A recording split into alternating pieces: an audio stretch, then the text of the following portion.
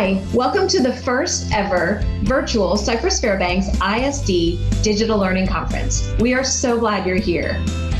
As you are going through your day today, remember that we have 7 different rooms running simultaneous sessions.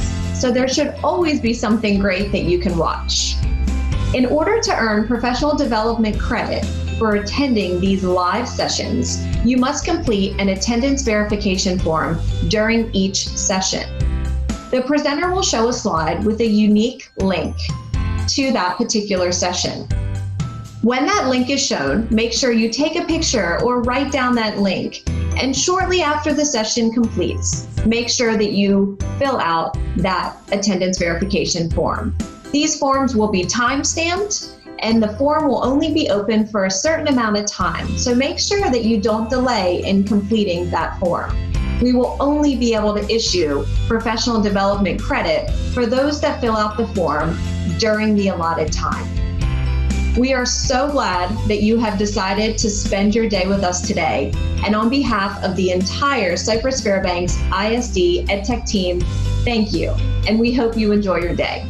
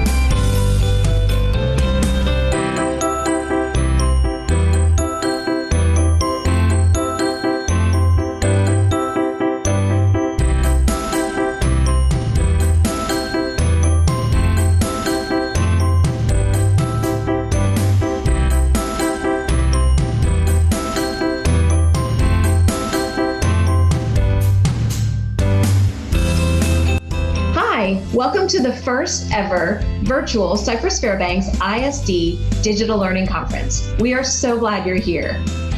As you are going through your day today, remember that we have 7 different rooms running simultaneous sessions.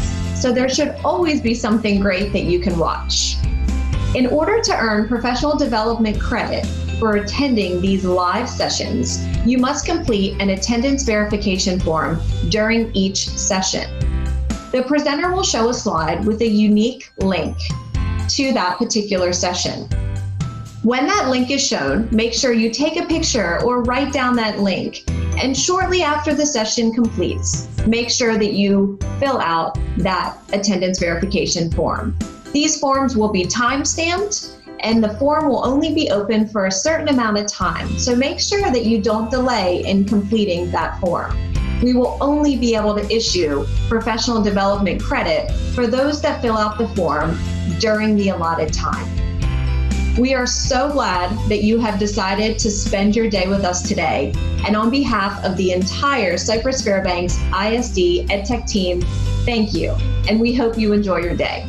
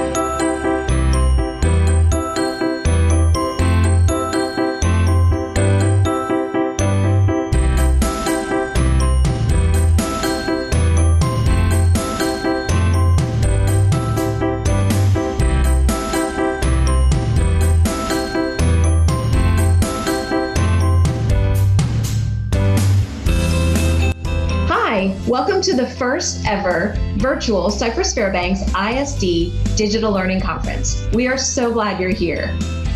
As you are going through your day today, remember that we have 7 different rooms running simultaneous sessions. So there should always be something great that you can watch. In order to earn professional development credit for attending these live sessions, you must complete an attendance verification form during each session. The presenter will show a slide with a unique link to that particular session. When that link is shown, make sure you take a picture or write down that link. And shortly after the session completes, make sure that you fill out that attendance verification form. These forms will be time-stamped, and the form will only be open for a certain amount of time. So make sure that you don't delay in completing that form. We will only be able to issue professional development credit for those that fill out the form during the allotted time. We are so glad that you have decided to spend your day with us today. And on behalf of the entire Cypress Fairbanks ISD EdTech team, thank you. And we hope you enjoy your day.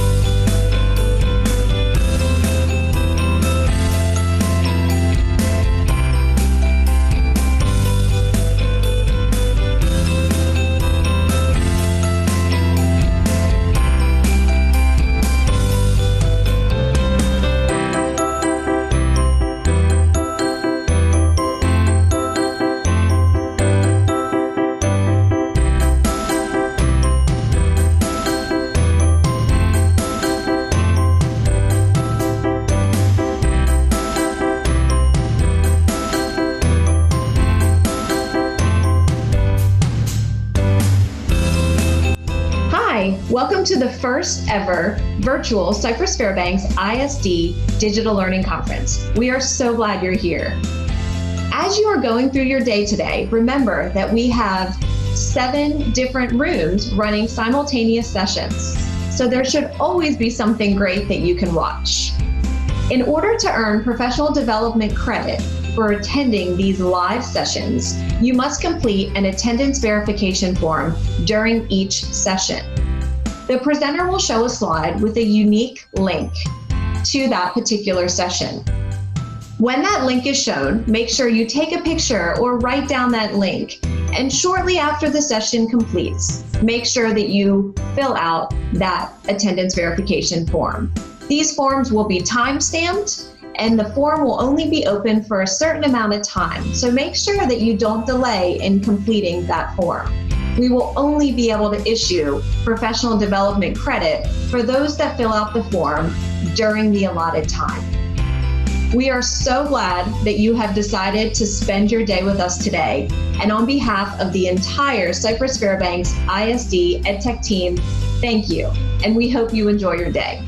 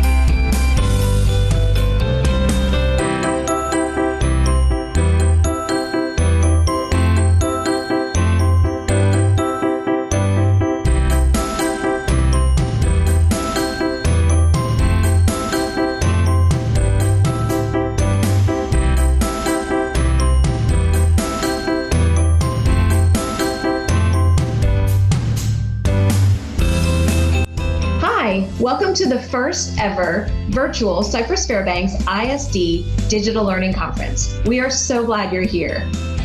As you are going through your day today, remember that we have 7 different rooms running simultaneous sessions. So there should always be something great that you can watch.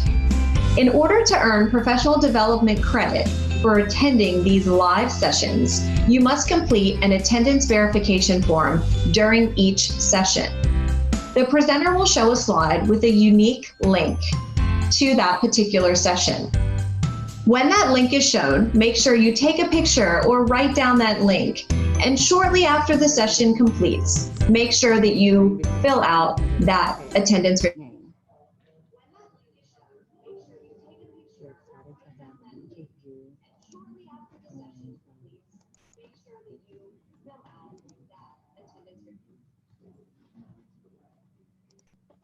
Hey, Todd.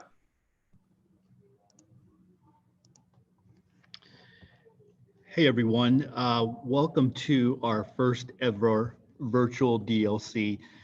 Thanks so much for finding the room. It's been a crazy morning. YouTube, we realized and found out this morning that YouTube chose today of all days to do an update of some sort.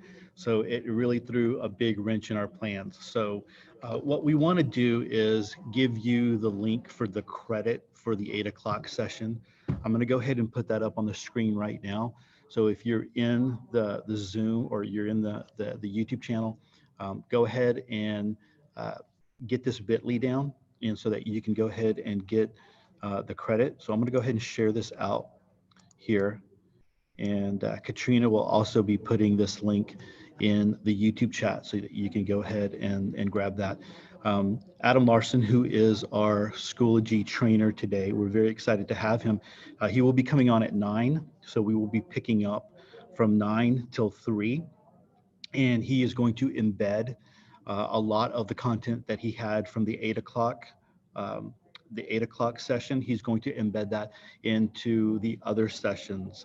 It's going to be a lot of great stuff there. So just be on the lookout for that. One of the things we want to let you know, we know that you probably would be popping into the Schoology sessions and then other sessions. So you really want to use the links on the Glide app. And so if you go to our website, bit.ly and Cyfair DLC, you can use the Glide app right on your browser, and you can go ahead and click on the links there. So we've had to pivot today. Everybody is in their own YouTube channels, and we have all of this going on individual channels, and not on the Cyfair EdTech channel that we were planning on doing. But it's good, that's the thing with technology is you get to pivot. You always have a plan B and a plan C, and so that's what we're doing. So I'm giving you a little bit of time to grab that bit.ly there so that you can get credit for the 8 o'clock session. Again, we're giving you that credit. Adam Larson, who is our trainer, who will be with us all day except for the 12 o'clock hour, he is going to be embedding all of that content into the other sessions that he's going to be teaching. And I got to tell you, there's some really great sessions here with Schoology, and we're really excited about having that. So we have the DLC session 1 bit.ly up so that you can go ahead and get credit. I'm going to go ahead and roll that commercial. Katrina Matthews, my coach and Schoology coach, is going to be popping in the bit.ly every so often so that you can click on that and go get go get your credit. In the future sessions, we will be displaying those links. So you want to be looking out for those links, those bit.ly links, so that you can get your attendance verified and you can get credit for attending the Digital Learning Conference.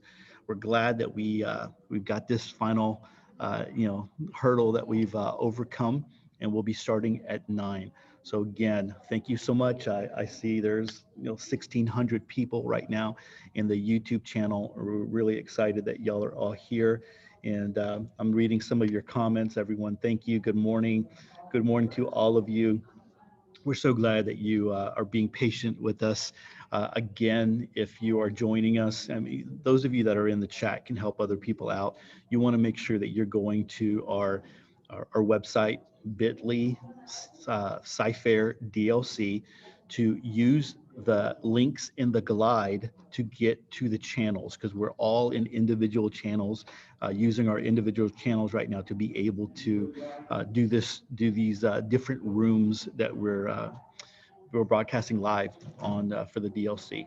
So like I said, there's the bit.ly. Make sure you get your attendance. That will go down. The attendance leaks will be shut off at 9 o'clock, so you won't be able to get your attendance at that point. And then we'll be moving into the next session, okay? So hey, thanks so much for hanging out. Again, we're almost at 1,700 people. We're so glad that you're here, and we will be starting in about 9 minutes.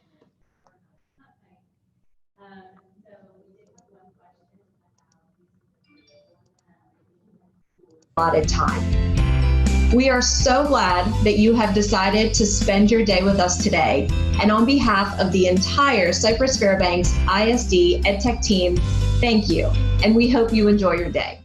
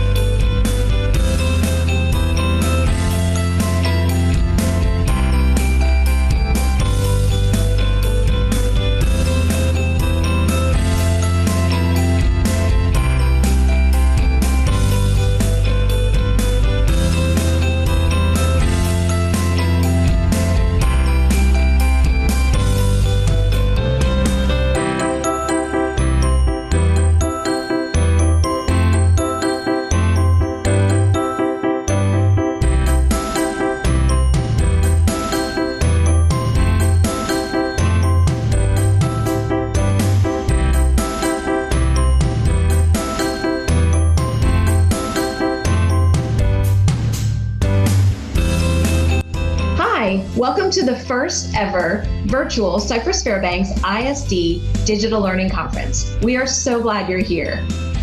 As you are going through your day today, remember that we have 7 different rooms running simultaneous sessions. So there should always be something great that you can watch. In order to earn professional development credit for attending these live sessions, you must complete an attendance verification form during each session. The presenter will show a slide with a unique link to that particular session. When that link is shown, make sure you take a picture or write down that link. And shortly after the session completes, make sure that you fill out that attendance verification form. These forms will be time-stamped, and the form will only be open for a certain amount of time. So make sure that you don't delay in completing that form. We will only be able to issue professional development credit for those that fill out the form during the allotted time. We are so glad that you have decided to spend your day with us today. And on behalf of the entire Cypress Fairbanks ISD EdTech team, thank you. And we hope you enjoy your day.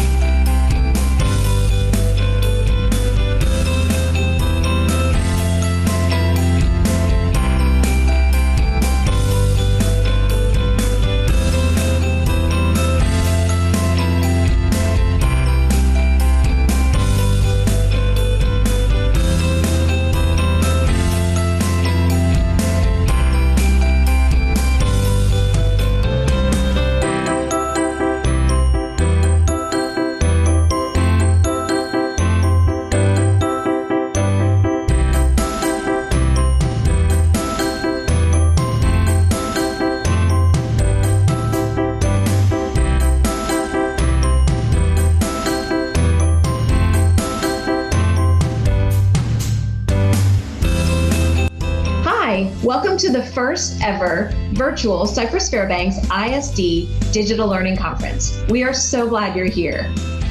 As you are going through your day today, remember that we have 7 different rooms running simultaneous sessions. So there should always be something great that you can watch. In order to earn professional development credit for attending these live sessions, you must complete an attendance verification form during each session. The presenter will show a slide with a unique link to that particular session. When that link is shown, make sure you take a picture or write down that link. And shortly after the session completes, make sure that you fill out that attendance verification form. These forms will be time-stamped, and the form will only be open for a certain amount of time. So make sure that you don't delay in completing that form. We will only be able to issue professional development credit for those that fill out the form during the allotted time. We are so glad that you have decided to spend your day with us today. And on behalf of the entire Cypress Fairbanks ISD EdTech team, thank you. And we hope you enjoy your day.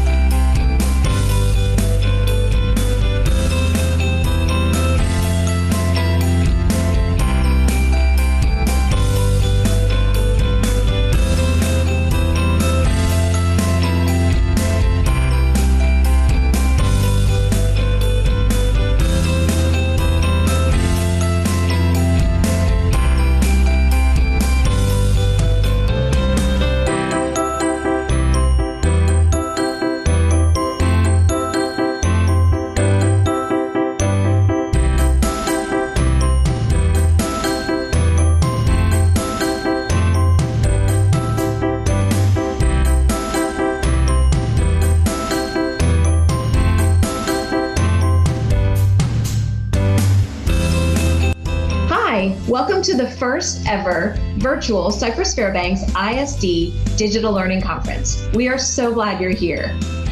As you are going through your day today, remember that we have 7 different rooms running simultaneous sessions. So there should always be something great that you can watch.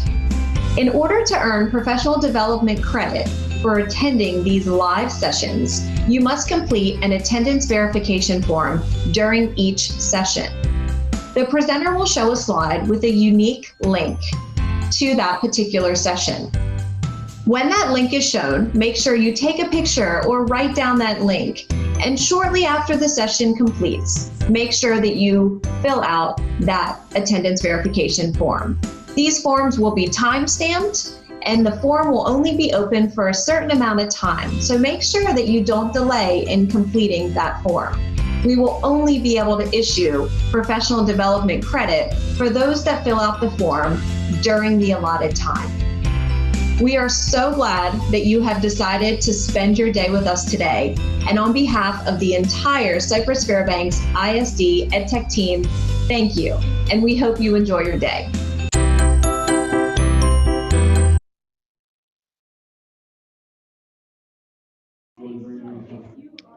Hey everyone, welcome back to our DLC, our first ever virtual DLC. We're so excited that you are here. Listen, we've got over almost 2,700 people in the YouTube channel watching this. And so for those of you that didn't come on before, we had to pivot because of the some different technical difficulties. YouTube decided to do some updates today, and it didn't allow us to put our all of our sessions in one channel. So Katrina, who is the Schoology coach for the district, is going to be working the YouTube channel and the chat, and she's going to be placing in there a couple of links that you want to be able to be aware of. So the first one that she's going to put in there, she's going to put it in there right now, is the link for the 8 o'clock session.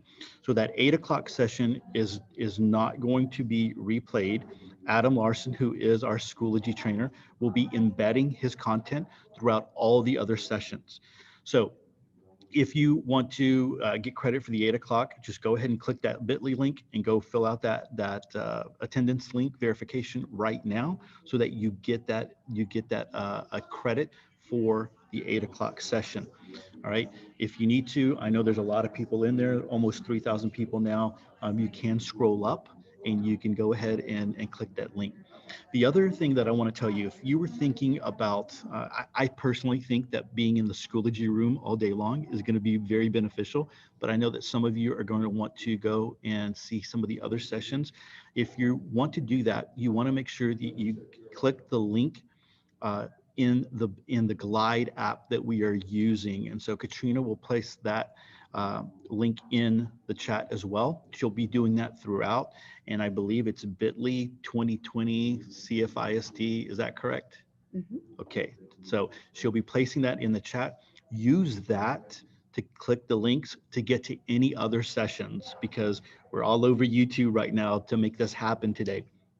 All right, we appreciate you being very patient with us as we work through our technical difficulties. So let's go ahead and jump in, because it is 9:01 and I don't want to take up any more time just yapping here. I want to introduce Adam Larson.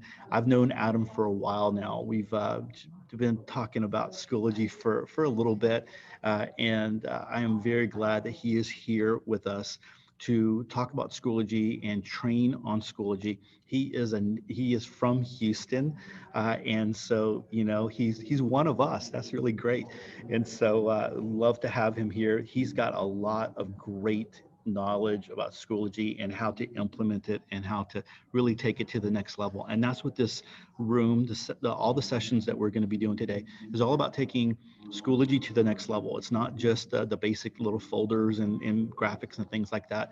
So you're really going to get a lot of great stuff. So with that, I'm going to go ahead and stop talking. Adam, are you there? Are you ready to go? I'm here. Do you hear me okay, Todd? I can hear you. All right.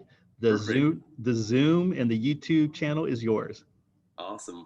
Well, I'm super excited because I know I have a total of about 6 sessions today. So I'm going to hear that praise from Todd 5 more times today. So I'm already feeling good about how today's going to go. As he mentioned, my name is Adam Larson. I'm the Director of Educational Strategy for Schoology. I've been with the company for about 5 years, and I actually live in the Houston area. I actually live in Spring, Texas, so a little bit north of where all you folks are. Actually, today I'm in the northern woods in Wisconsin. I'm on vacation, but I know I did not want to miss this opportunity to talk with all of you about what Schoology is going to be able to do. I am floored by the number of people that are joining. Todd thought this might be just an intimate setting here. Apparently, we have more. I just giving Todd a hard time there. But I'm really glad to be part of the conversation today. Just to give you a little bit of background, though, about my experience, before I came to work for Schoology, I was actually in public education. I was started off as a classroom teacher, both at the elementary level and intermediate. Actually, in Humboldt ISD is where I first started doing my teaching. I got a love for teaching and understanding of how I could use technology to make me a better teacher. And I actually used that knowledge to move into a campus-based instructional technology specialist position. I know that's kind of a mouthful, but essentially I was at a 4,000 student high school campus in Klein ISD, actually Klein Oak High School. So again, just up the road from where all of you are. And I was there working all the way with calculus teachers to cosmetology teachers to help them integrate technology into the classroom. This was a great experience back in 2008. So YouTube was had just come out.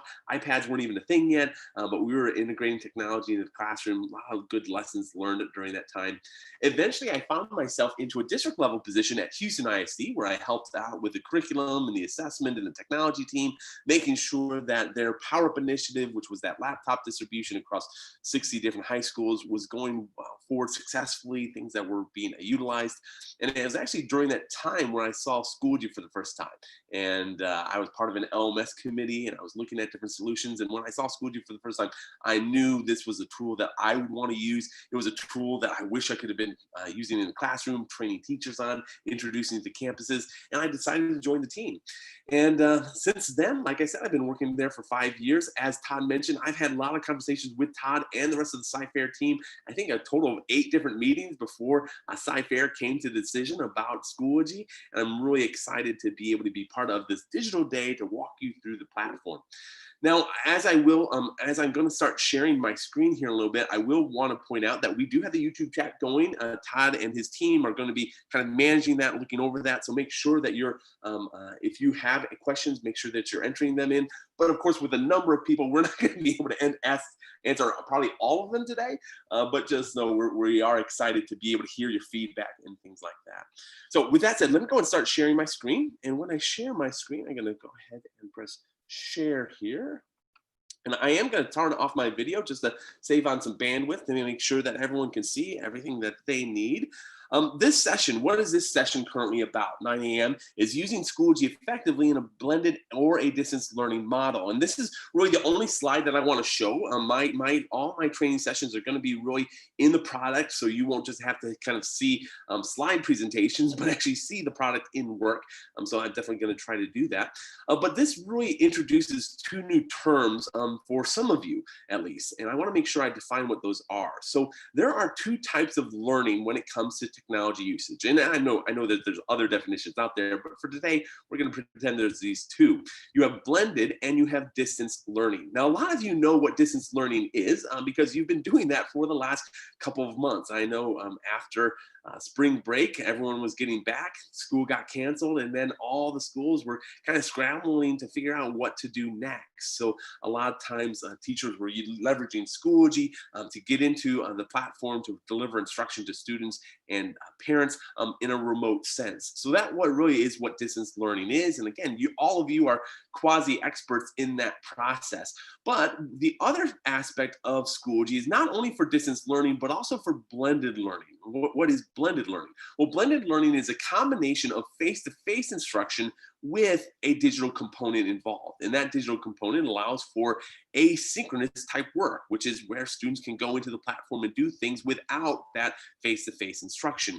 And that's really where Schoology started with Sci-Fair. Sci-Fair was looking at Schoology well before this whole COVID situation. They were looking for a tool that teachers could use in the classroom to better engage students. So that's really where this whole conversation started. But obviously, Schoology's been able to step up and fulfill that distance learning model as well. So as I go through the platform today, I really want to talk about those 2 different aspects and the different nuances within the platform that can kind of facilitate both of those.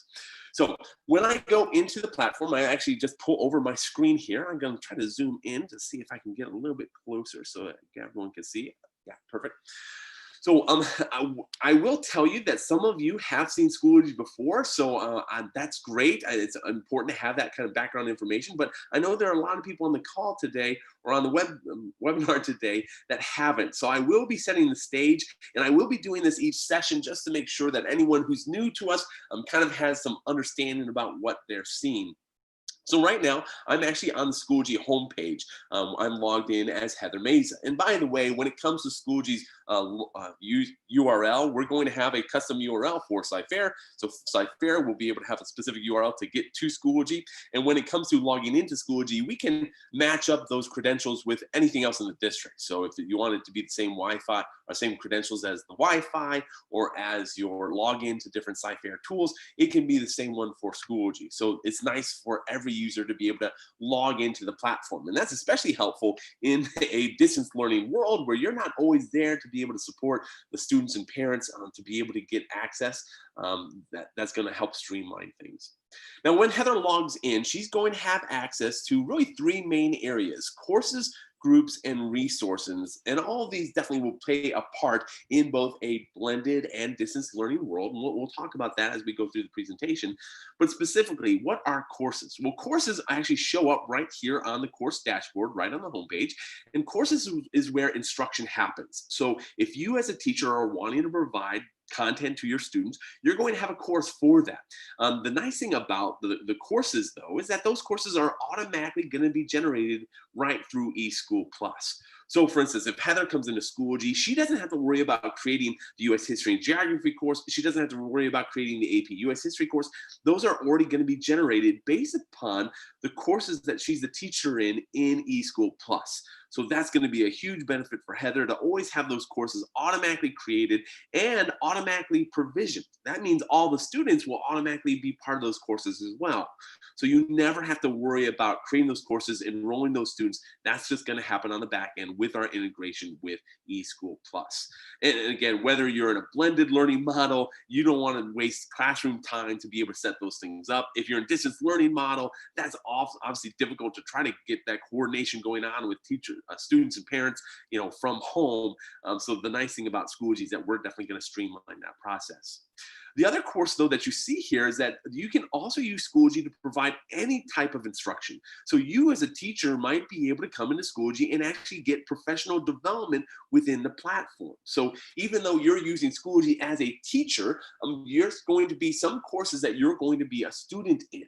So these courses can help support you in your teaching role. Now, the great thing about this is that it also brings up that other word, which is asynchronous. So when it comes to distance learning, most distance learning is done asynchronously, meaning that it's not at the same time. So it's the teacher and student are not there at the quote, quote, same time. They're not synchronized in that way. So what these courses would provide is not only the ability for you as a teacher to access it when you're not, at a campus or you're not sitting between four walls, but this will allow you to be able to access it at any time. So Schoology is definitely going to provide more ways and more avenues for Todd and his team, for instance, to be able to create development for you as teachers. So there's some really great things when it comes to courses that way. Now, not only does Heather have access to courses, she also has access to groups. Now, groups are ways that you can, so courses are things that you use to kind of provide instruction. Groups are more for collaboration. This is a way for you to bring users together to be able to share our content. Now, I have a couple of groups that are kind of pre-populated here, and these groups will be slowly built out by your district as you're having those different units being created. But the idea here is to provide ways for users to get together, to talk with each other, to be able to work with each other, even if they're not close together. Again, whether you're blended, where you have face-to-face, or you're completely distant, Schoology provides ways for users to get together. And those users could be just students working in a class of 2021, where they're talking about prom for next year, they're talking about college application processes, they're needing to share some of that important information. Well, groups can be created in Schoology to facilitate that. So there's a nice workflow for those students, or for varsity volleyball team. So maybe you're right now, you're listening to my voice, and I think we have, how many do we have now? I think we have over, about 3,500 people watching right now. Well, you might be, out of that 3,500, one of you might be a coach or have some kind of way that you're supporting that sports team. Well, now, instead of having a Facebook page or a Twitter handle, you literally can have a group in Schoology to facilitate that kind of workflow. So you have the ability to do that. This other group is a Social Studies PLC. This provides a way for you as a teacher to work with other teachers that are across the hallway or across the district, or maybe sitting at home, to be able to build out content together. Now, that's super important because, especially as we talk about distance learning, you as a teacher don't have to build out everything yourself. Literally, you can work with other teachers in collaboration and be able to provide places for that content to be built.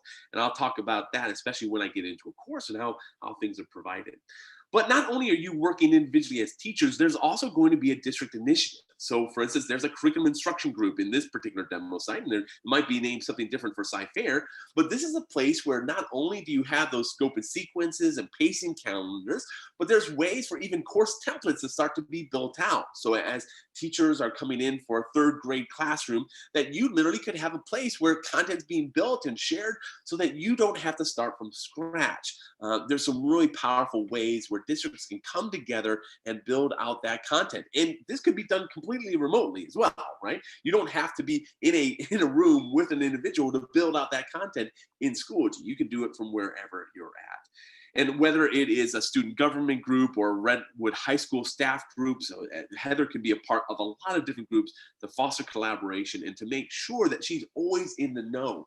And one of the I think a good way to put this is that when it comes to Schoology, whether it is a completely distance learning model or that blended learning model, we want to provide a place for users to come together and feel connected.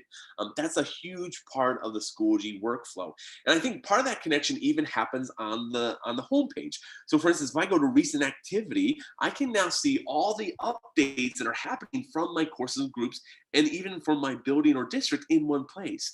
So maybe the professional learning is sending an update about a new article that got just released on Edutopia. Or maybe the curriculum instruction team has a blog going where they're keeping users up to speed with new strategies. Or maybe you're just having something being pressed out by the Redwood High School staff about when the best time is for you to work on a survey. All that can be done right here on the homepage, which doesn't require you as a teacher or student or parent for that matter to have to go into individual courses or groups. This is again going to be a huge thing when it comes to distance learning, because in a blended model, you could be in the classroom and you could say, hey students, I want you to go here, or I want you to do this, or your principal can go over the loudspeaker and make an announcement. Well, with Schoology in a distance learning world, you can provide that same kind of workflow to make sure users are up to speed with what's going on. The other great thing on the homepage on the right-hand side, and you probably saw this earlier, even as I was going over the course dashboard, is that on the right-hand side, we have reminders and upcoming. A reminder specifically for teachers are ungraded assignments. So normally you would, in that blended learning world, you'd have a student come up and say, hey, I submitted that assignment and just want to make sure that you saw that.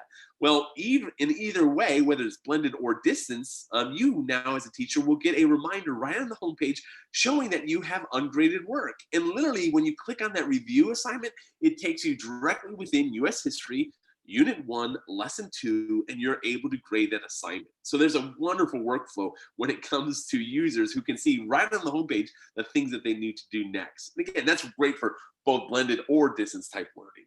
Even on the right-hand side, as content's being built out, Heather has the opportunity to attach due dates to various assignments and assessments or create events in Schoology itself. So literally, you can have a calendar within Schoology that can keep you up to speed with all the major things that are happening. So that whether it's an upcoming test as a student, whether it's an upcoming professional development opportunity as a teacher, or even as a parent, you have ways to be able to see those calendar events right here in Schoology. The big idea is that we want to streamline things for your users so that when they come to the homepage, they can see all that they need. Even at the top, whether it's our calendar functionality, our messaging, so if you want to literally send messages to various users, that can happen within Schoology. Even notifications to be able to see everything that you missed since last time you logged in, whether it's a new submission from a student or a new discussion post or new content, all that's going to be available right there. And the whole point here is to make sure that whether you are face-to-face with those students and you're using Schoology on the side, or you're literally having to depend on Schoology to be the main tool, we open up those pathways through courses and groups and through the homepage communication to make sure your users are going to be successful. Well, now, normally, if we were having a more intimate setting, I'd be able to stop and see if there's any questions. I know there's a whole lot of chat going on. Most of everyone saying good morning. So good morning again to everyone. Appreciate the time that you have here with me. But for today, I am going to go ahead and move forward, and we'll jump into an actual course and talk about how this course has tools that are going to be available for you in the classroom or even outside that normal classroom workflow. So I've gone from the homepage to the course page, so I'm now logged in as Heather Meza. Again, I'm still logged in as Heather. And when Heather goes into her course, this is actually her US History and Geography course. So one of the nice things about the Schoology platform is that we provide that way for Heather to give her instruction. And right now, you can go ahead and replace that US History and Geography with whatever course that you're currently teaching. So really try to make this relatable to yourself, because with all the different users, I know not all of you teach US History and Geography. And in fact, as I go into some other sessions today, especially if you're an elementary teacher, I want to make sure that you come back. I believe it's for the 11 o'clock session, or maybe it's the 10 o'clock. It's the idea that we are actually going to cover, let me just make sure it is. Yes, no, it's for the 10 o'clock session. So our next session is actually going to focus specifically on elementary. So if you really want to see what Schoology looks like from that elementary perspective, I want to tease that to you and ask you to come back. But within this actual course, what you're able to do is, or what Heather's able to do, is provide the content to her students and also have a bunch of tools that are available. Now, the nice thing about both of those is that whether you're in a completely blended or distance learning world, this tool is going to be available for you to be able to utilize. But how you utilize it might change based upon your particular needs. And I think the best way to talk about that is with the content itself. So right now, what you'll see at the very top of this course is an announcement. And for those of you who've been in Schoology, essentially what this is that this is an update that was created in Schoology and then posted as an announcement. There's a little bell icon that you'll see in the updates area that allows you to do that. But this announcement is all about making sure that users that are part of this course know that there's opportunities for them to join the teacher for live instruction and help. And now some of you might be asking, well, Adam, I thought this was a learning management system. What does that mean, live instruction and help? Well, Schoology as a learning management system has ways for you to connect your Zoom meetings, your Google Hangouts, your Microsoft Teams, even do conferences within Schoology itself. So literally, not only do you have a course to provide the content to the students, but you can actually create conferences within Schoology or link to them to provide for what's known as synchronous conversation. And that's kind of what's happening right now in a way. If you're listening to this live, in fact, there's an opportunity for us to both be connected at one time. Now, if you are dealing with a smaller class size than 3,700, which I think we might be close to now, you'll be able to actually benefit from that synchronous instruction because you can have students have their cameras on, ask questions, all those kind of things. But especially in this distance learning world, this becomes a huge aspect for a lot of teachers who want to continue to develop, a sense of community with their students, but then also not have to depend on that to deliver the overall instruction. And in fact, this is also a good point to talk about the blended learning world.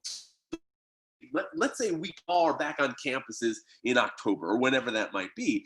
Well, when students come back, there still might be a need for you to offer after-school tutoring or opportunities to meet with other users outside of the normal time frame. Well, Schoology's conferencing tool, or linking to any tool that you like, provides that type of workflow. So Schoology can definitely be used in that distance learning world when it comes to that synchronous kind of conversations, but even in a blended learning world, that's the benefit of a platform like Schoology.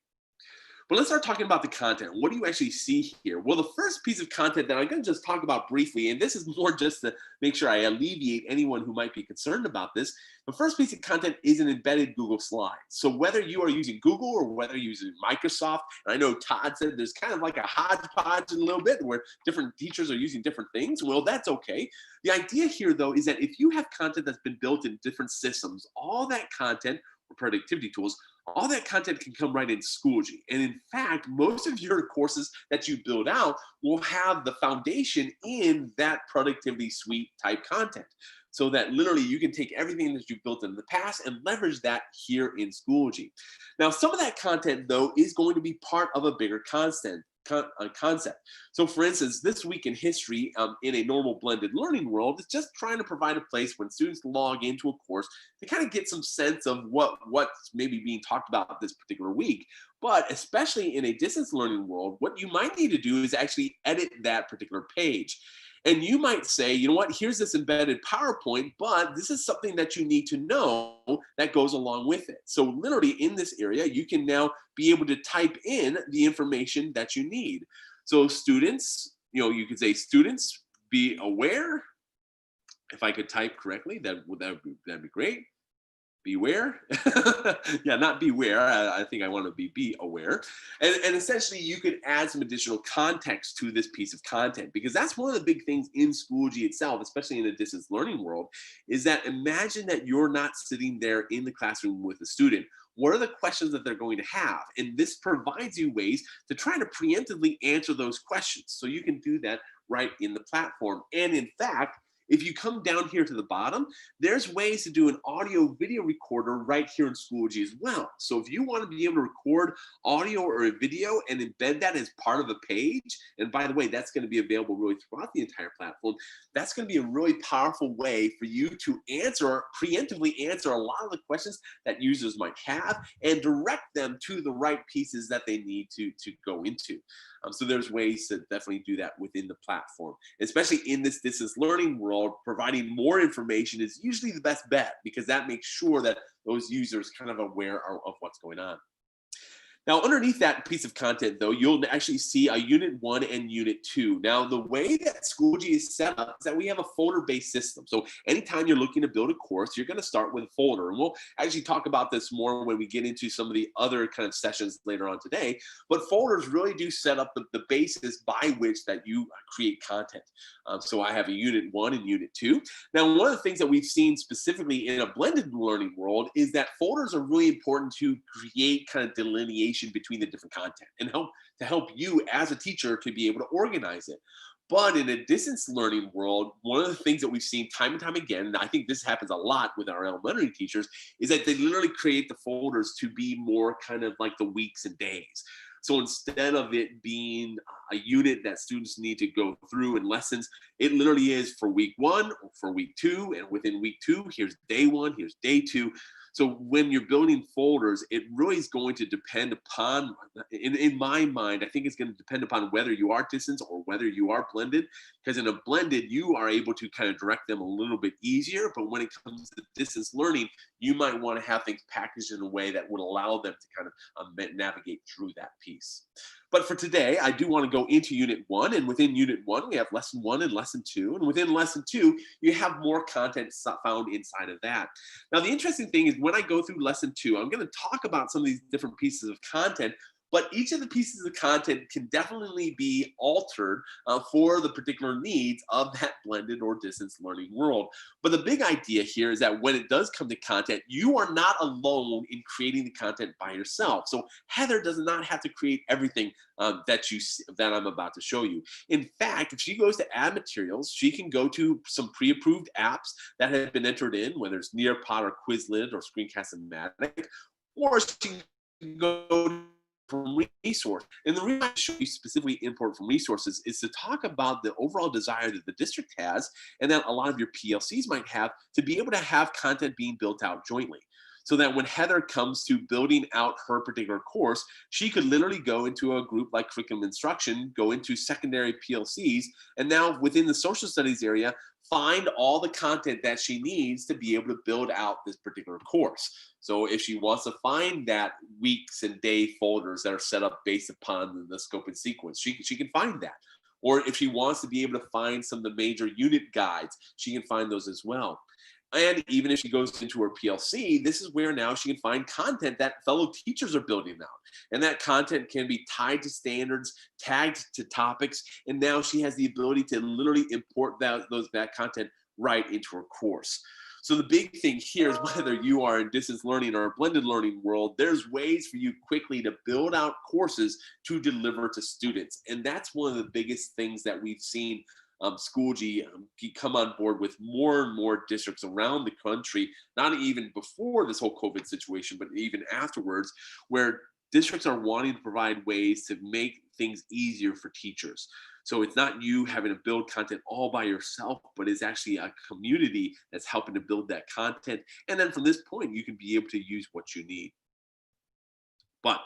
So let's talk about what some of this content might look like, because especially if you're thinking about ways to develop content that can meet the needs of the students, whether it's a blended or distance, you'll be able to kind of see what this looks like. So the first item that I want to go into is a page, and this is going to be, and especially as Todd mentioned, we're going to do a little bit of a combination of what I was going to talk about before in the 8 o'clock session. I'm going to tie a little bit of that in here as well, because I think that's going to be important to be able to talk about. But essentially, this page is a way that you can deliver content or build content right within Schoology. So this particular activity is a Think, Pair, Share. Think, Pair, Share is one of maybe 30 different instructional strategies that the district that Heather is a part of has adopted, and they've created templates for that. So now Heather went into that import from resources. She found this page, she imported it into Schoology, and now she's delivering it to her students. The idea here, though, especially in a blended learning world, this works perfectly, right?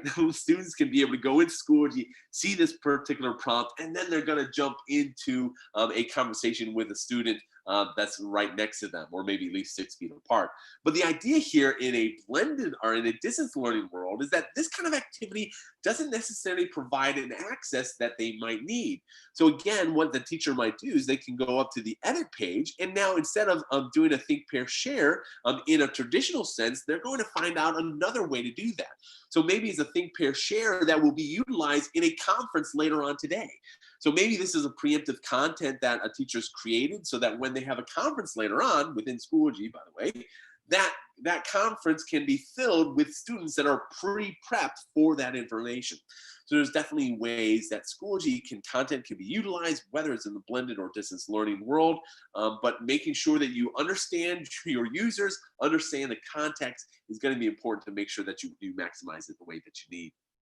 But if I go back to lesson 2, the other piece of content that I want to jump through is a third-party tool called Padlet. Now, some of you actually might have already been using Padlet, and if so, that's a great thing. That tool can be used right here in Schoology. But the concept here is that when it comes to Schoology, you really do have the opportunity to pull content in from any different location and pull it into the platform. So this is really helpful, especially in both a blended or distance learning world. Think about the kind of times where you have used other tools, let's say like Google Classroom or something like that, where you provided a link and then it takes them out to that other page, or it allows them to have all these multiple tabs open up because they're going from one place to the next. Well, within Schoology, we can embed all that content within the platform so that now if the student is needing to work on this Padlet, they can literally come right here in Schoology and be able to interact with that content. So there's really great benefits of using outside party tools like Padlet, for instance, and embedding them right into the Schoology experience. You can do that right here in the platform. And whether it's Padlet or Nearpod or BrainPop or Kahoot or whatever that tool is, there's ways to do that in Schoology. But of course, remember that when you're building content this way, especially in the distance learning world, that your content that you build out needs to be a little bit more descriptive. You have to kind of give context about what students need to do in this particular piece. Now, Padlet allows for that content to be kind of shared out right within the tool itself. So I have a description area where I can be very specific about what students need, but just be aware of the tools that you choose to leverage and making sure that you're providing enough context to those students to allow them to use it in specifically a distance learning world. And again, I think a lot of us are hoping that we can all be safe and be back on campus with students, where that you can literally direct the students into what they would need to do in this particular piece. One of the big things about that specifically is that if you are not a planner, and I will be the first to admit, I'm not the best planner, which is kind of odd being a teacher or a former teacher, but this distance learning requires a little bit more planning. If you are doing blended learning, there's a lot of things that you can do on the fly. For instance, you could create an assignment right there on the spot if you wanted to and have students to submit to it. But in distance learning world, it takes a little bit more pre-thought and organization. So just be aware of that. All right, if I go to the next item, this is a discussion forum. So discussion forums are one of the things that, especially in a distance learning world, become pivotal to allow students to be part of a conversation. Because what you're having here in this course is not just a one-way workflow, which is here's the content that I want you to have, and then boom, there you go. You can almost think of it like that Schoology is not just a digital packet, right? What is a packet? And by the way, if you are using packets, there's no shame here. My own students for the last 2 months had packets that were sent home that they were working through. Now, there's ways that Schoology can streamline that workflow, but just know what I'm saying here is that we want to provide more than just a one-way workflow with Schoology. There's opportunities within the platform to engage students in the learning process so that they can have a voice. They can be able to share their own thoughts and their own ideas, but it's done in a context where you as a teacher can help direct it. So this particular discussion forum is focused on students working on a project and sharing their thoughts and ideas with their peers and getting some of that feedback. And within this discussion forum, the discussion is always nested and threaded. So what does that mean? Basically, it allows you to see who's talking to who. So you never have to kind of be confused about who is responding to who. That all can be handled in that nested and threaded type view. There's the ability for you as a teacher to jump to the different sections. So if you have different periods, you can always see that. If you want to highlight by specific users, so you want to see who's posted and who hasn't, you're able to do that. In fact, as a teacher, you can even grade this if you want to. So there's some benefit behind that as well. But the big thing within the discussion forum is that users can be able to add comments or reply to comments at any time. And when they do that, they have the full functionality to be able to share their thoughts and ideas, not only in a written form, but even if they want to use audio video, they can do that within the platform as well. So there really becomes a place, discussion forums really become a place within a course that you can provide instruction to those students and allow them to have a place to be able to work with one another. Now, in a distance learning world, this becomes almost the ways I've seen a lot of discussion forums set up is that they almost have a kind of a Q&A. So that at the very top level of the course, there's a Q&A forum set up where students can come in and be able to ask questions. Other times I've seen it where you literally have at the end of every lesson, or maybe at the end of every day, there's some kind of activity that you're wanting students to respond to each other in, to be able to, again, to create that sense of community within the platform. But in a distance learning world, that's really effective, but think about the blended learning as well. A lot of you are sitting here listening to me right now, and I know I have 3,600 people watching right now, but some of you might have classrooms that might be a little bit smaller, but maybe not much. Sometimes it feels that way at least, where you have maybe 35 students in a classroom. Well, if that's the case, you as a teacher you literally don't have enough time in your day to have every student be able to answer every question and be able to really dive into their responses. Well, with Schoology, our discussion forums allow for ways, even in that blended learning world, to have every student have a voice. This is one of the exciting things, specifically when I was the intermediate school teacher for a while, teaching 7th grade science. I want students to interact with the concepts. I wanted them to think about them, and I wanted to hear their answers. But in a normal classroom, I just didn't have the time. Discussion forums allow you to extend that out so that students can be able to participate, and you as a teacher can be able to dive in to see what their thoughts are. The only one thing I will say in discussion forums in general, and this is a great thing about Schoology, is that we do allow you to moderate discussion forums, and any forum that is responded to, none of those can be edited. You can make that sure that doesn't happen. That you can, or that the conversations are always guided the way that you want. I say that from personal experience, and I'll make a confession here. My 4th grade son loves his golden retriever, our dog named Arthur, and he will constantly try to steer the conversation in discussion forums to Arthur. And that is something that as a parent, I'm trying to help with, but as a teacher, you have the ability to help steer those students as well. All right. The other thing that I wanted to talk about, especially in a blended or distance learning world, is our assignment tool. So assignments are tools that allow you as a teacher to be able to collect work from students, so that literally as you are delivering instruction and you're providing ways for students to kind of take on their own examples of learning, well, assignments allow you to collect that within the platform, so that now with this particular review assignment, I have the ability to create text for what students need to do. And again, this text might be sufficient in a blended learning world, but in a distance learning world, I might use that audio video functionality to be able to record the directions, or I might have a more step-by-step directions. I might have some a PowerPoint or a document that students need to download. All that would be available right there.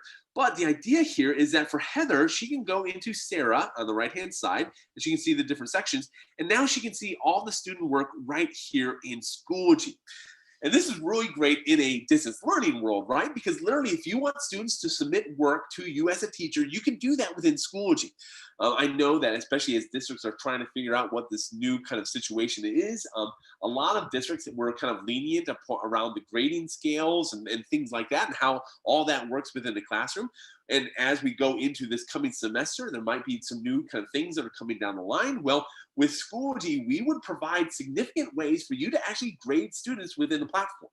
So whether you see Sarah's work, or if you go into Stone's work, or whichever other student that you want to go into, you can see all their content right here. And in fact, it doesn't even have to be digital content. Going back to my 4th grade son, he actually uses the assignment tool to take pictures of that math packet that he completed and submit that to the assignment tool. So there's ways within the platform to be able to deliver that assignment back to the teacher and for that workflow to happen all here in Schoology. And this is, again, beneficial not only in a distance learning world, but even in that blended learning world.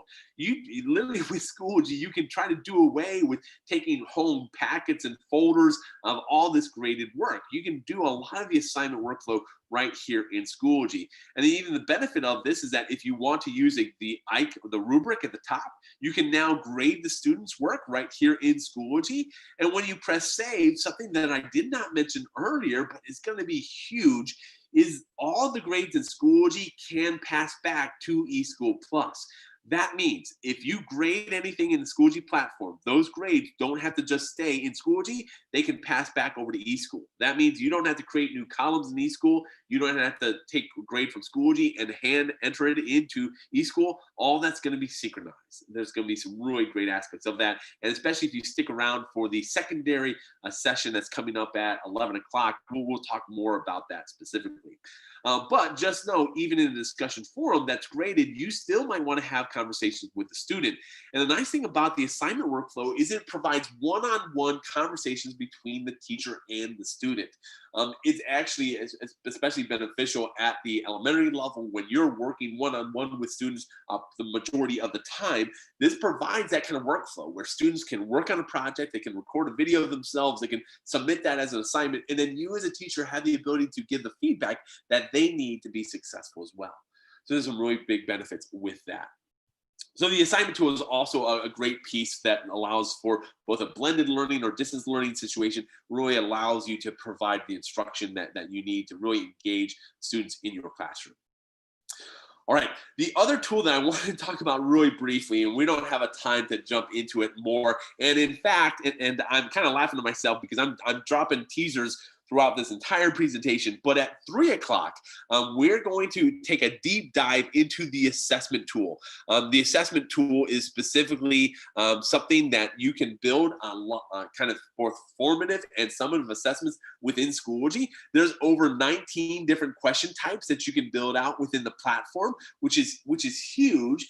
And the idea here is that you can provide assessments throughout your course that can both help you as a teacher to understand what students know or what they don't, and for students to be able to interact with that content. Because these assessments are not just your normal true, false, multiple choice type assessments. In fact, we've had teachers engage students in the learning process, I think even deeper, with our assessment tool compared to a lot of the other things that they might have been using in other third-party type tools.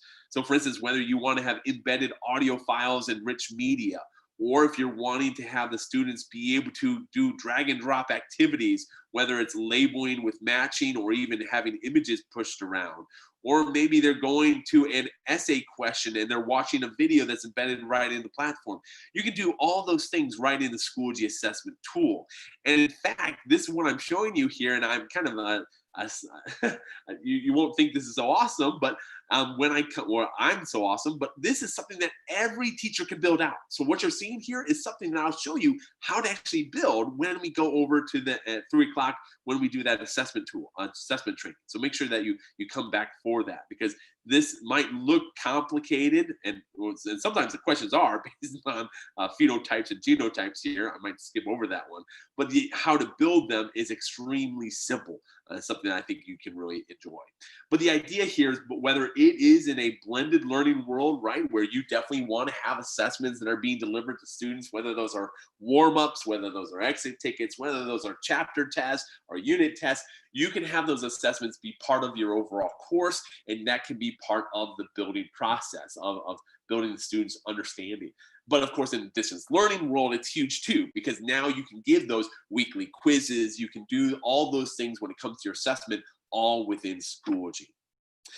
But if there was more time, I could talk about more content, I could talk about a whole lot more things, but I wanted to just mention some of the tools on the side, and again, kind of give you a teaser, especially if you're thinking about maybe coming back for the 10 o'clock session for the elementary teachers or the 11 o'clock session for the secondary teachers. We're going to jump into these tools a lot more there.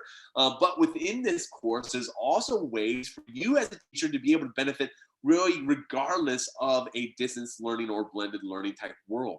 So for instance, the gradebook, you have within Schoology the ability to see all the grades that are happening within the course, to be able to see all of them aggregated, and to be able to synchronize those grades over to eSchool Plus. You have the ability to do that.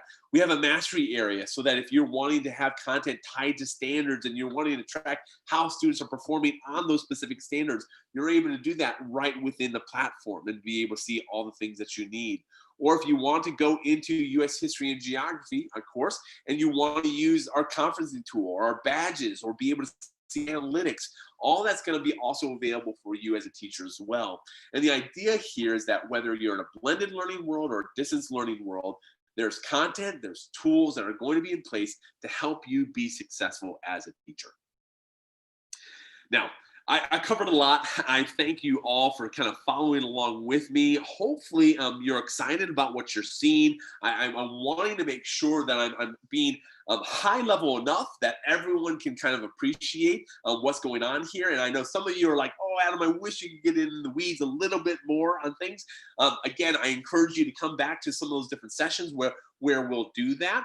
But I hopefully today was able to really get you continue to be excited about what Schoology can provide. I do want to stop though right at this time. And Todd, I just don't know if, was there any kind of, I know that your team has been trying to monitor chat. I don't know if that's even possible with 3,600 people, but was there anything that kind of came up that we need to maybe talk about as a group, or anything that we need to maybe discuss?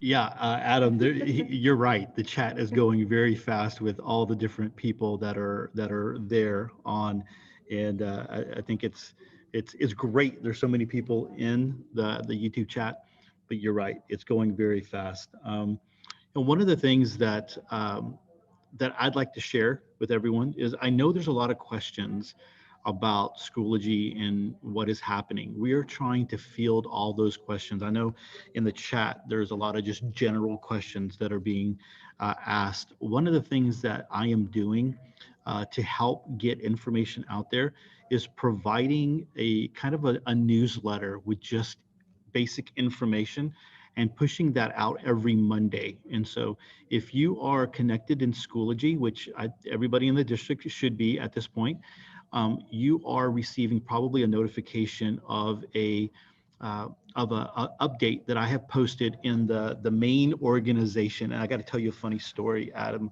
The first time I tried this out, and I know that they told me what it would do, but I had to try it for myself. So I typed in like, hey, this is a test type thing. And I put it in the organization update, sent it out. And, I'm like, okay, it worked. And then I deleted it. And then I got all these emails from people. Hey, Todd, did you put up an update? I got an update. I was getting emails from everyone. It was kind of funny, but I realized that was a powerful tool to be able to share a lot of information. So those of you that are in YouTube, I want to, there's been a lot of questions of things that I have answered already that are out there. And I want to take just a few moments to be able to share that with you, if you don't mind. So if you go to, I'm going to share my screen. And if you go to Schoology, okay, this is our Schoology here. Doesn't that icon or that logo look great up there? All right, so you'll see here, now I'm a member of Camp Explorer, summer school stuff that's going on. But if you log in, you'll see an update to Cypress Fairbanks ISD. And I have created, so everyone who's listening, I have created a newsletter. It's called CFISD in the SGY. I tried to come up with something hip. I don't know, Anyway, so we've done 2 newsletters. So the one that I'm doing this every Monday. And so the one that went out yesterday looks like this. I'm letting you know that Edpuzzle was turned on. A lot of people are very excited about that. I also created a group. So those of you that are there, I mean, in the YouTube, I mean, definitely this is something you need to go do.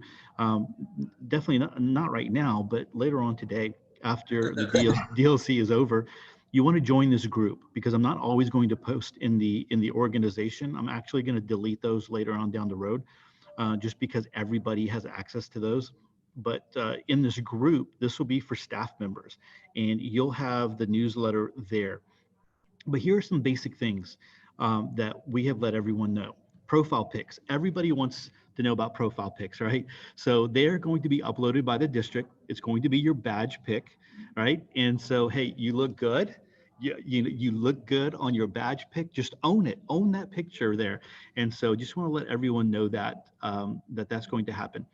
Um, One of the questions I always get is the app store going to be turned on? Are we going to have access? And that's not going to be turned on for everyone. What we're going to do is we take cybersecurity very serious. And a little bit later on, we do have James Costello, our cybersecurity expert, that is going to be in this room a little bit later on.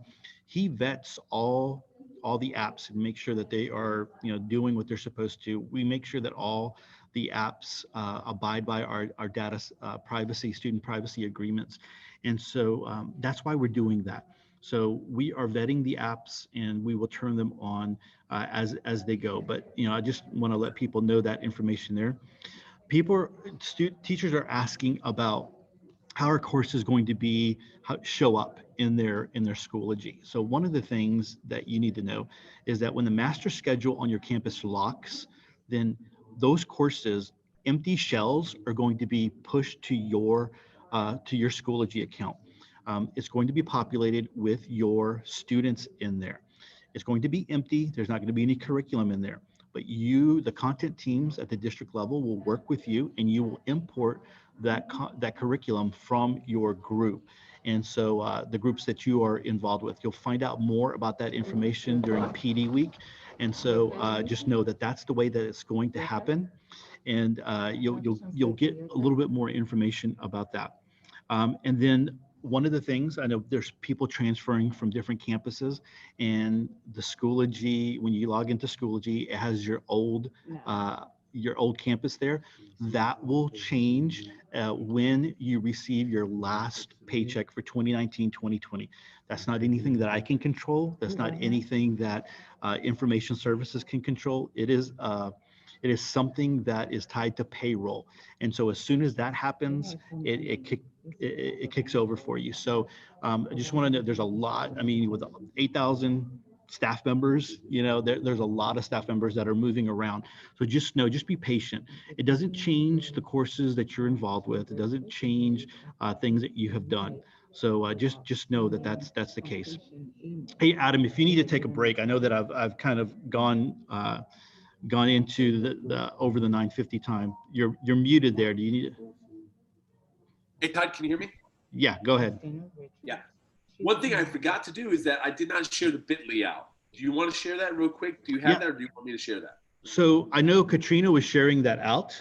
And okay, good. Yeah. I just want to make sure. So that'll be, and guys, listen, those of you in the YouTube channel, the bit.lys will be shared out towards the end of every course. So there is a different bit.ly for every session, for the 9 o'clock session, for the 10 o'clock session, that will happen. And so just FYI on that. I know a lot of people were saying, hey, there's so much, the chat is going so fast and we can't keep up with what's going on. So one of the things you can do is you can hide the chat. You can make your video go full screen. You can hide the chat. And so you wouldn't see that. But I know people are excited about Schoology. They're asking questions. Just know that what Adam is talking about, he is doing, we really asked him to do more of the higher, getting into Schoology, not necessarily doing the basics. Every teacher, unless you are brand new to Cyfair for the 2020-2021 school year, every teacher in the spring should have gone through the Getting Started with Schoology course for your campus. If you didn't do that, or you're new, your campus will still have that available to them, and you can go. That is a basic course that allows you to get the basics of Schoology down. And so if you will take the time to go through that course, maybe you might even want to go revisit it, because the beauty of it is still in your Schoology, and you can go check that out.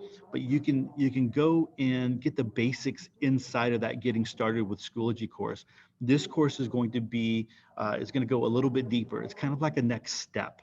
And so that's what we've asked Adam to do. The great thing about YouTube is when we push the YouTube, the video, that it's going to be recorded, and we'll be able to at some point bring these all down, and we'll be able to put them up on our own YouTube channel. So guys, if you are going to, Adam was mentioning that this next session is going to be elementary. Of course, if you're secondary, you're more than welcome to hang out with us. And just, there's always things that are going to be applicable to any teacher who is inside, and really not just teachers. Really, Schoology is going to be a platform, a communication platform for everyone. Everyone in the whole district is going to have access to this. So there's things that will be applicable to everybody.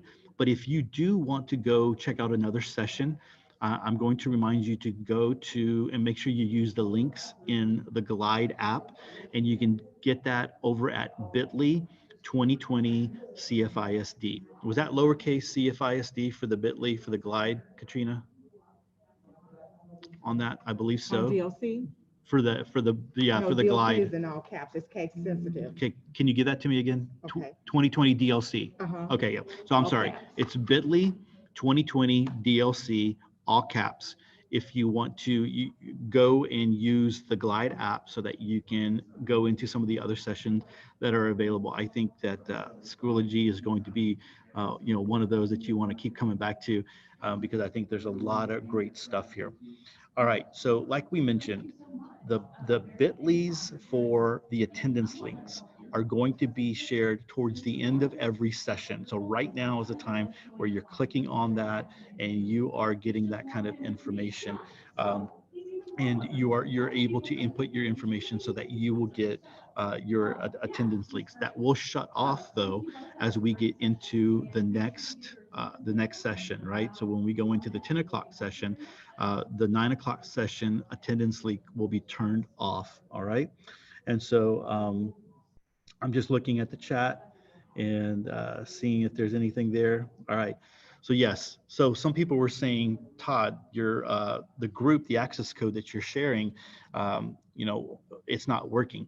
So yes, so you want to go, this is a group, not a course. You have groups, you have courses. This access code is for a group. All right. So let me just show you here.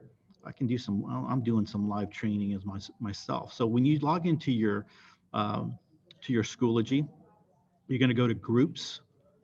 You're going to go to, let me move my video here. You're going to go to my groups. You're going to click on join a group. And then you're going to go ahead and type in the access code right there. Okay. Here's the cool thing about the group that I'm talking about, CFISD and the SGY. And I'm going to go to it right here. The newsletter for the week before is in resources in 2020-21, and there you go, the 7/20/20. That one right there, I talk about the conference app. I give you a little overview of the conference app. So again, trying to provide a lot of information out there, so you really want to be a part of this group and get this information. Okay. All right. So I'm going to go ahead and end it there. I'm going to run 3 minutes worth of our commercial and let you listen to that cool music as to get you in the mood as we move into the 10 o'clock session. Hey guys, thanks so much for hanging out and being a part of this virtual DLC and hanging with us and being patient with all the difficulties that we've had and experienced. I got to tell you, we did a lot of practicing and training, and everything worked great the last couple of weeks, and even up to yesterday, just today, and then that's the way it happens. All right, so I'm going to go ahead and mute myself and share out our cool commercial, and we'll be back in a few minutes.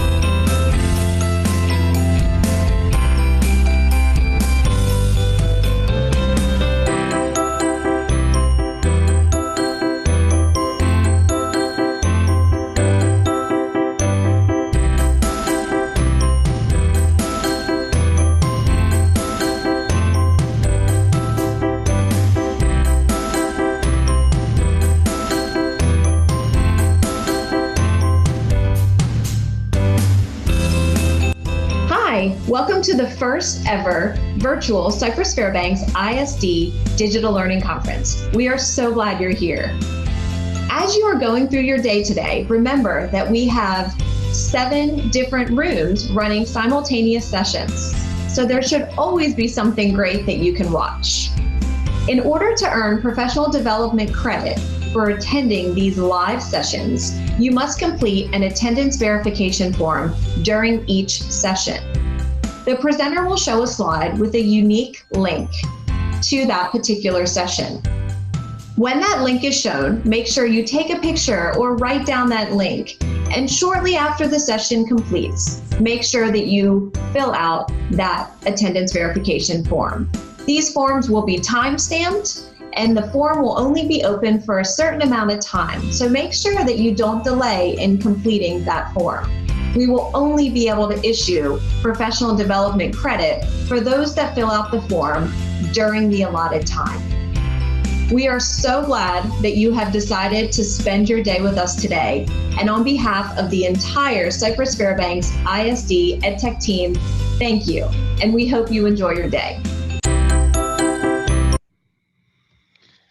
Well, everyone, I know that was a quick, 2 minutes right there. I mean, this day is going so fast, Adam, with all the craziness and everything.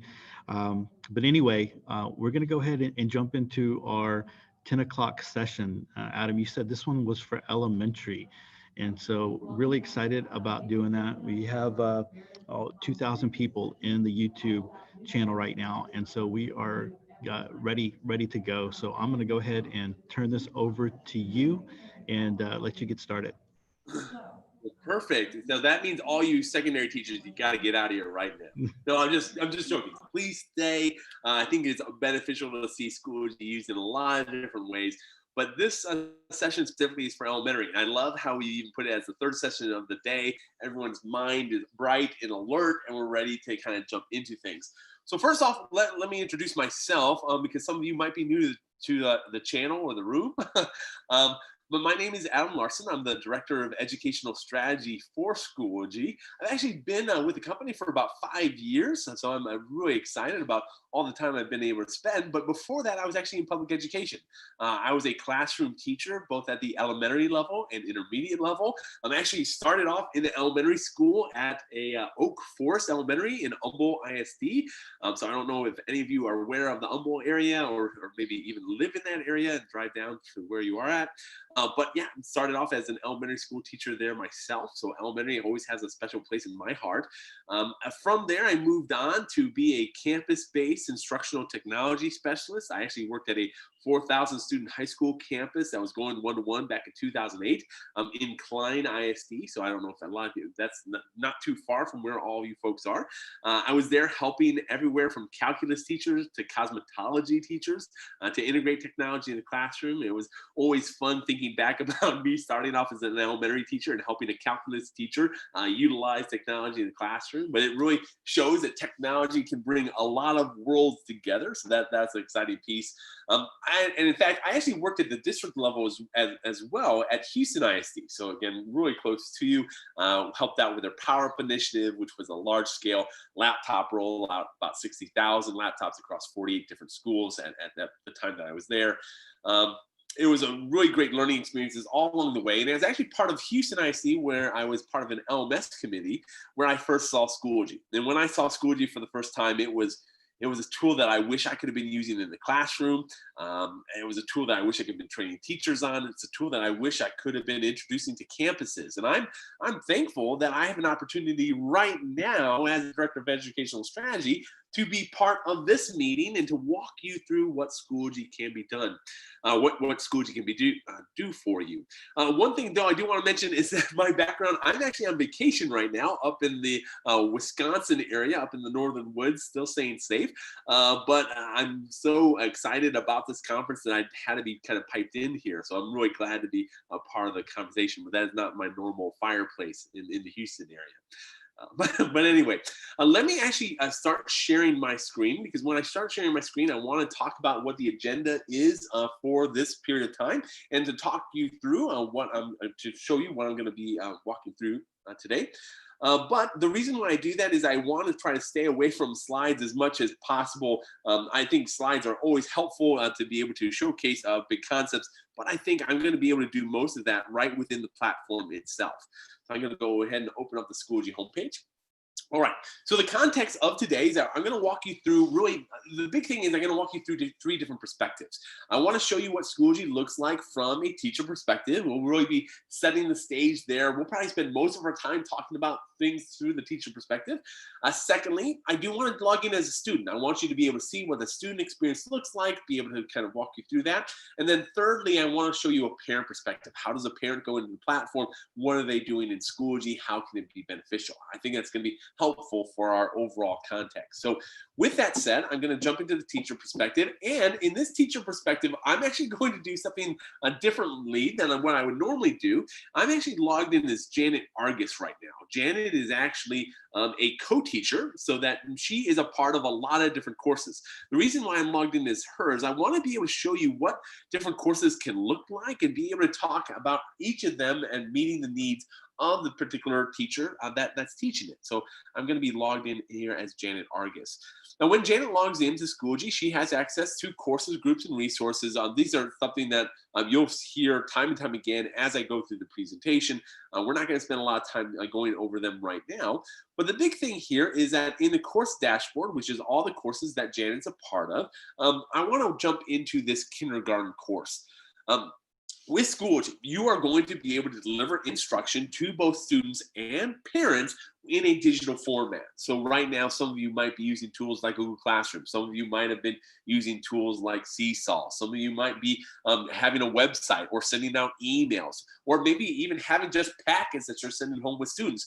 Well, with Schoology, we can streamline all of that so that now within a Schoology platform, you can have a course that can be automatically created based upon each school, which is going to be a great thing. We'll talk about that more maybe later. But not only that, but you'll have in that course area places to build out content. And I wanted to walk you through kind of what you see in this particular kindergarten course. Now, I will point out that this is an AM kindergarten course, so you can have in Schoology different courses for different, maybe it's, you have a morning class and an afternoon class. Maybe you have the needs to have those kind of separations. You can do that within Schoology. And in fact, you could have one course with both sections in one. So there's also ability to do that as well. So there's always a great way for courses to be built out for your particular needs. But within this particular kindergarten course, at the very top, there's an announcement. And this announcement is actually an update that the teacher made, but the announcement is geared for parents. I really like talking about this at the very get-go, because when it comes to Schoology, especially in the elementary world, you want to provide not only context for your students, but also for your parents, and maybe more importantly, your parents. Because if you are with your students in the classroom, you can direct them to a lot of the different learning, or even in a distance learning world, you can provide pieces of content that students can engage with. But it's oftentimes the parents who need to be directed about what the overall concept or the overall flow is going on.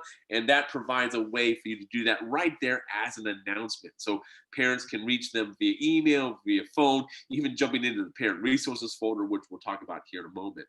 But there's always a great way to be able to send out updates and announcements to your users. And by the way, these updates can send out notifications to those parents via not only the Schoology platform, but also through our app, also through an email, and even a text message. So there's ways to get all those things set up for your parents to always kind of stay in the know. But within the course itself, if I scroll down a little bit, this is where the actual content for that course lives. And this particular teacher, what they've done is that they've created a page, and within that page, they're creating a today's page, which is literally the content that students are needing to do on this particular day.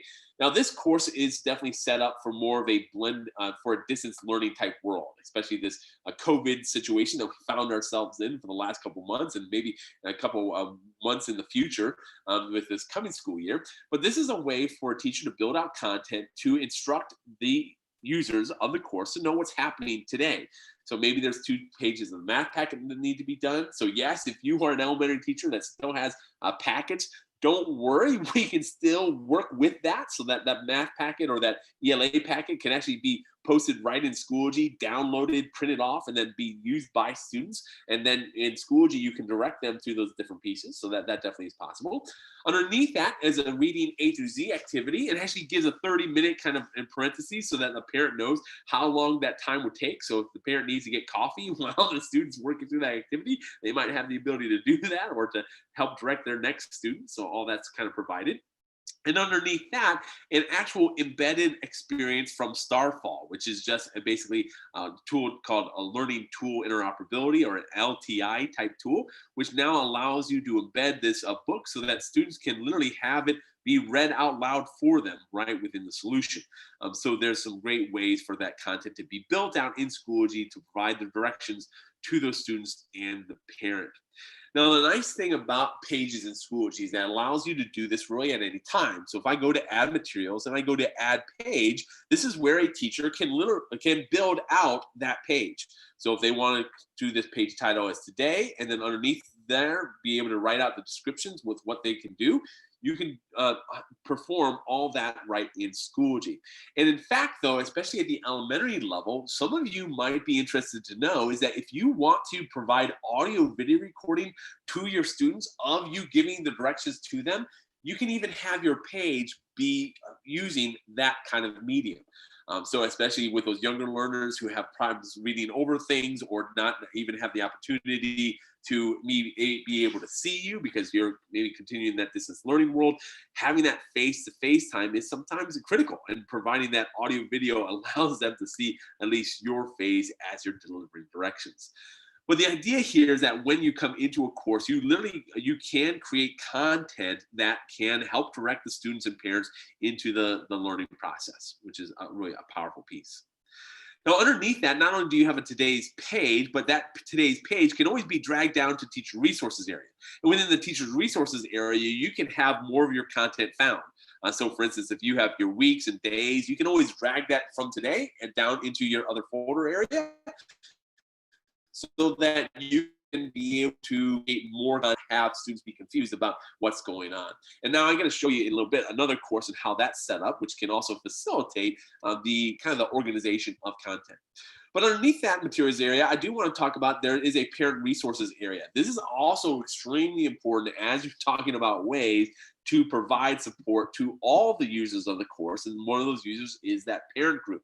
So within the parent resources area, this is where you can add additional resources, maybe those third-party tools that you want to have parents have access to so that they can provide those experiences to their students. You might provide that link.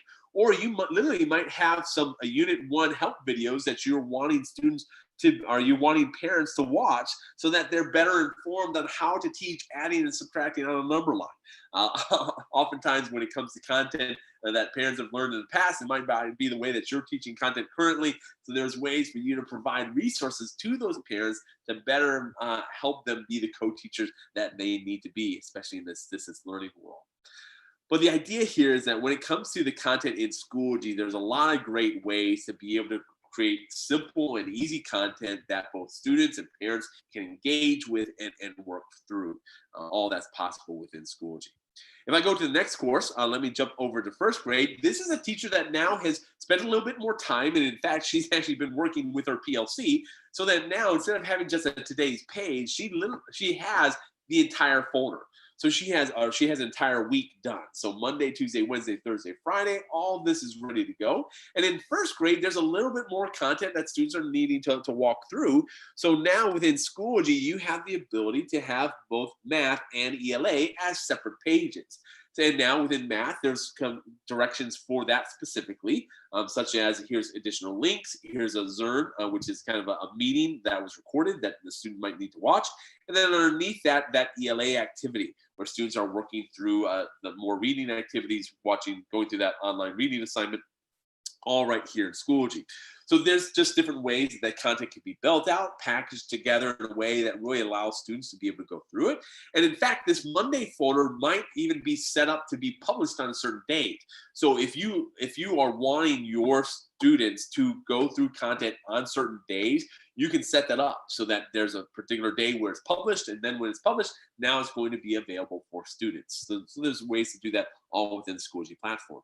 But the other big thing here in this particular kind of day is also our assignment tool. Now, the reason why I want to talk about this is that within Schoology, not only is it a way for you to deliver that kind of that information to students and parents about here are the steps that they need to do, but there's ways to be able to interact with students within the platform. Now, this particular interaction is with our Google integration, and this is using our assignment tool. So maybe students, after they're going through that both the math and ELA activity, now they need to work on this particular project. And this project is a pixel art project where students are actually coming in and they're creating their own pixel art using a Google sheet, even a rubric that's made available for them. But as a teacher, one of the benefits of the Schoology platform is that we create ways for you to easily engage with students in the learning process when it comes to assignments and assessments. So that now you can go from Lance or Christoph right here in Schoology and be able to see what they're doing in that Google Sheet here within the platform. So there's always a quick and easy way for you to build assignments in Schoology, tie them to Google, and allow the interaction that you want to have as a teacher with the student right there in the Schoology platform.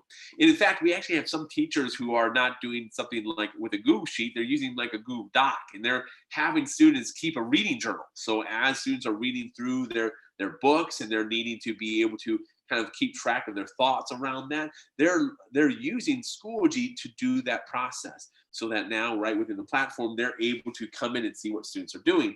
And at any time as a teacher, you can comment here. So if you want to add comments about what students are doing, you want to be able to see how students have changed this content over time, you're able to do that all within the platform. And in fact, if you want to have this be a gradable item, you can now see students who've submitted. And now within the submission area, you can see Robert's work. And within Robert's work, you can be able to see here, it says Charlotte's Web, I think is Wilbur there. But when I click on that rubric, this is now something that you can grade for that student performance. So there's always ways within Schoology to not only to assign, to create assignments for students to complete, create ways for you as a teacher to deliver and communicate with the student, but there's also ways for you to grade within the platform. Now, the other benefit of the grading that happens in Schoology is that when those grades do get recorded in the platform, all those are going to be aggregated into the gradebook and into Mastery. The gradebook is a way for you to be able to see all the different assignments or discussions or assessments that are happening within the course, and it pulls it all right here in Schoology. In fact, we even work with some of those LTI type tools. So if you are working with other tools and that have assessments associated with them, those tools can oftentimes have the grades associated right back into Schoology instead of in those different locations. BrainPop's a good example of that if some of you are used to that tool. But Schoology's gradebook really aggregates all the different scoring that's needed. We even have a mastery area. So if you're wanting to keep track of students' performance on standards, you're able to do that too. And this all happens right here within the platform. Now, the other nice thing about Schoology, and specifically this course that I wanted to mention, is that Janet is not just working by herself. So that if she goes to add materials, this is where she can now go down to import from resources. And when she selects import from resources, she can take content from that PLC that she's been working with or from her the district group and be able to pull that content within her course. So that now she doesn't have to just build all the content herself. This is a really big deal, especially at the elementary level, because you might be doing something very similar to all the other first grade teachers in your district. But with Schoology, we provide ways for that content to be templatized and then used from one teacher's classroom to the next, so that you're not having to build all these things yourself. In fact, I know I've been working with both Klein ISD and Fort Bend ISD, who recently that have been using Schoology for a long time, but especially during this COVID situation, they really leaned heavy into Schoology to create some of those templates so that elementary teachers aren't having to build the content all independently. Schoology is a really powerful tool to allow that to happen within the platform. All right. Let me go into the next course because I want to be able to show you that. So I wanted to jump into this fifth grade course. Now, the fifth grade course that you see here is set up so that your students can start taking on more and more ownership of their own learning. As a kindergarten level, first grade level, there might be a whole lot of things that you're needing to do as a teacher to really guide the parent, so that as the parent is looking to support their student in the learning process, there's information that's made available. But when you get to the, let's say, third, fourth, fifth, you're wanting to pass off more of that ownership. And this fifth grade course is a great example of that. So that now within this course, the teacher is speaking specifically to those students. Like, hey, don't forget this what you're needing to do. These are the content areas. And underneath that, now they have the content that's, instead of having it days or weeks, it's more around the different subjects. And within those subject areas, there's reading, there's math, there's science. And within each of those areas, the students are having content to complete. Now, one of the things that you'll see specifically here is this must complete, is that the teacher is utilizing what's known as completion rules. So that when students come into this particular course and they're working through the different content, they have to do certain things with that content. So like, for instance, with that assessment that the students are going to take, they need to score at least a 12 out of 15.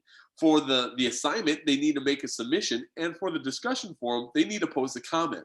So there are 3 specific things that students need to do within this folder, and in fact, if she wanted to add more, all she would have to do is go add requirement and then select whatever that item is and what the member must do with it. So it's really easy to build these things out, and she can, in fact, go to this checkbox up here at the top and make sure that students do it in a sequential order. So this is a really powerful, especially if you are a teacher who wants to make sure that students are working through things in a kind of a logical way that you set up. You have the ability to create those paths within your course so that students are going through the content kind of on one after the other. And there's ways to set that up right here in Schoology.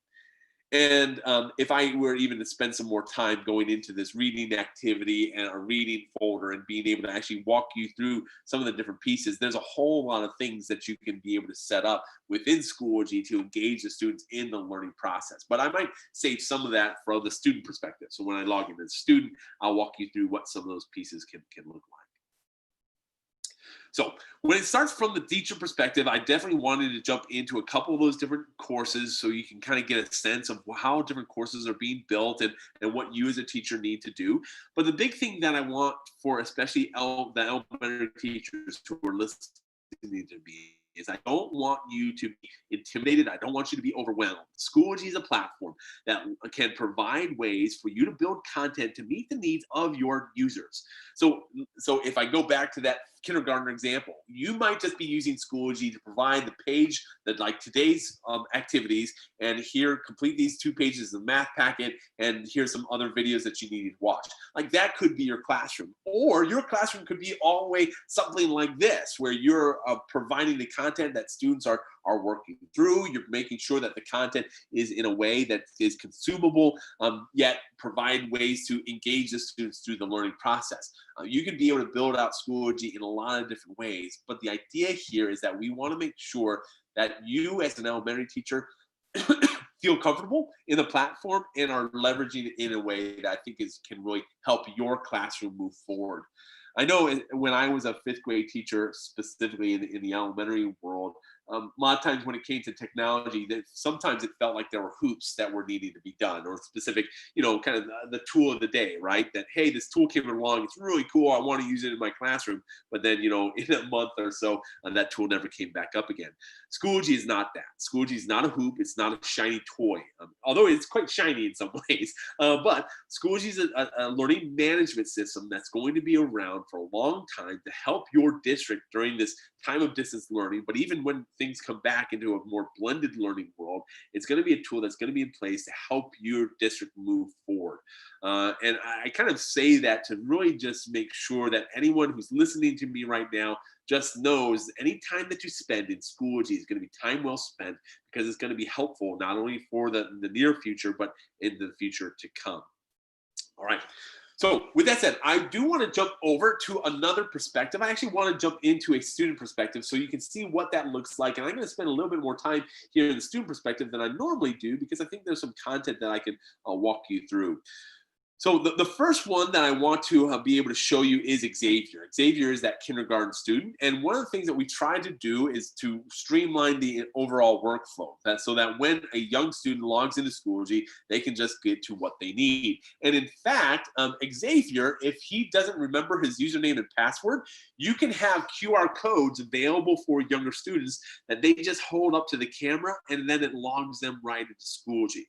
So there's some great ways for content to, for QR codes to grant access, especially for those younger students that have problems with username and passwords. We actually have some teachers that have kind of carts in their classroom, and they have, I think this is actually in Coppell ISD, a little bit north of us here. But essentially what they did is that they created hats, and on those hats they had QR codes logged in. And whenever they were hard at work, they got to put on those hats with the QR codes, just put it up to the camera, and it logged them right into Schoology. I think that was one of the few ways that I've seen that done. But essentially, when Xavier does log into Schoology, he has access to his course, AM kindergarten course. And when he goes into the course, he has access to the content that he needs. So he has the morning announcement, he has the materials, the updates, he has the discussion forum and the various logins, and then he has all the tools that he needs. And in fact, if I even go down to kind of student work, there's even ways for him to actually walk through some of these different activities. Now, right now, this content is all at the bottom for students to be able to have access to, but those younger learners, any content that student that actually needs to do, I would drag that right up to the top. So students aren't having to kind of search for those things. They're just right there front and center for them to be able to do. And in fact, with discussion forums like the sharing activity, which I'm going to click on right here, this allows the students to engage in that course. So for instance, this discussion forum has a kind of today's activity and what they're needing to do. And then underneath that, this is where students can come in and be able to record their discussion. But especially at the younger level, like kindergarten, having them type in their answer might not be the best. So what you would actually have them do is do audio video recorder, reminding them with a little microphone there. And now they can use the audio video of their device to be able to actually record themselves and submit that to the discussion forum. So there's some really great ways for content to be built out so that now students, when they're going into this area, can engage in it with a quick and easy way. And then there's actually processes going in place right now on a roadmap that's going to make that process even simpler, so that when students come in, they can quickly go to what they need to do to make a submission and have that made available right there. But with that said, I also wanted to show another kind of perspective, and I might need to actually pull up another tab here, go into another student, because I wanted to show you a specific tool called assessment that was built out within Schoology that students can engage with. Now, I'm going to be talking about this particular course a little bit more when I get to maybe the parent view, but this is just another example of how a course can be built out. This course utilizes some additional functionality. So if you are sitting now or listening to me right now and saying, Adam, I really want to do some really amazing things in Schoology, just don't worry.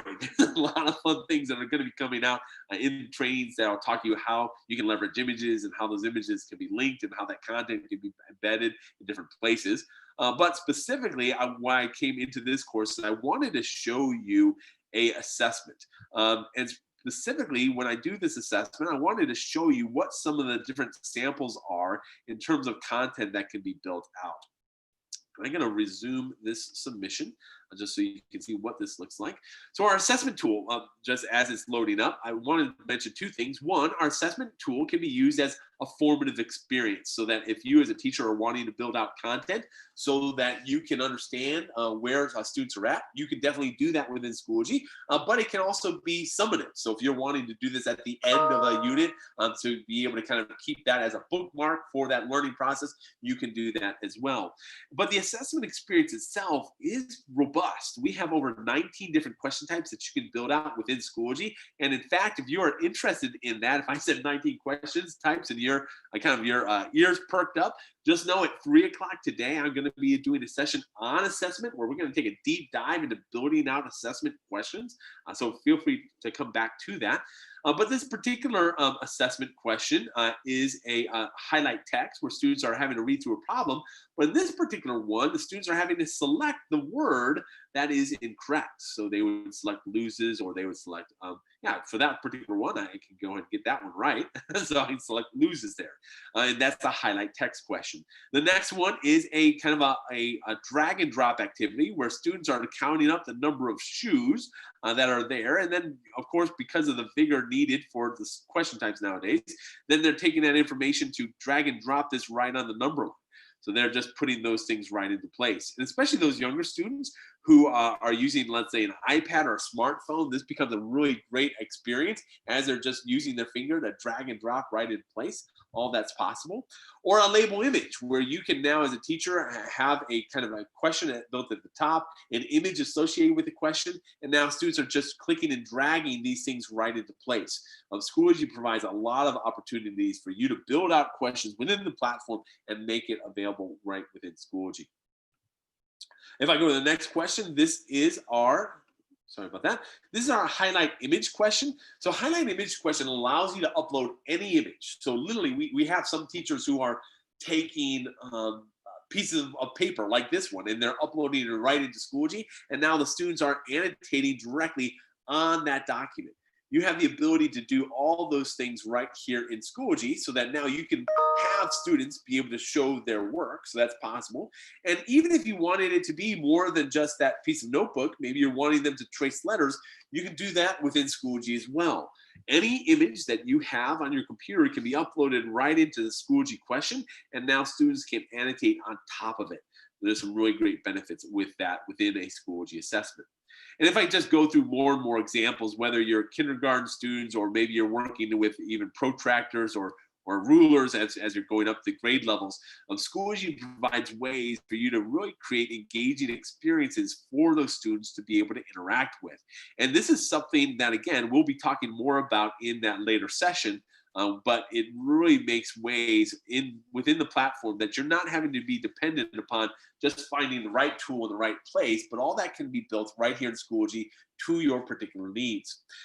And this also, as I mentioned this, the other thing, if I talk about the teacher view again, that this piece of assessment that I'm showing you right here, this is not something that a teacher had to create themselves. Remember, this could come from that resources area. So if a district or a teacher has built out this assessment, they can share this with others. So it's not all about a teacher creating the content for themselves and just having to do it all by themselves, but it's a community, it's a collaboration, a collaborative effort to be able to get the content built and be able to have it shared out across the district. So there's some really big benefits with that.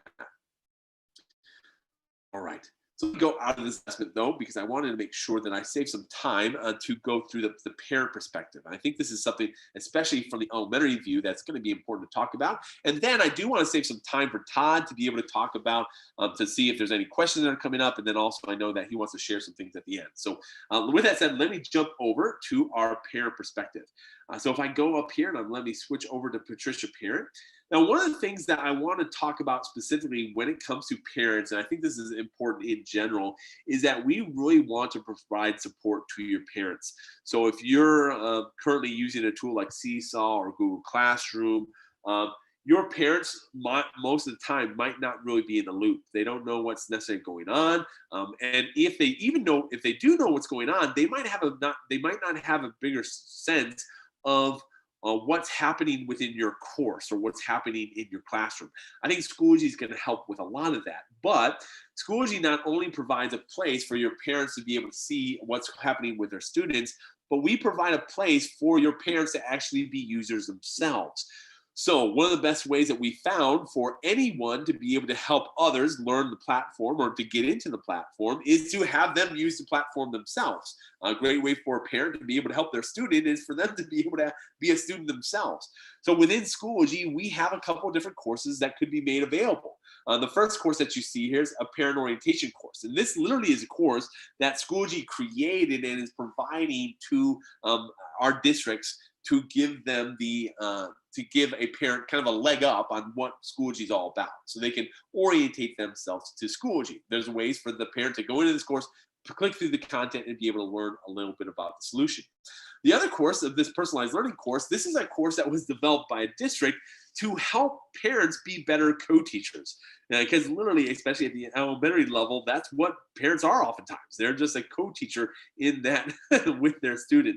And now you can help develop those parents professionally within the platform. So there's ability to do that right here in Schoology.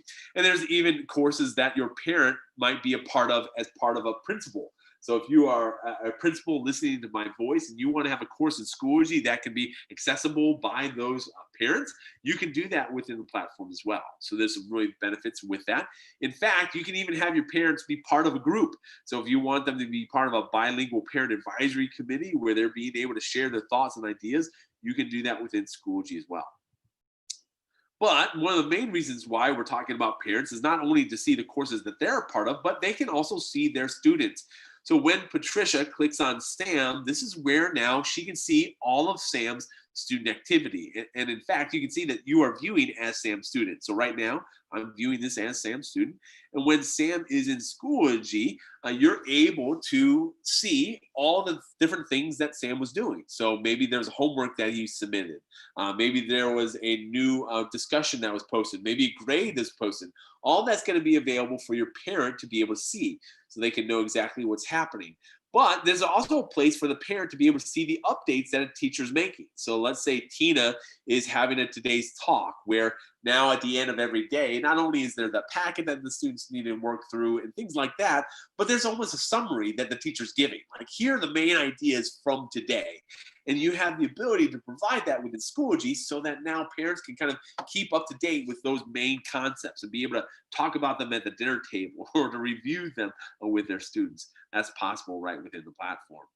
But of course, not only are they able to see the overall student activity, but they can also see their enrollments. Now, right now, their one student is in just that homeroom course, but they also might be part of a specials course, like a technology course, or there might be a music course or PE course. There's ability for a lot of courses to be utilized in your district, but in this case, I just have that homeroom. And when I click on homeroom as a parent, you'll now see again that you are viewing as Sam's student. So all the content that your student needs to go through is going to be available for the parent as well. So whether it's a CK12 content that students are needing to go through, by the way, this is an open educational resource that has a lot of great activities for students to work on. That can be made available right there in Schoology. Or maybe it's a brain pop activity where students are watching a video and then they need to take a quiz. Or maybe it's just that a discussion forum where students are taking a virtual field trip to Monterey Bay Aquarium. There's a lot of ways within Schoology for your parents to see exactly what's happening. So they don't have to be on the outside looking in. They don't have to log in as all their different students to be able to see all the different content. They can come into Schoology and from their one login be able to see all the things that they need right here in Schoology. But I think one of the best parts about the whole parent workflow, besides even seeing the grades and mastery right here in Schoology, is the ability for them to go from Sam to Sally. So that means the Schoology login for your parents is not only going to give them access to all of their elementary students, but all of their intermediate and secondary students will be here as well. This makes Schoology a tool that really is going to have sticking power for your district. It's something that is going to make it a must-have for a lot of your parents who are wanting to provide support to their students to have a better understanding of what's going on in that classroom. Schoology is going to provide that. And now at that secondary level, this is where now, Patricia's not just seeing Sally's one homeroom course, but she's seeing all the courses, the athletics, the ELA, the biology, the history, the recent grades, the overdue notices, the upcoming events, all that's going to be available for the parents to have a better kind of glimpse into what's happening. Now, I introduced myself briefly there, but something I did not mention is that during the last kind of couple months, I found myself also as a parent of students who are in Schoology. I have a 4th grader, a 6th grader, and an 8th grader, and it's been so refreshing to have a platform like Schoology, not only as something that I'm pitching, but me as a actual user to be able to use Schoology to see what's happening with my students. I know my 4th grader specifically was spending a lot of time going through discussion forums and making sure that he was submitting the right audio and video, and that he was taking the pictures of his math packet, and he was making sure that he went through all the different assessments to make sure that he was able to move on to the next piece of content because of completion rules. And it's nice as a parent to be able to oversee that entire process right from my computer, right from my smartphone, right from my tablet, all available for me, right, in the way that I need to access things. So what can I say? One of the things that I want to say kind of in summary, and then I will pass it over to Todd, because I think there's a couple of highlights that he's been sending out in newsletters. I think he wants to make sure that he mentions to us all, not to mention, see if there's any questions that I can maybe answer before I hop off. But Schoology is a tool from the elementary perspective that I think can really help you move forward as a district. Your teachers, you as a teacher are really going to be able to benefit from the platform by creating courses that engage students in the content and provides directions to the learning. As a student, you can really move into those courses and be able to see all the things that you need and be able to showcase your understandings of learning. As a parent, you're going to have so many ways to be able to oversee what's happening, be able to ask questions. And this is also saying that we didn't even talk about some of the great things like our conferencing tool, which allows you to have synchronous conversations with your students at any time. And you know what? I actually might jump into that real quick because I think that might be important. But there's so many other things that you're going to be able to be trained on that's going to even showcase more ways that Schoology can be a tool that can be beneficial to your classroom. And I'm just excited to have this opportunity to maybe introduce you for the first time, for a lot of you, introduce you to the first time to Schoology.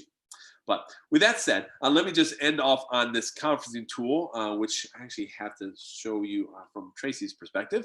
But the idea here is that within Schoology, not only if you're wanting to do those Zoom meetings or those Google Hangouts or those Microsoft Teams, we actually have a conferencing tool within Schoology as well. So that if you want to provide that, oh, sorry, I clicked on the wrong thing. If you want to be able to provide that face-to-face time with your students where you are wanting to have students log in and be able to participate and with audio, video, and even screen sharing, you can do all that right within Schoology. There's ability to do that. So with that said, Todd, is there any I know with 1,700 people still watching, I'm sure you were able to answer every single question, but is there anything that came up that we need to maybe talk about as a group? Yeah, can you address maybe some ways that, or to what grade level then can Schoology be utilized? Because there's some kindergarten teachers, I'm sure, or maybe even some pre-K teachers who are concerned that maybe Schoology wouldn't be for them. Can you address some of those concerns? Sure. So one of the things that we've seen time and time again with Schoology is that we really want to be a learning management system. And what does that mean? We want to be a way for your district to systematically manage the learning that's happening across all the different courses, all the different grade levels. Schoology can really provide that, whether it's students needing to where the content needs to be found for today, or parents who need to know what's going on in the students' courses. We become that one platform. Now, with that said, we are not exclusive. So there might be instructional tools that you use in conjunction with Schoology. So we don't necessarily make the claim that we are everything to everyone. We literally have, we do have districts that use other tools for specific instructional needs, and that's okay. You can most of the time embed those experiences right into Schoology. But the idea here is that we want to be a pre-K through 12 experience so that your teachers can always have one place to be able to be trained on, one place to be able to deliver content, and one place for that content to be received by your students and parents. Perfect. And one of the things that I've noticed about Schoology is there are tons of resources out there. The other software that I worked with here in the district, you basically couldn't find anything on the internet. But with Schoology, there are so many people out there that are creating videos, and it's not. Schoology does a great job of providing resources, but there are individuals out there doing all kinds of stuff. So just kind of going to Google or YouTube and searching Schoology and Kinder, or Schoology and pre-K, or Schoology for littles, I bet you can find all kinds of information out there. Hey, Adam, I want to ask you, as we got 2 minutes here, or actually a little bit longer than that, before we end this session, what about students who have disabilities? Now, I know that question came up. What does Schoology offer for those students? Yeah, great question. So one of the things that about Schoology as a platform is we are both 504 and 508 accessible. And those are basically standards that were put into place to make sure that tools are going to meet the needs of all different types of learners. And that means that our platform can be read aloud by screen readers. Those screen readers you might have software that you've specifically purchased as a district that allows you to have things read out loud for students. That means that Schoology is one of those tools that can be read out loud. But in fact, if you want to use even like a Google extension, like let's say a read write tool, that's a free tool that you can download on any Google Chrome extension, and I know different browsers have different types of tools for that way. You can have the platform read out loud for those students. There's ways to do that. And also, in conjunction with that, the 504 and 508, we even work with translating tools. So if you have younger students that have parents who don't speak English, you have ways for even the entire Schoology platform to be translated in those different languages. So we want to make sure that Schoology is always accessible to those different users.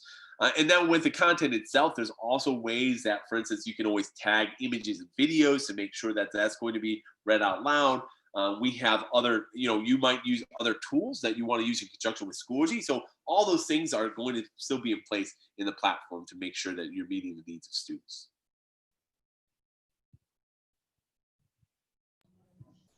That sounds really, really great. And I'm glad you shared those things there on the on the session here. Hey, I want to point out one of the other great features about Schoology, and this helps me out greatly because you can imagine I get tons of emails, people wanting to know even some of the basic things. Is the little blue S logo at the very bottom right-hand corner of Schoology? That is a great help. That is a great resource. Do you have any tips for using that, Adam? One of the nicest tips is, I think I would suggest, is making sure that you remember it. There's a lot of people who ask questions and they're like, but that little S, as you mentioned, Todd, like it's a great way to get a lot of your questions answered. In fact, when I go into the Help Center from the homepage, it's going to even give me suggested articles on what to do. So do you want to know more about Course Dashboard? Well, what about the homepage for students? Or what about getting started on Schoology for instructors? This is actually an article that you can read. You can even have this pop out into a new tab if you like to. And you can even learn how to use Schoology all by yourself. I think it was around 8 years ago now, I actually learned how to use Schoology myself by going into not that very same article, because Schoology has changed a lot since then, but I actually learned how to use Schoology myself using that simple type help center. So that's a great place for you to get started if you're wanting to learn more about the platform. That's perfect. That's great. And I love the fact that wherever you are, that'll give you specific information for, there at that help center. One thing, Todd, I forgot to mention earlier, though, because you made comments on that. Schoology is a K through 12, pre-K through 12 type tool. We want to make sure that we're being used by everyone, and we have we literally are the largest K-12 learning management system. There's no other platform that has more users than us, and all of those, probably about 90% of those users are K through 12. So it's not higher ed, things like that. And what that means is that we have a public resources area where teachers are sharing out content. So this is where you can go to the different subject level, you can do resource type, you can do grade level if you want to, file format, you can search by highest rated, most viewed, recently added.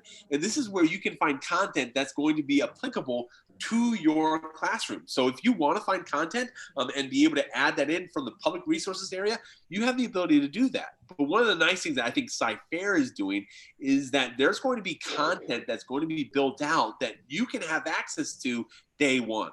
So really think about Schoology as not a tool that you have to just do all by yourself. This is going to be a district effort to be able to make sure that you're going to be empowered. Perfect. All right. That's great. And I do have to say though, Adam, not everybody has access to the public resources, but you are right. Our content teams because we focus so much on the curriculum here, and our content teams are crazy busy building great content. They are going to be providing curriculum through groups, and that's where the teachers will get their curriculum from. So a lot of great opportunities there. All right, Adam, I'm going to let you take a quick break, man, because you've been going, and I know that you've got a lot of, you've got more sessions to go. I don't want to wear you out today. Is that is that good? Well, that's okay. During these 10-minute breaks, I'm going down to the lake here. All right. Well, I'm going to go ahead and we want to say thank you so much there as you take a break. I'm going to go ahead and come back on the camera here. And I just want to share a couple of things. Again, thank you guys, everyone that's hanging out with us. This DLC, this virtual DLC, has been really one of those things that we have been looking forward to, because we know that there's a lot of great information and content that's going to be shared out, and being able to have a Schoology trainer here with us is just another one of those big blessings. So I just want to say thank you to Adam and Schoology, and we're going to let him take a break. Some of you have been mentioning, in the chat about the verification links. I just want to clarify that the verification links will always show up at the very end of the session. So the 10 o'clock session will have the verification links at the end of that, toward the end of that session. Now, listen, to be very fair, we turn those on and then we turn those off. I've received 1,000, oh, you can't see it, there you go, 1,000 emails, it seems like, on today saying, hey, I didn't get the verification email or the verification link. It's in the YouTube chat. So, Katrina, who is a Schoology coach here for Sci-Fair, she is posting those multiple times. If you don't see it, just scroll up and make sure you click on there, because if you try to email later on and say, I didn't get the 8 o'clock session or the 9 o'clock session, you're not going to have access to it. You have to do it within that time. So we're just trying to be fair to everyone who is actually attending the sessions. And I know that you will understand where we're coming from on that. So please, if you are looking for the attendance links and you don't see it because there's a lot of people in there chatting in the YouTube chat, just scroll up a little bit and you'll find it. All right. The other thing that I want to say before I just take a break myself is I'm going to go ahead and share out my screen. Those of you who are in Schoology in the district, and everyone in the district is in there. I am sharing out every Monday. I'm sharing out something called CFISD in the SGY, right? So CFISD in Schoology, and it's a newsletter. And in that newsletter, I am providing important information that everyone needs to know. The one that I shared out yesterday is this one right here. And I let you know that Edpuzzle is turned on. I'm giving you access to this group. Make sure you join a group, and this is the group code, not the course code, but the group code. I'm giving you important did you know information here, questions that I keep getting asked over and over again. So I want to put them all in one place so everyone understands this. Then I'm providing some links to different tutorials and resources that you can have. Now, this is the second newsletter that I've put out. And the reason that I want you to join that one course, CFISD in the SGY, and it's going to look like, let me go to my groups here, is because I am placing all the newsletters inside of there. I'm not always going to do it in the update. So here you go. You have the resources here, and that's where you'll have the newsletters. You can find that. So just this morning, a lot of people have joined. And so, there's 1,400 people that have already joined up. The way to do that, you're going to go to groups. You're going to go to my groups. You're going to go to join. You got to do groups. Don't do a course. And you type it in right there. Okay. That's really important. But the main thing that I want to let you know is that you're going to see this. If you go to your Schoology, you're going to see in the update, you're going to see that update from me, right? One of the other questions that I saw in the chat was, are paras going to be in there? everybody in CFISD is going to be in Schoology, even paras. Now, there are some concerns as far as who has access to courses. There are still discussions. This Schoology is really new for us. We've embraced Schoology and we've moved into Schoology, and it's still very new. There's still a lot of things that we are learning and moving, and things that are turning on, and there's always things going on. So that's going to be one of those things that we need to have a little bit of discussion. And definitely there are pairs. I know, like the life skills classroom that came up in the YouTube chat. Life skills has a paras dedicated to those classrooms, and so that might be a different situation. So I just want to let you know, everybody in Cypher has access to Schoology. It's not just a curriculum; it is really a communication platform all the way across the board. And so we're really excited about what that means for us. All right, so if you have not signed the attendance verification link for the 10 o'clock session, do that now. It is in the YouTube chat. I see three of them right there. Katrina is just putting them in there, right? So people, don't send me an email telling me where's the link. It's there. Just scroll up and you'll find it. All right. And just know though, that link is going to be turned off as we get into the next session, as we get into the 11 o'clock session. All right, I'm gonna stop yapping, go take a break, go refill some coffee, grab some tea, and we're gonna play our little commercial as we go, and then we'll be right back at the 11 o'clock session.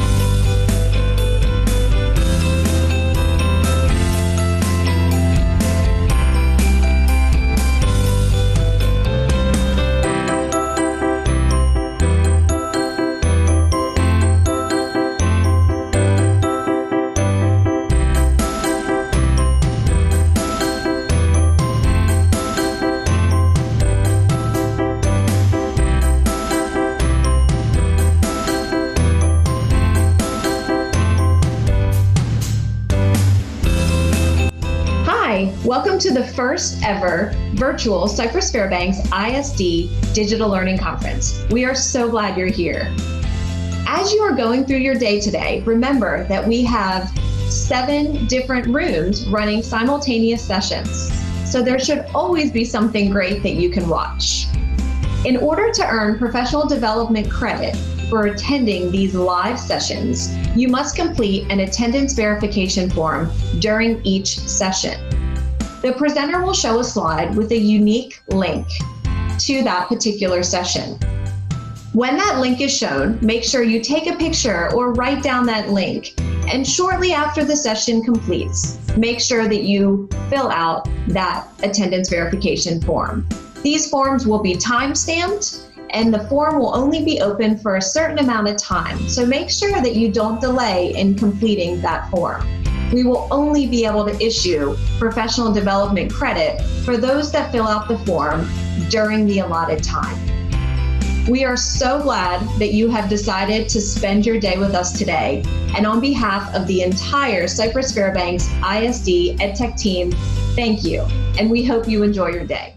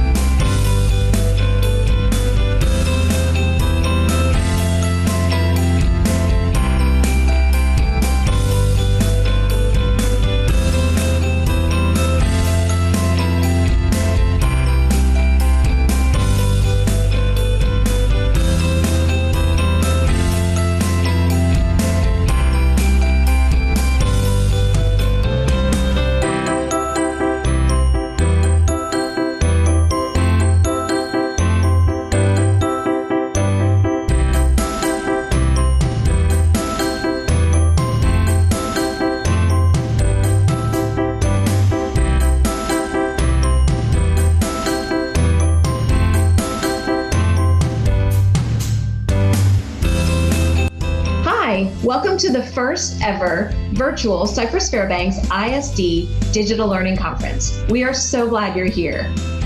As you are going through your day today, remember that we have 7 different rooms running simultaneous sessions. So there should always be something great that you can watch.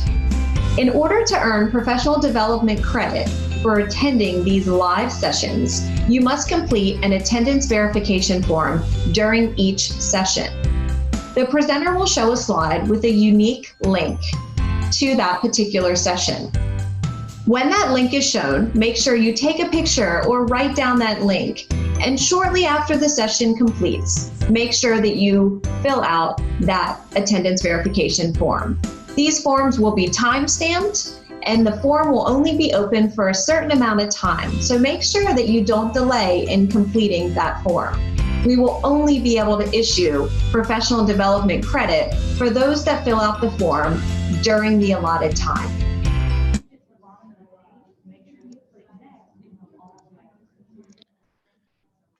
All right, everyone. Hey, welcome back to the 11 o'clock session. We're so glad that you're here. I've got 2,000 people in the YouTube channel, and we are totally excited. Listen, when you are filling out the attendance link, because I'm still getting a lot of emails, when you're filling that out, make sure you go, you fill out everything until you get to the submit button. You need to click the submit button. All right. So if there is a next, or if there's a, click next, just keep clicking until you get to the submit button. All right. That's important. So, I know for some people this is kind of new. We've been doing this kind of format with EdTech Live for a couple of years now. So this isn't, this is not new for us, but I know some people that are out there that this is kind of a new thing. But when we do the DLCs, usually we are very limited to the amount of people that are able to come in and come to the Berry Center. But because we're doing it this way, we're able to open up all these sessions to everyone in the district. And we also have people that are here that are not even in Cypher. And we want to say welcome to you too as well. And thank you for coming and hanging out. We hope that you learn a lot of from Schoology and from Adam. So I want to go ahead and let Adam come on in here. Adam Larson is a Schoology trainer. We've known Adam for a long time, way before COVID, way before any of that stuff. And he's a good guy. I love hanging out with him. He is a native Houstonian. He might say spring, but he's a native Houstonian. We're all native Houstonians, right? The greater Houston area.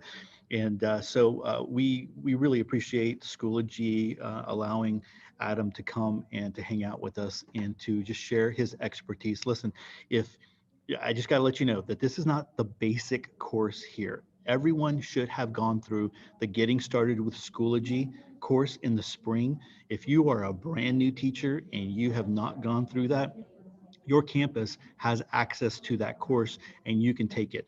Adam we asked him to go deeper. And the great thing about pushing this out to YouTube is that these videos get recorded. So you'll be able to go back and watch them. You'll be able to slow them down. You'll be able to speed them up. You'll be able to watch them without the chat. You'll be able to do all of that great stuff, which there's a lot of great information that he's sharing. So with that, I'm going to go ahead and turn it over to Adam. Adam, thanks so much for being here. The session is all yours. Perfect. Well, thank you for that official Houstonian title. I will embrace it and be able to move forward accordingly. Unfortunately, I am not in the great state of Texas right now. I'm on vacation with my family up here in Wisconsin in a rented cabin, so that is not normally my fireplace.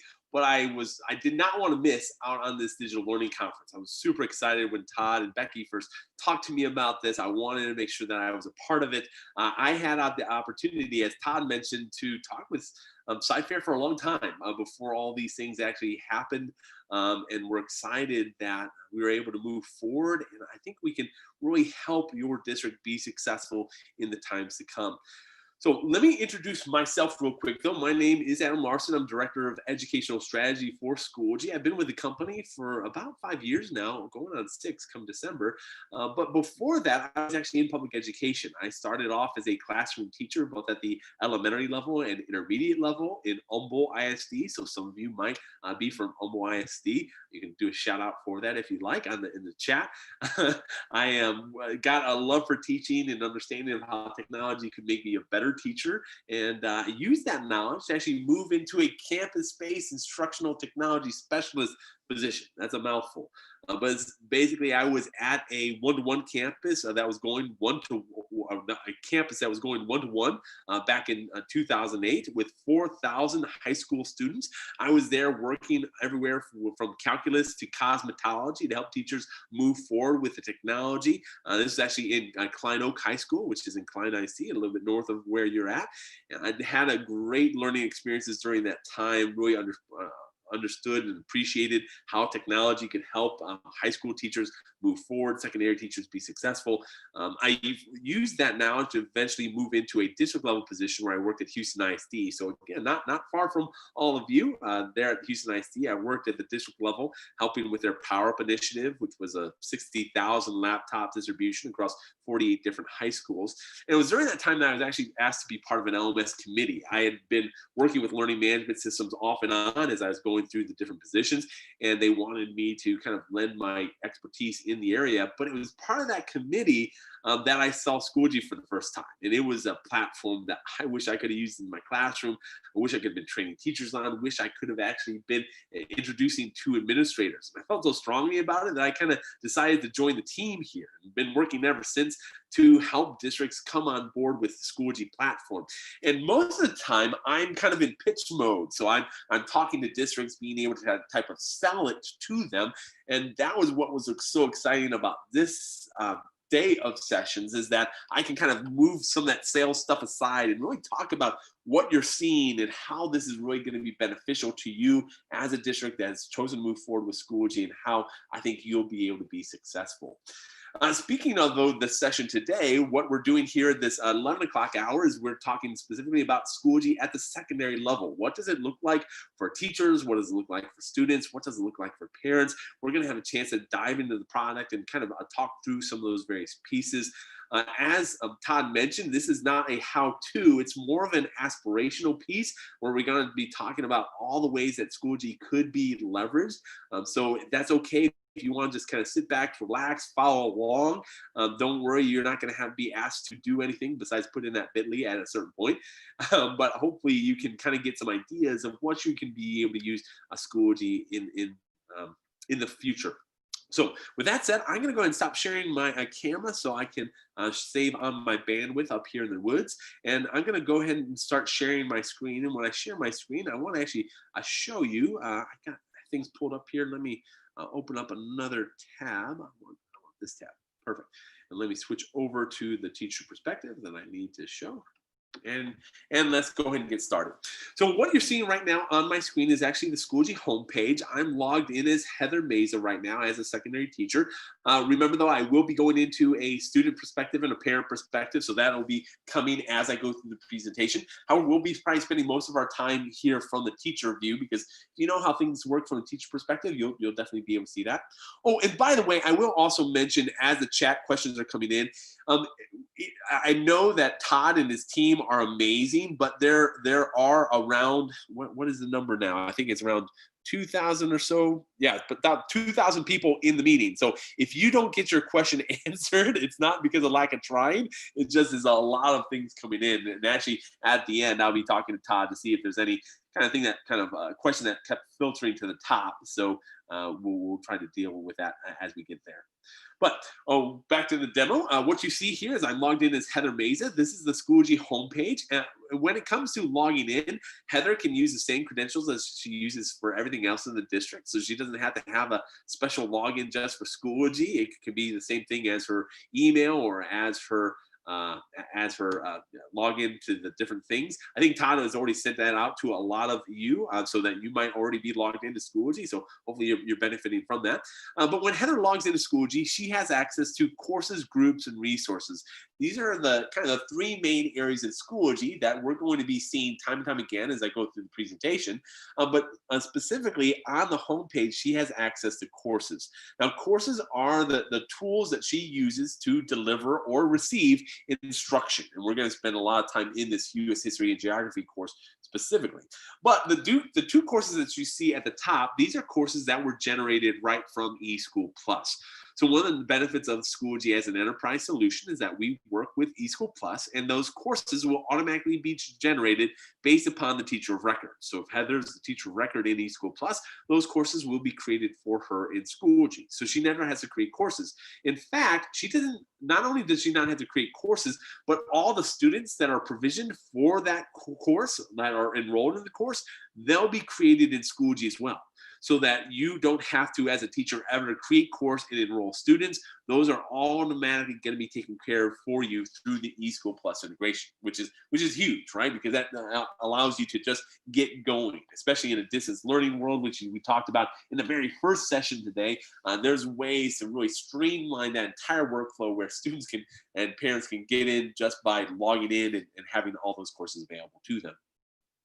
Now, not only does Heather have courses that she uses to instruct from, but she also has courses that can be delivered to her to instruct her. So this example is an intro to professional learning. You can do professional development in Schoology, so that now Heather can come into the Schoology platform to deliver instruction, but she can also receive it there. The nice thing about that is not only does it provide a way for Heather to asynchronously go through content, meaning that she doesn't necessarily have to be face-to-face with her instruction to be able to receive it, as we're all in this Zoom and Google YouTube meeting right now. But that course also provides ways to showcase to Heather how content can be built and in a way that she herself could leverage in her own classroom. This is modeled opportunities in Schoology, which really creates a way for your district overall to benefit and to be able to move forward. Now, along those lines, how does Schoology help with some of those aspects? I think groups is a good thing to talk about here.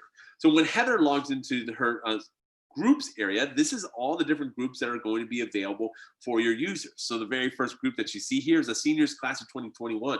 So right now, your students might have a lot of questions. They're wanting to do a lot of planning. And sometimes those students are looking for a place to take that, to do that. And sometimes they're actually taking things into their own hands. Well, with Schoology, you can create groups so that there's a workflow within the platform so that students can be able to talk about college application, work through the prom survey results, be able to do all those things within the platform, and yet have it still facilitated by a teacher. So there's really great ways for groups to be provided. Or if I go to the varsity volleyball group, this is a group where, with the 2,000 people listening to me right now, some of you, I'm betting, are going to be coaches. You might be using a thing like Twitter or Facebook groups to be able to keep students in the know about practice schedule changes or the updated videos from last week's footage. All those things are extra steps that students have to take. Within Schoology, you can create a group, and now all that conversation, that communication, the collaboration happens in Schoology. So there's a really great workflow for you as coach to be able to have groups set up. And this is just one example, right? Maybe you're part of a Legos club or the National Honor Society or Robotics League. Whatever that is, you can have a group in Schoology for that. The other group that Heather's a part of is the Social Studies PLC. So whether it's part of a PLC with Teachers Next Door or maybe part of a PLC with the teachers across the district, you can have a place for teachers to be able to collaboratively build out content, and then that content can be leveraged within teachers' courses. So there's always a ways for Heather to be able to work collaboratively and connectively with those other users. The other group that you see, curriculum instruction, this is a group that's set up for the district level. So if you're wanting to create places for that scope and sequence and the pacing calendars, that documents can be shared right there in Schoology. But in addition, you can have things like your the course templates. So if you're wanting to build out folder structures for the courses to be able to utilize, you can build those and share those out. Or if teachers are creating content in their own courses and sharing them with the district, then that content can be vetted and then shared out with others. All that can happen right here in Schoology. And in fact, I know Todd was talking about this even in the last session. There are things that your district's curriculum team is doing right now to provide more and more resources for you as a teacher to be able to leverage. And I think that's one of the big things that opens up teachers' minds to a learning management system, is that, wow, there's a way for our district to move forward with this type of tool. Now, there's other groups that I could talk about as well, whether that's a student government group or a Redwood High School staff. But the idea here is that Schoology goes beyond just that normal course type workflow that you would have, let's say like a Google Classroom or something. It provides a really district perspective on things. Even to the point where when Heather logs into the homepage, she has a recent activity feed, which kind of aggregates all the updates that are happening across her courses and groups in the district and the building in one place. So she can see everything that she needs right here in Schoology. So whether it's a new article that's being made available in the professional learning group or course, or maybe new content from a blog in the curriculum instruction team, or maybe a new videos that needing to be posted for morning announcements from the principal. All that can happen right there in the recent activity feed. So everything is aggregated for Heather. And then even on the right-hand side, there's reminders about ungraded assignments so that she can always see the work that students are needing to have graded. And the nice thing about this is that she doesn't have to go into U.S. History, Unit 1, Lesson 2 to see that there's a review assignment that was submitted. She gets alerted right on the homepage that this content's there, and she can see that right here. And in fact, if she goes down to the below that a little bit, there's an upcoming calendar event, which showcases all the different calendar events that are associated with her courses or even the groups that she's a part of, and even events that she wants to create right in the platform. All that can be found right here as well. So Schoology always wants to make sure that Heather's in the know and is up to date with the things that are happening. Even to the point where if she wants to send messages to users, whether she's sending the messages to students or to parents or to administration, you can do messages within the platform and even be able to see notifications of all the things that happened since the last time Heather logged in.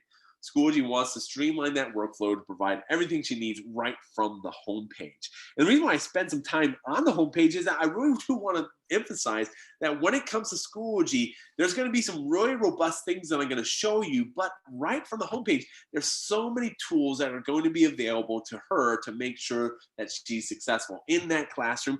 And that's really the goal, right? Schoology as a company, your district as your employer, they're wanting you to be successful in the classroom, and they feel, and we feel, that Schoology is a tool that will help you do just that.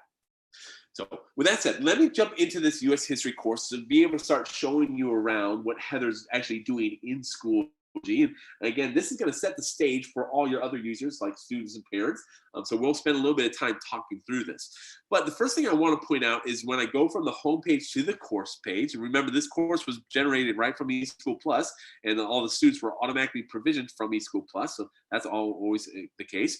But we even have the way to do what's known as section linking. So if Heather teaches U.S. history for multiple periods, like let's say she has 4 different periods that she teaches, she can use just one course to do that from.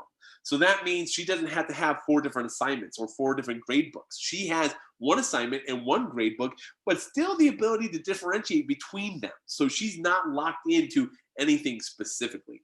And within that course, you're going to see the benefit of that section linking as I talk through some of the different pieces. In this course, also on the left-hand side are all the different tools that are available. Now, in this demo site, I have a lot of things turned on. Your demo, your actual site will be a little bit different than this, but we'll talk about some of the things that I think are going to be most important for you as we go through this piece. But what I wanted to show you specifically is the content. What is Heather really doing in Schoology? This, hopefully, maybe up to this point, I've been talking about some high-level things, but at the end of the day, what are you as a teacher doing in Schoology? I wanted to show you some examples of that. So the first thing that you're going to be able to do in Schoology is provide content. So you're going to be able to provide the content that the students need within a course. And the specific thing that you see right here is This Week in History is an embedded Google slide.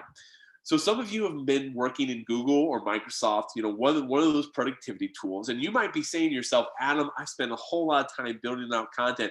What happens to that content? Especially if you've been a Google Classroom user, a lot of times teachers are afraid that their content has to be started from scratch.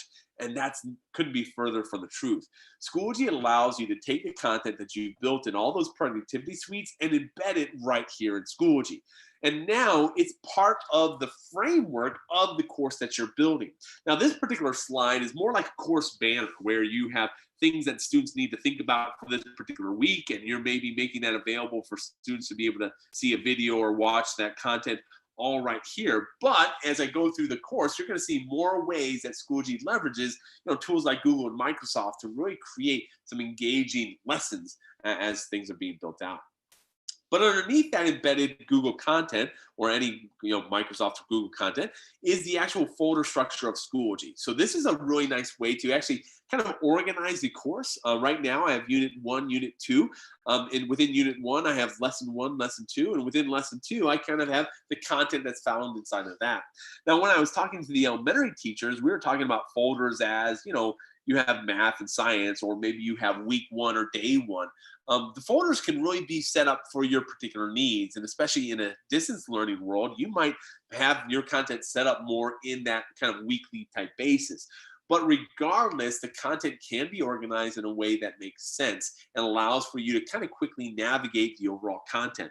Especially for those of you who are new to learning management systems, I think this is going to be a big benefit. So just like you on your desktop computer would be saving content and hopefully saving it into folders, you're going to have that same kind of structure within Schoology. And when I go into Lesson 2, I want to show you some of the content that's found here. But something I do want to mention is that the content that's being built out in Schoology can also be published or unpublished. So that if you ever are building out content that you don't want students to be able to access, you don't have to give them access. You can make it unpublished. So that's definitely the case as well. But within Lesson 2, there's some content that I want to walk you through and show you what that's all about. But specifically, I wanted to talk about ways that content can be added in Schoology, because this is one where, I could definitely walk you through all these great pieces, but at the end of the day, you might say, well, that looks great, but how in the world am I going to be able to do that? Well, Schoology is the leading K-12 LMS for a couple of reasons. One of them is our ease of use, so that teachers can literally come into the platform and build content within minutes. That's all it really takes. And I wanted to show you some examples of that.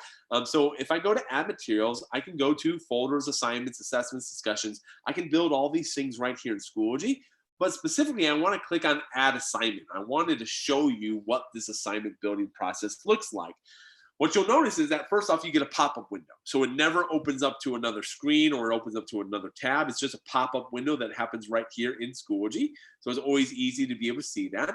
At any time, you could always close out of this if you wanted to, so that you can get back to where you were. So you never are kind of disoriented that way. Now, this is assignment, so I am going to be collecting work from students. So maybe I'll have this as the end of week project, or maybe this is the research paper that students are working on, whatever that might be. It allows me to collect work from students.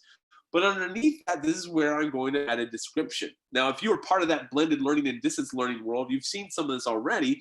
But the idea here is that for an assignment that you're collecting work, in a normal blended learning world where you're working with students, it's really easy to just tell students, hey, this is what we're doing today. Make sure that you submit that to the assignment at the end of the period. But in a distance learning world, you need to provide a little bit more directions. So in this area, you can actually type in those different directions, those different descriptions. You can put that right here in Schoology. But you're not limited to that. If you want to do an audio video recording to actually record yourself, giving the directions to the students, you can do that right within the platform. And in fact, if you have students who are ELL, that is one of the nicest ways to provide an easy workflow for them. So they can just listen to you giving the directions versus having to kind of read through it themselves. Now, this assignment can also be tied to various apps. So if I have something in Google or Microsoft, I have the ability to access it right here.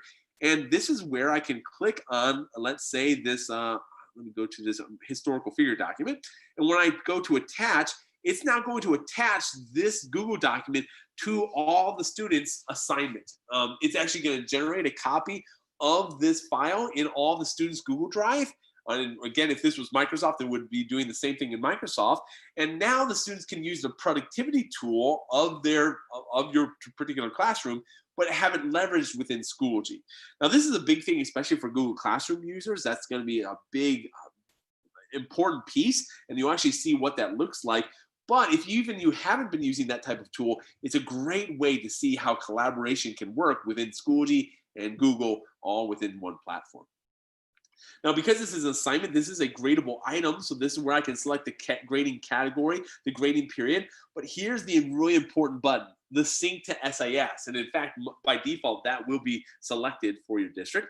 But the idea here is that as you are doing gradable items in Schoology, and we have assignments, discussions, and assessments, even some of our LTI tools provide for grades as well.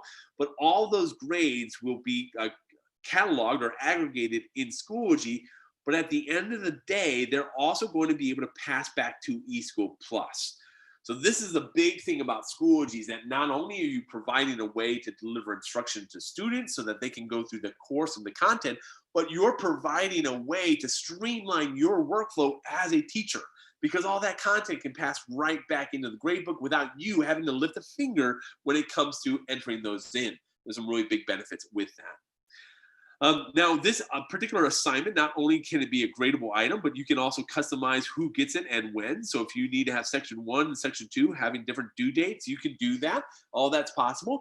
You can even individually assign this. So if you want this content to go to a particular student, or maybe to a particular group of students, you have the ability to do that. So maybe I need to have it to my 504 students. You can set those things up. These are really some of the beginning steps to differentiation and individualization within Schoology. And even portions of personalized learning can even be kind of done this way. But the idea here is that within a course, you can always have content that's specifically geared to different users without having everyone have access to it. I think that can be a real big benefit to you. There's also ways to align this content to standards. So if you're wanting to have learning objectives that are tied to the assignment, you can also do that. And you could do that with our discussions and assessment questions as well. But the idea here is that Schoology really provides an easy way for a teacher to come in, build the content that they need, and be able to leverage that within their courses. So really, at a high level, when it comes to Schoology, building content in the platform, it's always a pop-up window. There's a couple fields that you enter in, and then it's ready to be delivered to students. There's no additional steps that you have to do. But Schoology is not all about Heather building content herself. In fact, if she goes to some of the third-party tools, she can find content right there as well. And the good news is that Todd and a lot of the Cybersecurity team is working right now to identify from those curriculum teams what are those needed tools, so that when you as a teacher log into Schoology, there will be a lot of tools that are going to be automatically available to you right in Schoology. I know Edpuzzle is one of those tools that came out in one of your newsletters, one of the newsletters from Todd recently, talking about that integration. So you're going to have those tools that are already set up, and the idea here is that you can pull that content from those third-party tools right into Schoology. So you're not going to 5 different places to get this content that the students need. And in fact, if I go down to import from resources, there's even a way within Schoology so that you can provide content not only that Heather's built or pulled in from third-party places, but she can pull in content from a lot of different sources. So that curriculum instruction group that I talked about there at the beginning when I was talking about the different groups. Well, right now, your district is working on creating content that a teacher like Heather, who's teaching U.S. history, can go into a curriculum instruction group, or maybe one that's specifically geared for U.S. history, and now they can be able to pull content right within their course, so that they can find content that's tied to standards, that's tagged to topics, ready to be pulled in. And you have the ability to do that within Schoology. And as an enterprise solution, Cyfair is encouraging that in the teachers to be able to use those type of resources. Even though if Heather has access to curriculum instruction, she also has ways to independently build content with her PLC. So maybe your PLC is working on content kind of that hasn't always been vetted, but is being worked on and being worked on collaboratively within teachers in the classroom, and then maybe shared up to the curriculum instruction team as well. But that content can be built out, and now that can also be leveraged in the solution. So there's some really great ways for teachers to build content themselves, but also to find content that's built by others and be able to pull that in. So you, when it comes to Schoology, you're never alone. You're never going to be on Teacher Island anymore. You're part of you're Texas, right? You're going to be part of a bigger group. And even the ability to go to apps and now pull in things from Google or OneDrive, you're able to do that as well. So Schoology really provides some great resources in that way.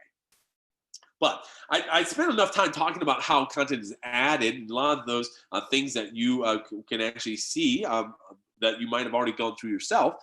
That's that's all possible. But let me actually show you some of the pieces of content and what it looks like, just to give you kind of a sample of that. So this first item that is in this lesson 2 folder is a page, and this is something that was actually created at the district level that Heather's pulled into her course and now edited it for her particular needs. There's ability to do that without it affecting that group level content, by the way. But this is a think, pair, share. So again, if in a blended learning world, this works perfectly, but in a distance learning world, might be a little bit harder to do that. But if this is used in conjunction with an online conference that is actually done right in Schoology, and I'll talk about that as well, there's ability to do that within the platform and still get benefit from it. But if I press the next button, this is an example of a Padlet. Some of you might actually be using Padlet right now. It's a great free third-party tool, but that content can be linked into Schoology so that now if students come into the platform and they're wanting to actually add some of their own ideas of the learning process, they can do that right within Schoology. The idea here is that we can package things in a way so that if you're building out a lesson, you don't have to have them go here, A or X, Y, and Z. You can have all that content right there in Schoology for them to be able to access. And if I press the next button again, this now takes it to a discussion forum. Discussion forums are really powerful in this distance learning world, but especially even in a blended learning world where you might have 30 plus students in your classroom and you're wanting everyone to be able to participate. Discussion forums allow for just that. So you as a teacher can post a prompt and then students can have both a nested and threaded conversation. So it's always easy to see who's responding to who. You as a teacher have the ability to see the different sections so that you can see section 1, 2, 3, or 4. You can highlight by specific users, and you as a teacher can also grade this forum. So if you want to be able to grade what's happening here in Schoology, you can do that too. And at any time, a user can either write a comment or make a reply. They can always do that within the platform. But when they're doing that, they can also use the audio video recorder. This is where a lot of our elementary teachers, I think, were really excited about seeing that functionality where younger students could just use the audio video. But this really does help develop a sense of community within your courses where students are doing audio video recordings. Now, I will also mention that Schoology offers the ability for discussion forums to always be moderated, so you don't have to worry about students posting things that you're not aware of. You can also have it so that students can never edit what they've done. So if they do something inappropriate, they can't just type that in and then delete it, and then you would never see it. We have the ability to have that done. And then, of course, all the posts that are being made by students are always tied to the student. So it's never anonymous. All that's going to be possible right within Schoology. So there's some functionality there.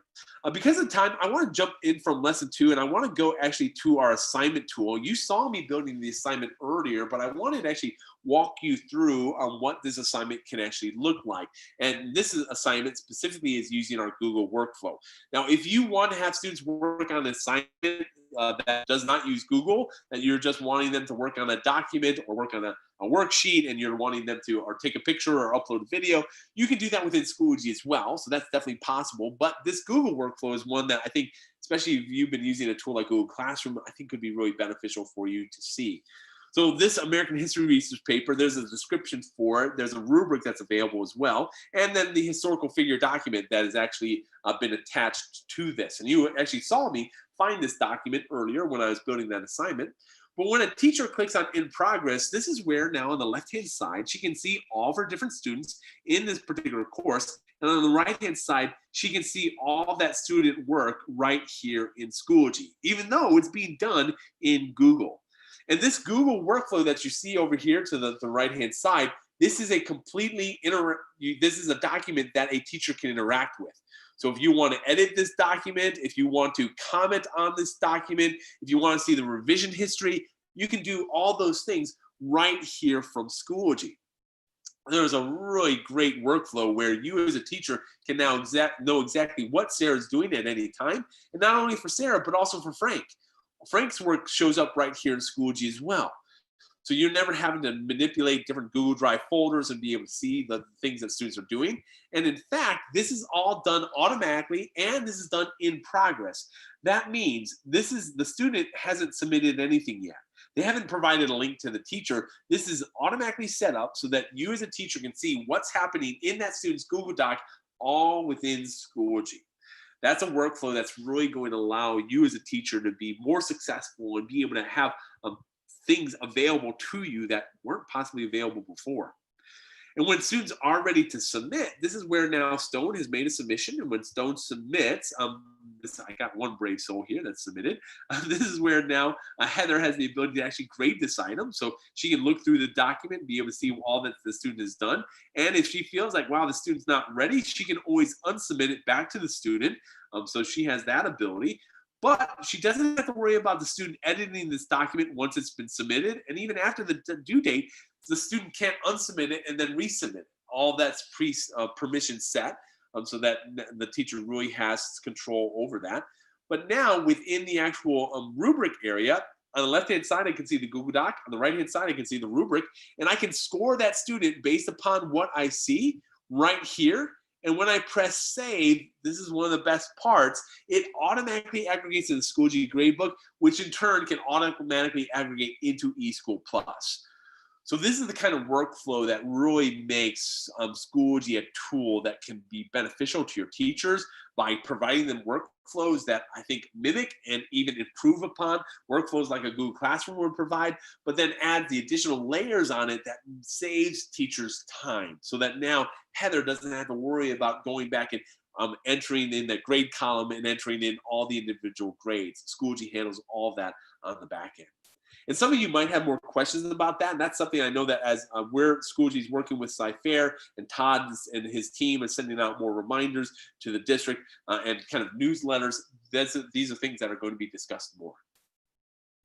Now, I'm going to skip over the assessment tool. I might show you that from the student perspective. But the idea here, hopefully I didn't overwhelm any of you, but hopefully you got the idea that Schoology is a powerful tool that allows you to build a lot of great content that students can interact with and engage with, all done right within Schoology. But there's also a lot of tools that make Heather extremely successful. So whether that's sending out updates so that users can understand what's happening within the course, those updates can be set to different sections, so she always has the ability to do that.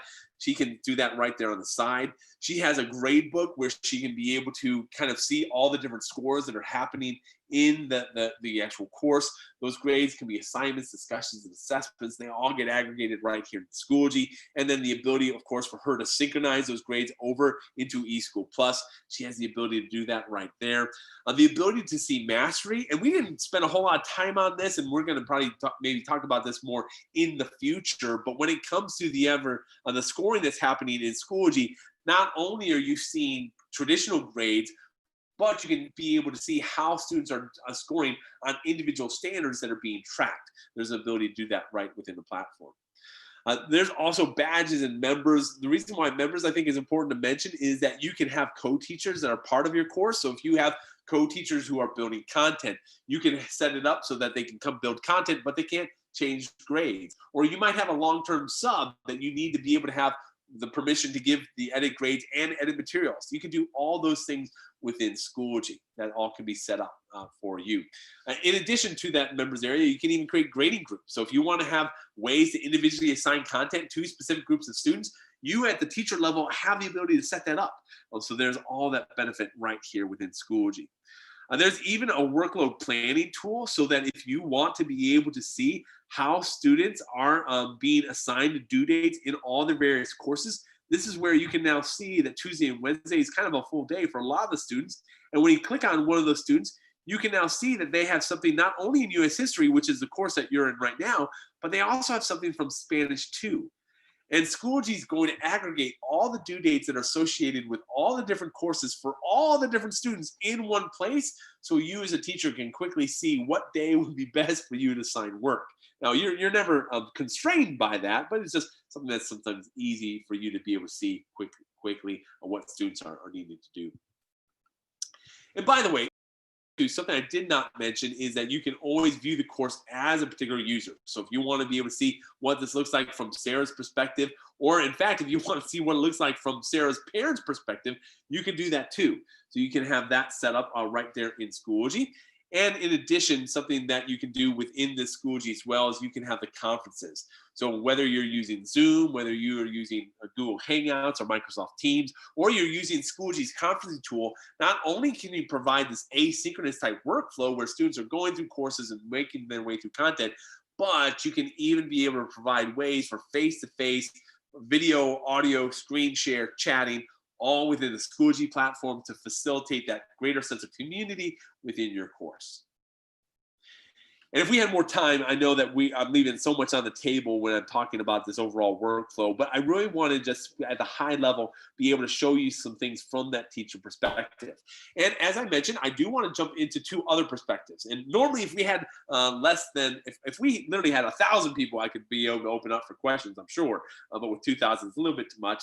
But the idea here is I do want to jump into a student perspective to be able to show you what this looks like. So if I jump into Sarah's perspective, for instance, this is what it looks like for a student. When a student logs into Schoology, this is what they see. They're going to see courses, groups, and resources. They're going to see their course dashboard. They're going to have an overdue and upcoming events. They're going to see all those kind of things. So something that you would, just like a teacher view, that's what's going to be on the student view.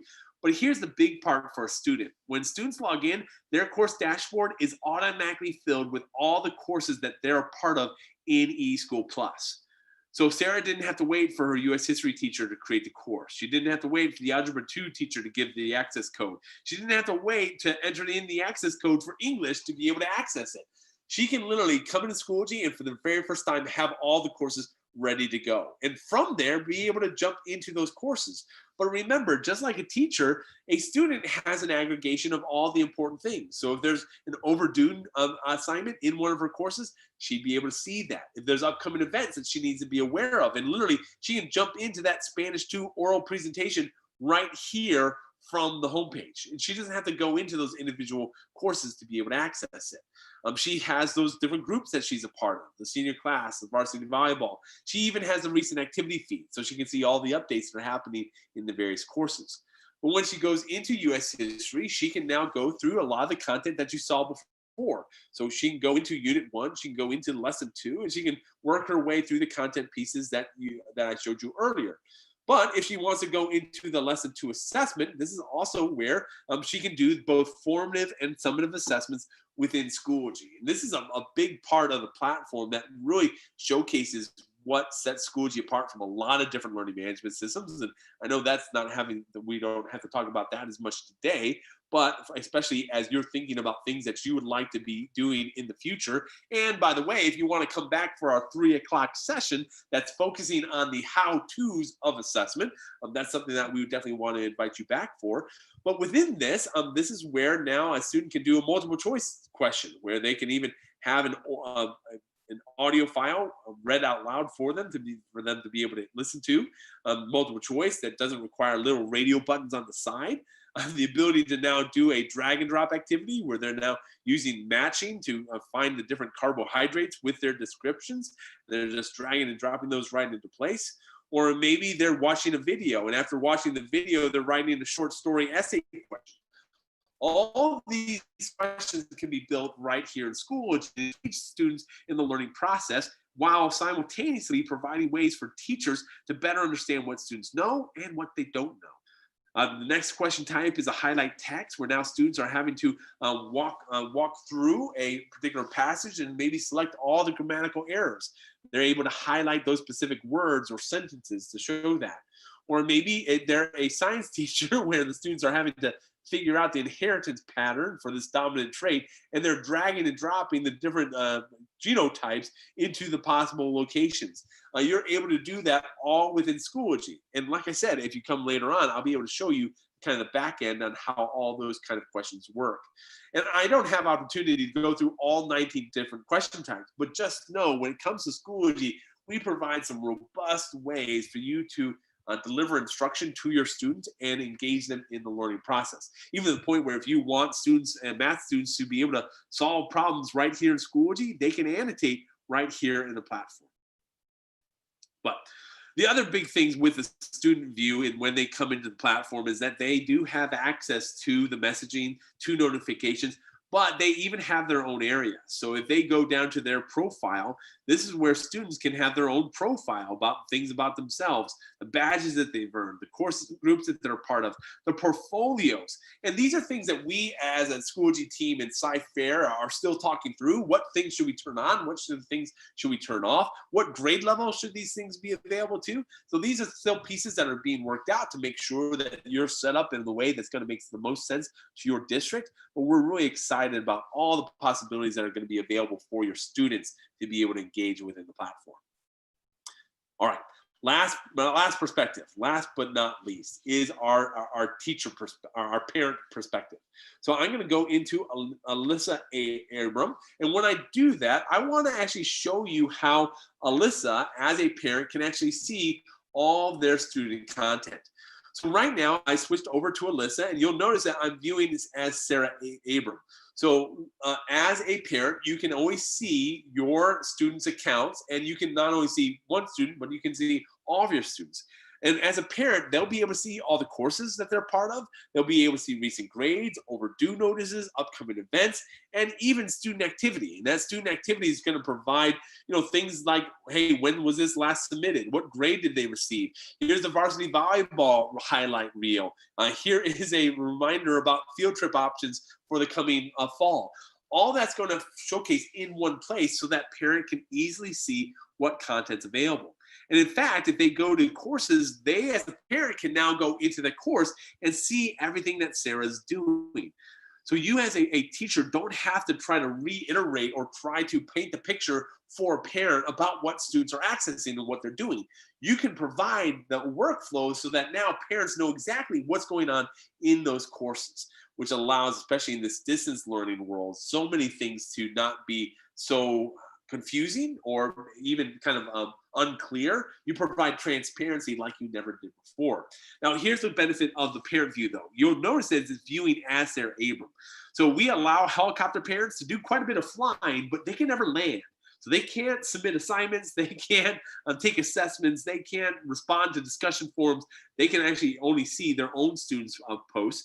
But the idea here is that we want to make sure that parents have access into Schoology to provide support to their students, and for you as a teacher to streamline your workflow so that you're not always having to answer the questions about what students are doing or how they need to be supported. All that can be done right there in the course.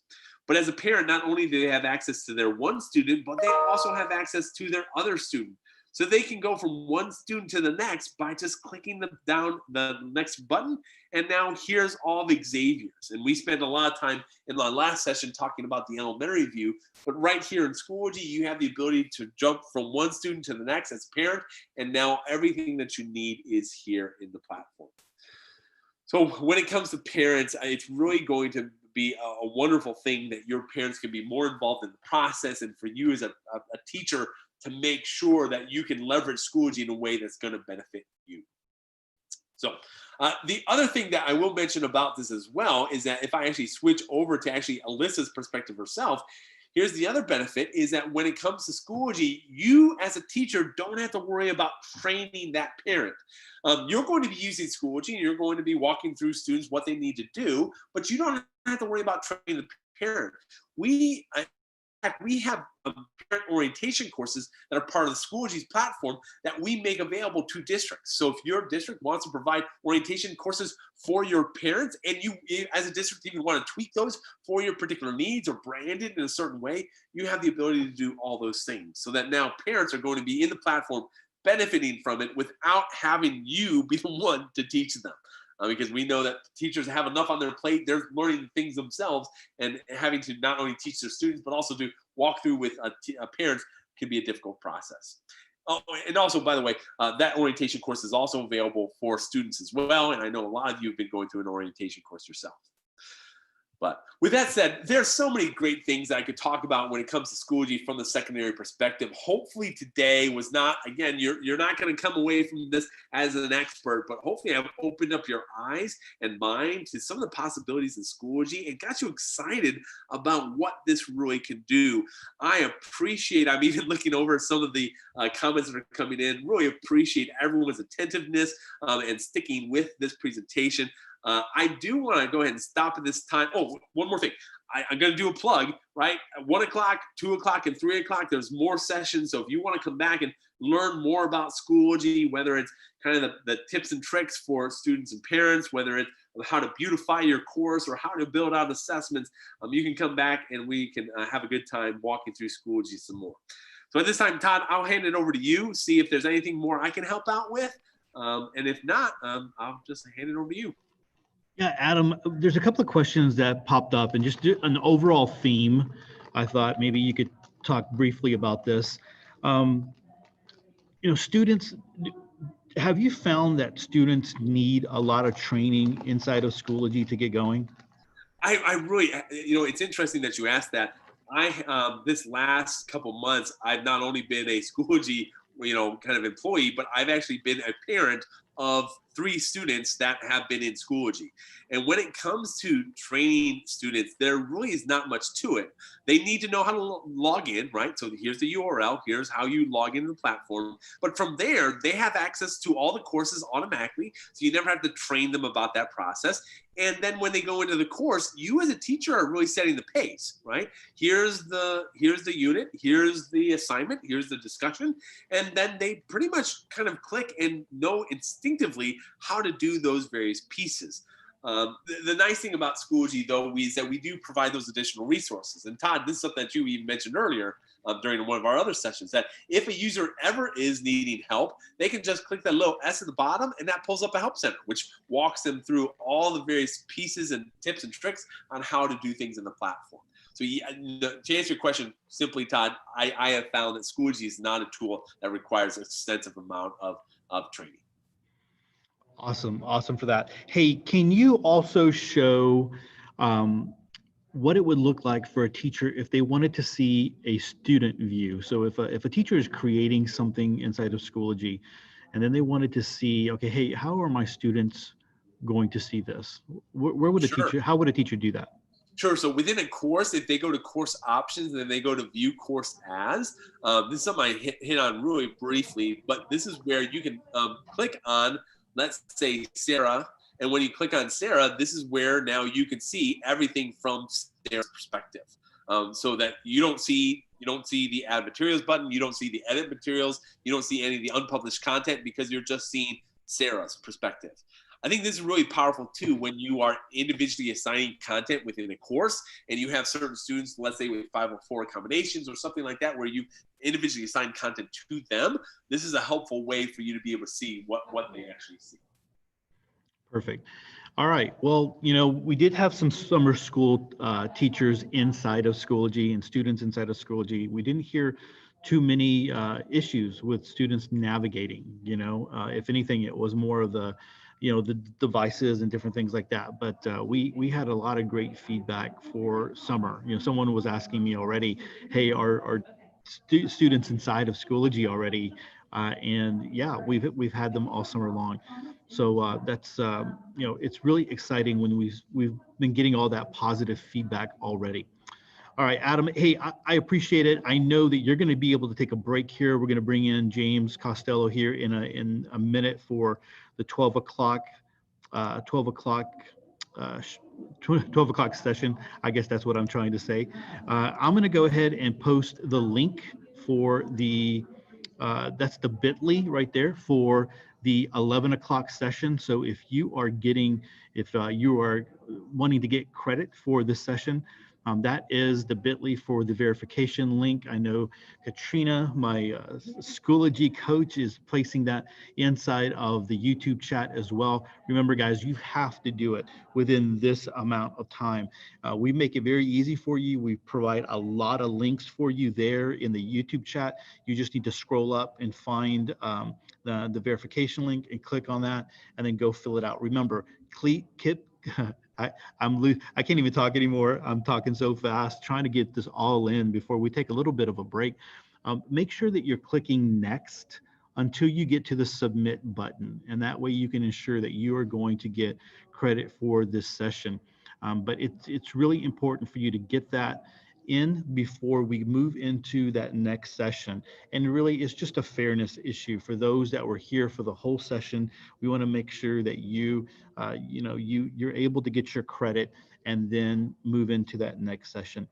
All right, so there's that bit.ly. Again, the clickable link is inside of the YouTube chat. And so you can click on that and go from there. We're going to come back in about 7 minutes with James Costello. He is our cybersecurity expert here in CFISD, and he's going to be talking about some really important things. As we look to go have more virtual options this next school year, making sure that we're keeping everyone safe, not just students, not just staff, but everybody safe.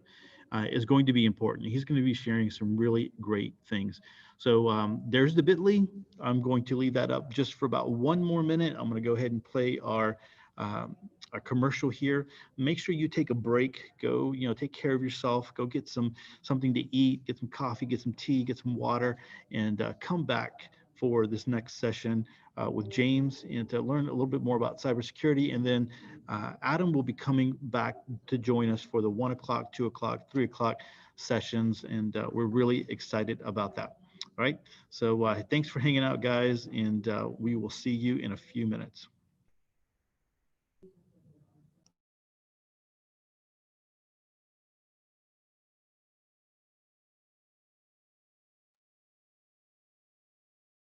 With us today. And on behalf of the entire Cypress Fairbanks ISD EdTech team, thank you. And we hope you enjoy your day.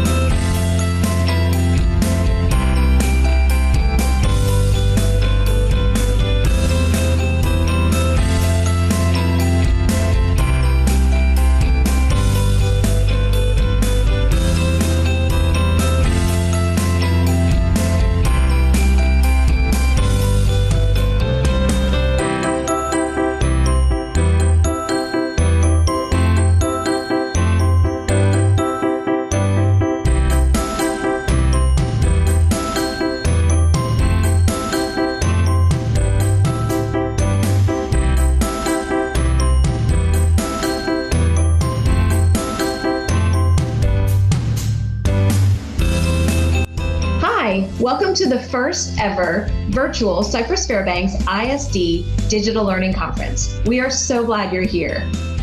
As you are going through your day today, remember that we have 7 different rooms running simultaneous sessions. So there should always be something great that you can watch. In order to earn professional development credit for attending these live sessions, you must complete an attendance verification form during each session. The presenter will show a slide with a unique link to that particular session. When that link is shown, make sure you take a picture or write down that link. And shortly after the session completes, make sure that you fill out that attendance verification form. These forms will be time-stamped, and the form will only be open for a certain amount of time. So make sure that you don't delay in completing that form. We will only be able to issue professional development credit for those that fill out the form during the allotted time. We are so glad that you have decided to spend your day with us today. And on behalf of the entire Cypress Fairbanks ISD EdTech team, thank you. And we hope you enjoy your day.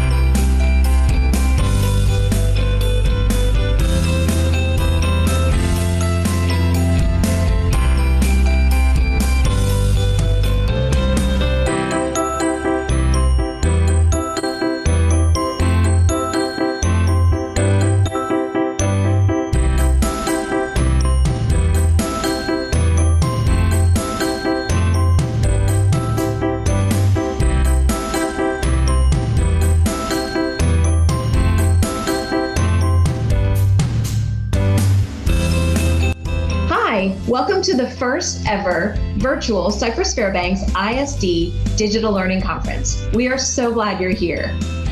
As you are going through your day today, remember that we have 7 different rooms running simultaneous sessions. So there should always be something great that you can watch. In order to earn professional development credit for attending these live sessions, you must complete an attendance verification form during each session. The presenter will show a slide with a unique link to that particular session. When that link is shown, make sure you take a picture or write down that link. And shortly after the session completes, make sure that you fill out that attendance verification form. These forms will be time-stamped, and the form will only be open for a certain amount of time. So make sure that you don't delay in completing that form. We will only be able to issue professional development credit for those that fill out the form during the allotted time. We are so glad that you have decided to spend your day with us today. And on behalf of the entire Cypress Fairbanks ISD EdTech team, thank you. And we hope you enjoy your day.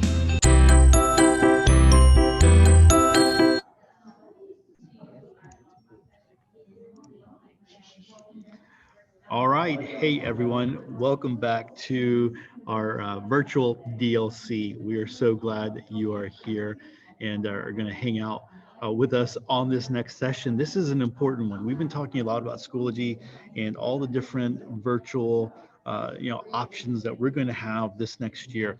One of those things is keeping our students, our staff members, our parents safe. And for this session, we have James Costello. He is our cybersecurity expert who's going to be sharing with us new threats and just ways that we can be safe online. And I got to tell you, there's no time than right now with things that are going on that just it's important to be safe. And so with that, I'm going to go ahead and let me say one more thing before I turn it over to James. The attendance link, verification link for this session will be a little bit, we'll share that a little bit later on in the session. It'll be at the very end, and that's what you will click on to get your credit for the 12 o'clock session. So with that, I'm going to go ahead and turn it over to James. James, the Zoom is yours. Thanks for being here. Hey, Todd, thank you very much. Can you hear me okay? Yes, I can hear you. Fantastic. All right. Well, let's explore this. This is my first time doing something like this, so I'm excited. Let me see if I can share my screen so y'all can see what I'm looking at. And you're exactly right, Todd. I mean, today we're living in a more virtual world than ever before. We're talking about remote classes, remote students, right? More technology than we've ever had as we go to a one-to-one program. So what can we do to make sure that our students and our staff remain safe when we're online? And that's what we're going to talk about today. All right, can you see the screen okay? No, I still see you. So there you go. All right. There you go. You're good. Good. All right. So cybersecurity in K-12, new threats and new solutions. We're all hearing about cybersecurity in the news, right? Just within the past couple of weeks, there's been some really big events going on. I can't believe here we are already almost in August, or as I like to call it, level 8 of Jumanji. And we'll see what this next month brings. So we had this last week, Garmin got hit with ransomware. So if you were using either their GPS in your car or for the watch, then you probably lost services with them for a few days, right? And then Twitter was actually hacked the week before, and some big names, some big accounts got hacked with that. You're talking about Bill Gates, Barack Obama, and a lot of other people were hacked. And so we definitely have to pay attention to cybersecurity. Usually what people want is money. It's usually a financial incentive. And it's not just the, we may have an image of somebody sitting in their mom's basement trying to hack, and they're out there as well. But you've got hacking groups that are out there working with each other, trying to make money off of us, off of you and me. So let's talk about what we can do to protect ourselves. So our agenda is going to be introductions. So we're going to talk about what we're actually seeing for cyber threats in K-12 and at CyFair-ISD specifically. And then what our team is doing to protect the district and how you as staff members can help us with that endeavor. And then what you can do to strengthen your cybersecurity at home. And we're going to give some tips on how parents can protect their students as well. So first, I'd like to introduce the team, the cybersecurity team. I've got Eric Pena as my colleague. He's an incredibly smart and hardworking person who I'm excited to have as an official cybersecurity analyst here at CyFair.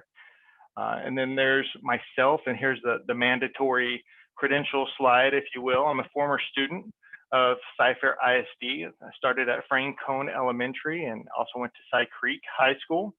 I also live in the community, and I've got a daughter who will be starting kindergarten here at CyFair Schools. So I'm very, very invested in the district and to seeing us succeed. I want to make it clear from the beginning and apologize. I am not a public speaker. I am a typical IT security nerd. So what that means is I'm kind of a cross between like Ben Stein and Jerry Brooks. But you know, Jerry Brooks does stuff to try to be funny on purpose, and he's hilarious. I love Jerry Brooks. I just kind of say stuff that might not always make sense. So if you will just bear with me, we'll make it through the presentation. I'm pretty sure this presentation breaks every single rule of what you should do, and I apologize for that, but we'll make it through. And I really believe that we've got some great information here to share with you as well. So you can see here, I've got over 20 years experience working in information technology. And a lot of that time was done in the United States Army or as a contractor for the Department of Defense. I'm an active member of several IT organizations such as InfraGard. InfraGard is great because we've got other school districts with a security professional, and we get together about once a month and we talk about what we're seeing and we share information to help protect ourselves. I'm also part of the ISC Squared and Secure World Advisory Council, and have my A+, Network+, Security+, and Certified Information System Security Professional certifications. All right, what are our goals as a cybersecurity team? We're here to protect our students, employees, and community from cybercrime, and to assist CyFair staff in achieving their goals in a secure manner. So I really want to emphasize that we're here to help. You know, there's oftentimes a conflict between convenience and security. And so we need to work together to find that balance on what we can do to make sure that you're able to do your jobs and to do so in a secure way. All right, let's talk about what we're protecting and why. So we've got legal reasons that we have to protect student data. You all know about FERPA, COPPA, or COPA, depending on where you're from in Texas, CIPA, PPRA, and HIPAA. You've heard about these terms and the requirements to protect data. And that's good that the government is finally getting involved in saying you have to do things to keep this information safe, because we're talking about student records, we're talking about employee records. And what we're seeing across the industry is that oftentimes, if somebody gets a hold of this information, they will monetize it somehow, some way. And so whether it's student information, which is, by the way, more valuable than oil is, or if it's our own information, you know, they want to do things like take maybe your bank account and reroute the information so that your money is now going to them. Or perhaps they want to perform identity theft on students. And if they get in at a young age, what we're seeing is that these students don't even know about it because they're not going to apply for any kind of credit until they're 16 to 18 years old. Maybe they go to get a driver's license is the first time they find out they've been the victim of identity theft, and they find out there's a warrant out for their arrest. Or when they go to get college loans at 18 years old, and they find out that their credit has been completely ruined by some cyber criminal who got a hold of this information years ago. So that's what we're trying to protect against. And ultimately, it's the right thing to do. Provided a link here on this slide for studentprivacycompass.org. which is a fantastic website to learn more about the FERPA, the COPA, and the other reasons that we need to keep student data safe.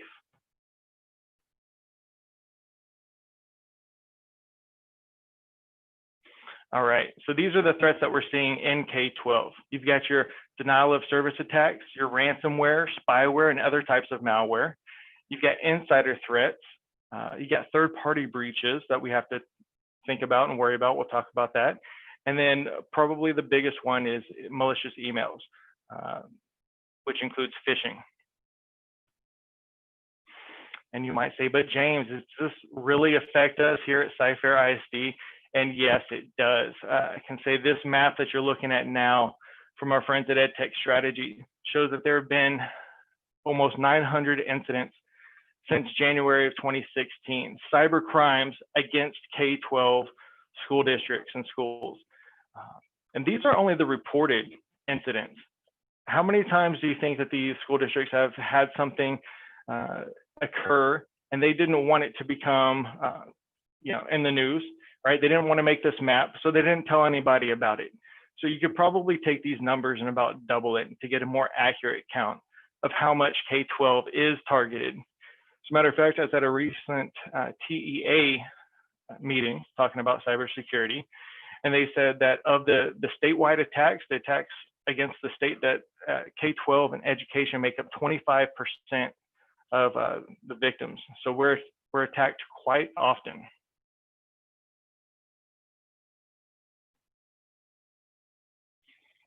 All right, let's talk about some of these DDoS attacks.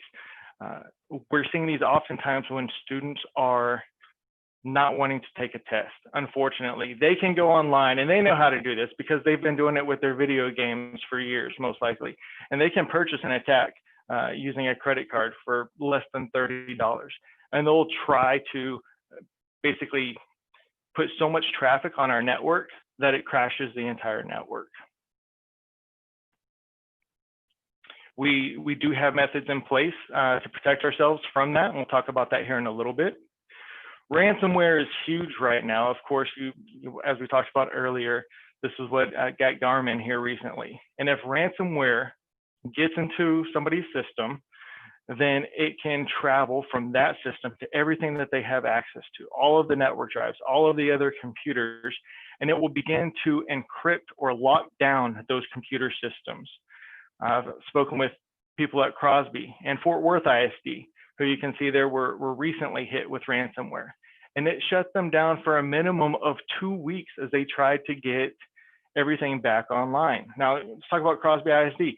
2 weeks that they were offline. Could you imagine the size of a school district like Cyfair ISD, how long it would take to get everything back up and running? So this is why you have to be careful about what we do. You have to be careful about what we click on to help prevent these types of events from happening.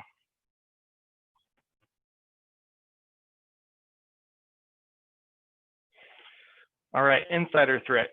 So over 50% of cyber incidents in K-12 schools are carried out by staff or students. Oftentimes it's students who are wanting to improve their grades.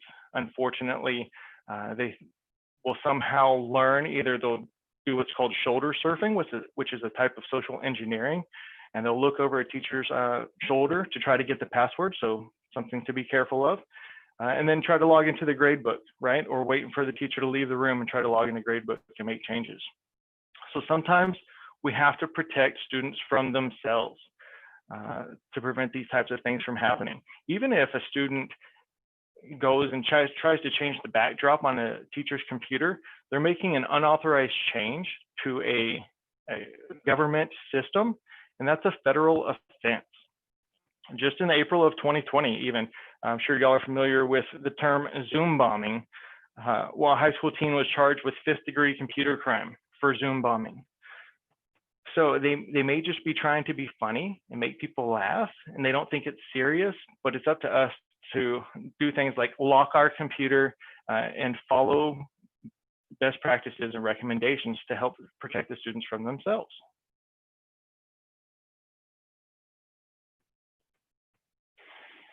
All right, we love our third-party vendors, right? Teachers love to use these amazing websites that are out there that will help us to do our job more efficiently. Unfortunately, oftentimes those vendors get breached, and you're talking about the loss of passwords and student information. So we really have to be careful about where we're putting these informations and where we're having students go in and log in and create accounts at. Animoto, you can see here, was breached. And there were a lot of Cyfair accounts that were found due to that breach. As a matter of fact, every 39 seconds, a computer is hacked, and there are more than 200, data breaches remain undetected for more than 200 days on average. Now, this has gotten a little bit better in the past year or so. We're a lot faster at finding these data breaches and reporting them, but it still happens quite a bit.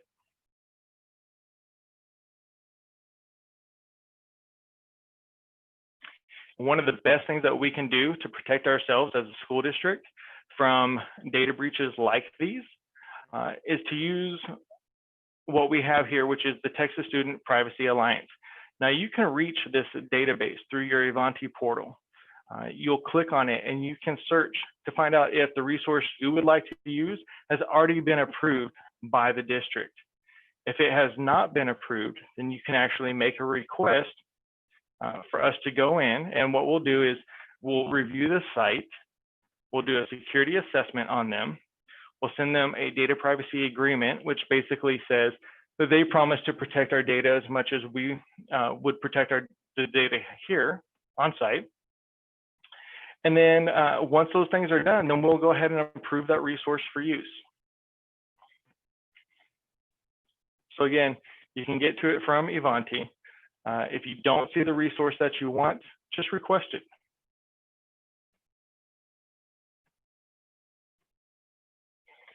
All right, let's talk about email, malicious emails and phishing.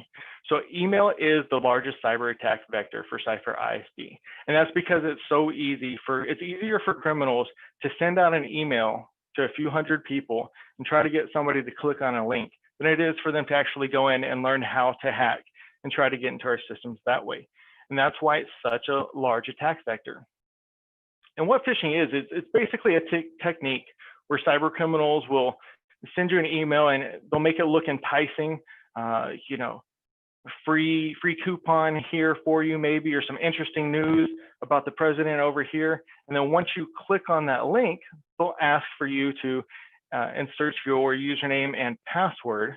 Well, if you do that, then you've just given the cyber criminal basically the keys to the kingdom, because once they have your username and password, they can do anything. So I've got coming up here an example of a phishing attack.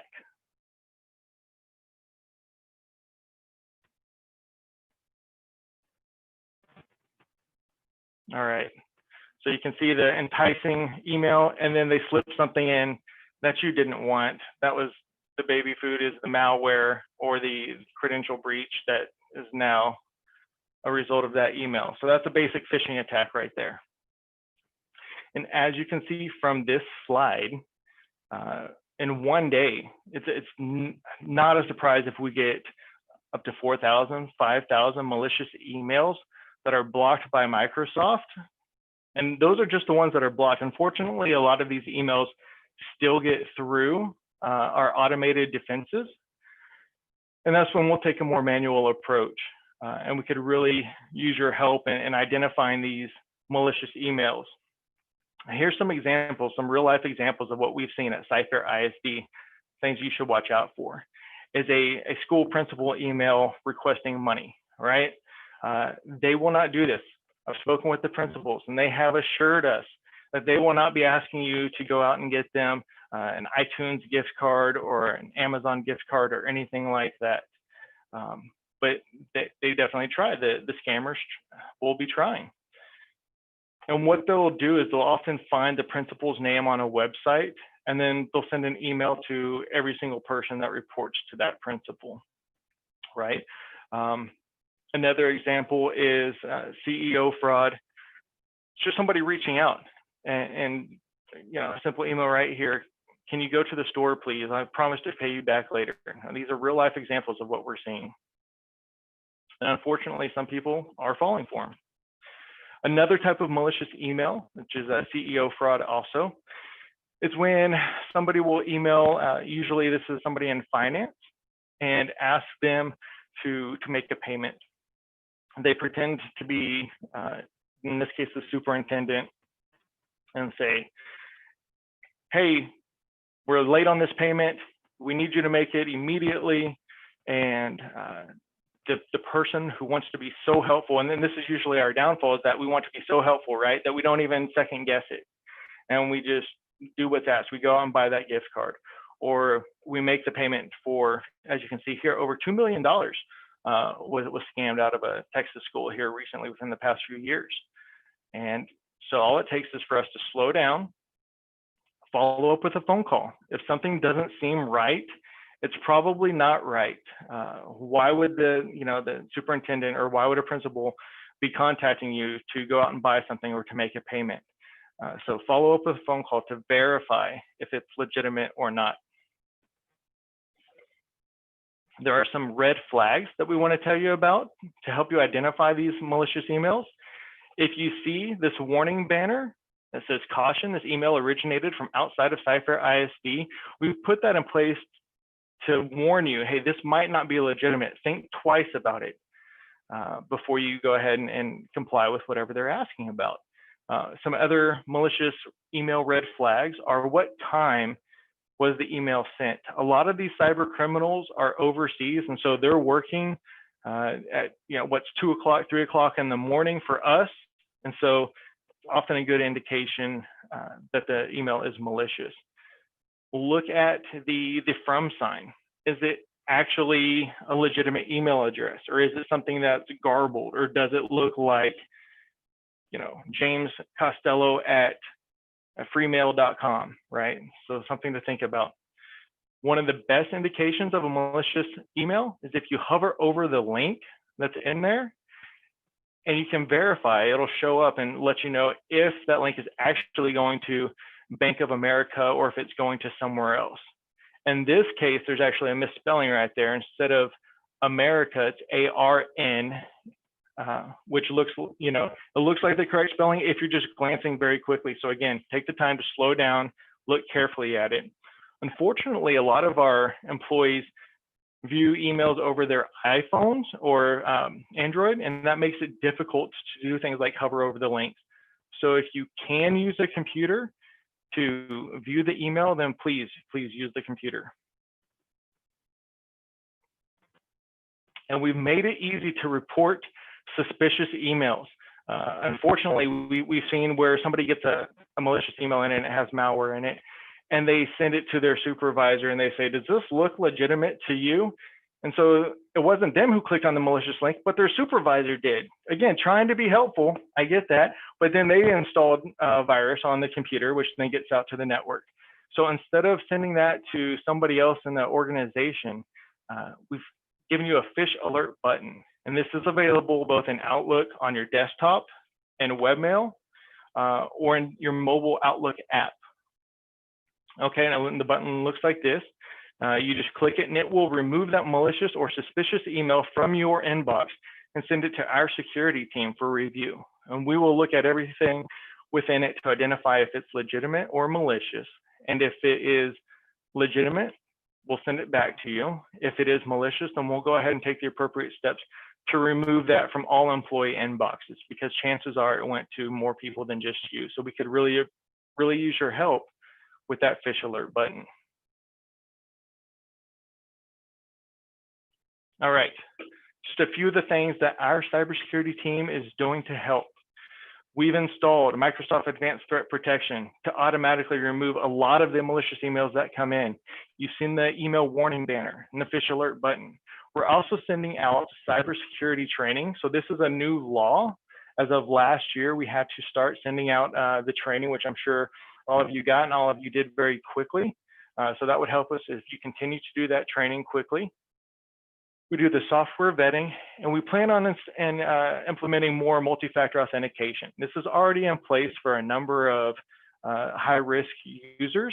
And so the multi-factor authentication simply means that when somebody tries to log into your account because they have your correct password, it sends you a message, or it pops up on your app on your phone, and you just click, yes, this was me. I verify that I am trying to log into my account. That's it. Super easy, and does a lot to help protect you and your information. You'll see more content filters or new content filters coming out this year.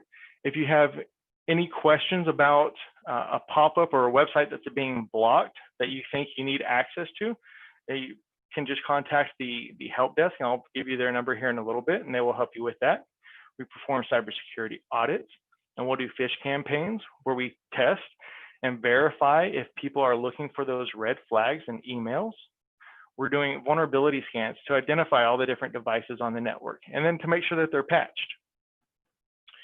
We've got Spy Cloud, which is looking for those CypherISD credentials on the dark web or on the internet and notifying us. And so if we see your information out there that's for sale somewhere, then we will reach out to you and let you know, hey, look, this is the email or this is the password that we found with this email address, so that you can take the appropriate steps to change your password. We're working with the Department of Homeland Security on things like penetration tests. We're looking at getting more hard drives encrypted in case a device does go missing. The information on there won't be readable. We're looking at installing enterprise-wide anti-malware solution that's better than what we currently have. As you can tell, we've been pretty busy with a lot of things that are going on, and we continue to be busy, especially now as we move to the one-to-one.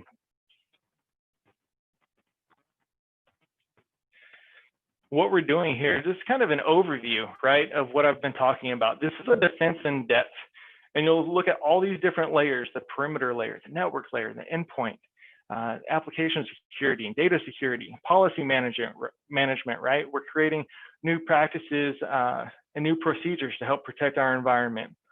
All of these things work together to protect your data and protect the student data. There is no silver bullet. There's no one defense, no one item we can put in place that will stop everything. It takes a layered approach to it. And of course, employees are the best layer of defense that we have against cyber attacks. So earlier I talked about Eric and I are officially the cybersecurity team, but really every single person in CypherISD is an extended member of our cybersecurity team. We have to work together. It's the only way that we can keep our information safe to protect your paychecks, your information, all the student information, our community members, parents. We have to work together. I mean, we can think about any department on here works with us, right? The police department. So if there's actually a crime involved, then we will work with the police department. That request usually goes through them, and they'll take the lead on that. And then we'll provide them whatever information they need. Let's think about athletics. What information does athletics have? Well, they've got all kinds of physicals, right? So health information is listed in there, food services, you know, they've free and reduced lunches. So there's a lot of information out here, and we all work together to keep it safe. Of course, we couldn't do it without the leadership of our superintendent, who has been very helpful in getting our program established, and we appreciate that. All right, so what can you as a CFISD staff member do to help? Well, we've got that new annual training. So if you can continue to do that quickly and in a timely manner, that'll be a huge help, because you are the best line of defense. If you see anything that's suspicious, please report it immediately. Don't wait for 2 weeks for us to contact you and say, yeah, my computer's been acting a little bit fishy lately. Let us know immediately, and we'll give you the ways you can contact us here in a little bit. We'd ask that you please follow best practices to include Google Documents. For example, one of the things in a recent cybersecurity meeting I was in that we talked about was the one category that is causing cybersecurity incidents to increase throughout the entire world right now is human error. And it may be something that's oftentimes as simple as I emailed the wrong information to the wrong person, and now there's a data breach. Or I set up my Google Docs permissions incorrectly, and now everybody has access to a document that I only wanted one person to have access to. So again, please just take your time as you're setting these things up and double check the emails before you send it out. That'll be a big help. Use your work email for work only. Some of the breaches that we see are unfortunately, maybe it's a coupon site or it's a Ticketmaster or something like that. They got breached, and somehow CFISD email account was used to create that account. And so now that information is out there. So please use your work email only for work. I like to say if you don't need the information, don't keep it, right?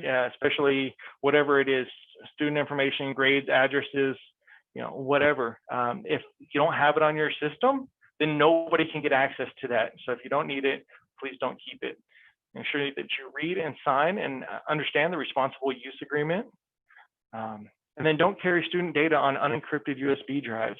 This unfortunately happened to a nearby district just a few years ago, where thousands of student records got released out to the dark web because it was all on an unencrypted USB drive that was dropped accidentally in a parking lot and somebody picked it up. One of the easiest and best things that you can do to help is to lock your computer before walking away. So you can hit the Windows key L or just Control-Alt-Delete to lock your computer before walking away. And then lastly, I would say encourage your students to pursue cyber programs such as Cyber Patriot and Girls Go Cyber Start, and encourage them to look for careers in cybersecurity. All right, and this goes into also how can staff help students. We encourage you to please model and teach good digital citizenship. That means telling them about what's okay and not okay on social media.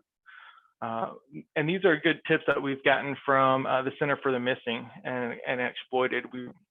Within the last couple of weeks, we were in a meeting with them, and they were trying to train us up on how to protect our students. They said to warn them about the dangers of talking to strangers and warn them about the dangers of applications. We know that so many people have been on TikTok and other apps, especially during this pandemic, but there's a lot of security risk on there. So make sure that they know about that. Again, encourage a career in cybersecurity. One of the best things for your students would be to help them pay for college and to give them a guaranteed job after college, right? Well, if they look at federal organizations like the FBI and the CIA, there are a number of the Department of Homeland Security. I mean, there are so many government organizations that are looking for qualified cybersecurity professionals that they will help pay for their college and then give them a guaranteed job afterwards. So make sure they know about that. And then when we asked the Center for the Missing, what's the number one thing that they would share with teachers and ask them to tell their students? And they said, tell your students just to trust their instincts, right? And make sure that the students have somebody, an adult that they can talk to if they encounter something strange online. If it feels odd, it probably is odd, and they need to notify somebody.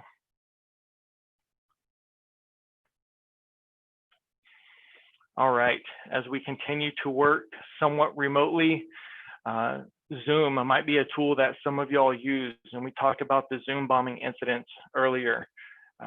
Oftentimes these kids think that they're being funny and they'll go in and they'll take over a Zoom meeting. But if you can follow these Zoom best practices, then you will pretty much ensure that nobody can take over your meeting. So what does that mean? Let's take a look at a couple of these real quick.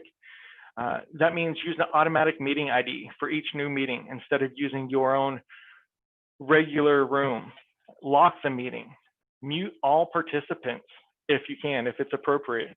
And disable participant videos where you can.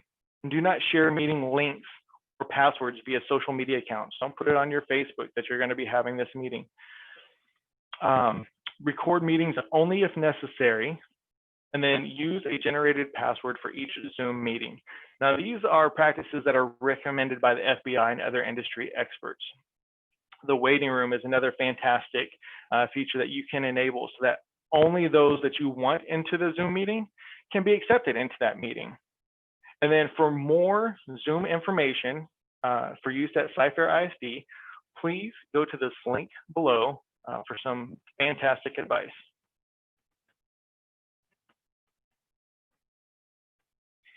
All right. I care about protecting everybody. We've talked about this, the students, the staff, and our community. So how can you protect yourself and your families while you're at home? Some things we would recommend, install anti-malware software. There's some fantastic anti-malware software that's out there. Avoid downloading anything that you don't absolutely need. This includes extensions or any kind of software. If something just pops up on your screen, it's like, oh, you need to download this. Again, slow down, think twice about it. Do you absolutely need that to make things run? Perform regular backups on your system, and you can do this either to the cloud and have information just automatically sync on a regular basis, or you can use like a USB external drive that you plug in, and maybe once a week you back up your important information. Make sure that your systems are patched and updated. This is all systems, laptops, Chromebooks, desktops, phones. I was at a cybersecurity convention where they had 2 iPhones and actually used one phone to hack into another one and get access to all of the information on there because that iPhone was not patched. So please make sure that you update your systems. We recommend using a passphrase instead of a password, and we'll get into more detail on that in just a little bit. And several organizations, including NIST, which is the National Institute for Standards and Technology, recommend using a password manager to keep your different passwords for different accounts. One of the problems that we're seeing with these leaked credentials online, right? If somebody finds your password out there, is that it may be an old password, but it's an old password that you use for like 20 different things, and you still use it for 20 different things. So make sure that you use different passwords for different accounts. And then anywhere that you can, use multi-factor authentication. This is pretty much standard for most banks, but it's also available for social media and other sites.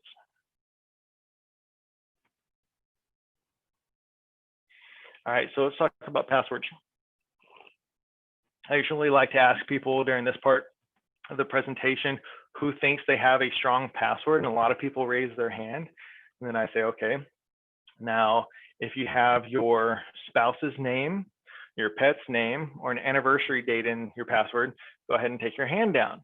And the reason for that is because all of that information is easy to find. It's easy for people to get and guess your password. So what we recommend is the use of not only a password manager, but also that you use a passphrase. Your password is no longer just one word.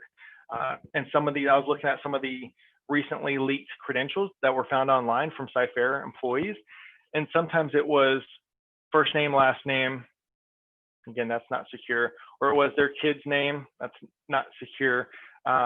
So what you can do to prevent hackers from going in and using software to run all these attempts to hack your account is you put multiple words together into a passphrase, and you change it up with maybe a few numbers or special characters in there, but it makes it a lot more difficult for them to actually hack into your account. The longer your passphrase is, the stronger it's going to be. And of course, never share your password with others, because whatever they do under your account, you're responsible for.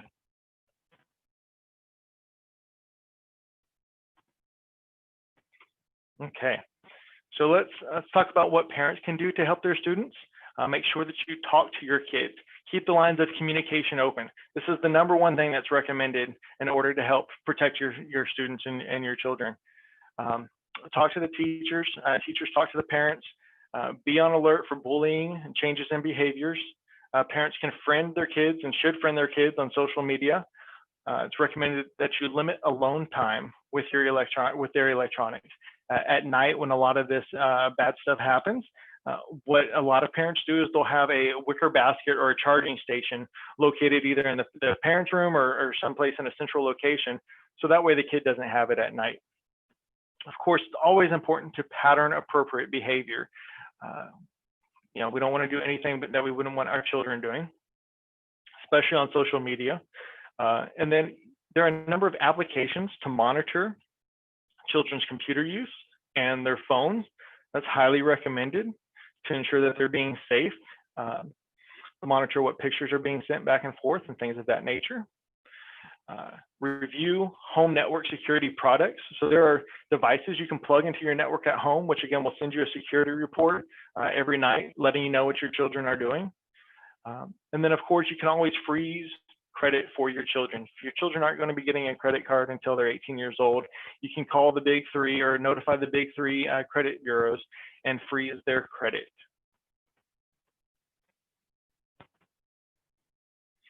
All right, again, I can't say how much I respect teachers and all of our staff here at Cypher ISD. Here's the code that we talked about earlier with the link for it. I know you guys all work very hard. It's a difficult job. I went to middle school and had the honor of talking to several classes in one day. And when I got home, I just wanted a big glass of grape juice and to go to sleep because it was tough. The work that y'all do is very tough, and I appreciate you all and the hard work that you do. I'm going to give you one more beneficial slide here. So to report any cybersecurity incident or problem, if you think it's a crime, go to the principal or the assistant principal and make sure that you go through them. If it's a standard, you know, hey, I think that there's a malicious software maybe on my computer or an extension that's acting funny, you can report it to the help desk at iSupport at CFISD.net, and there's the phone number as well. You can also follow our Twitter page or email us directly if you have any questions. Some of the other things that we're able to do as a cybersecurity team are to come out to your schools or meet remotely and talk to parents and talk to students about cybersecurity, about pursuing a career in cybersecurity and what they can do to protect themselves at home. We've also given you the website for ic3.gov. If you fall the victim to, or if you see some cybercrime at home on your personal system, they're the people to call or to contact and discuss it with. And then of course, for student privacy information, please visit studentprivacycompass.org. And that is the end of my presentation.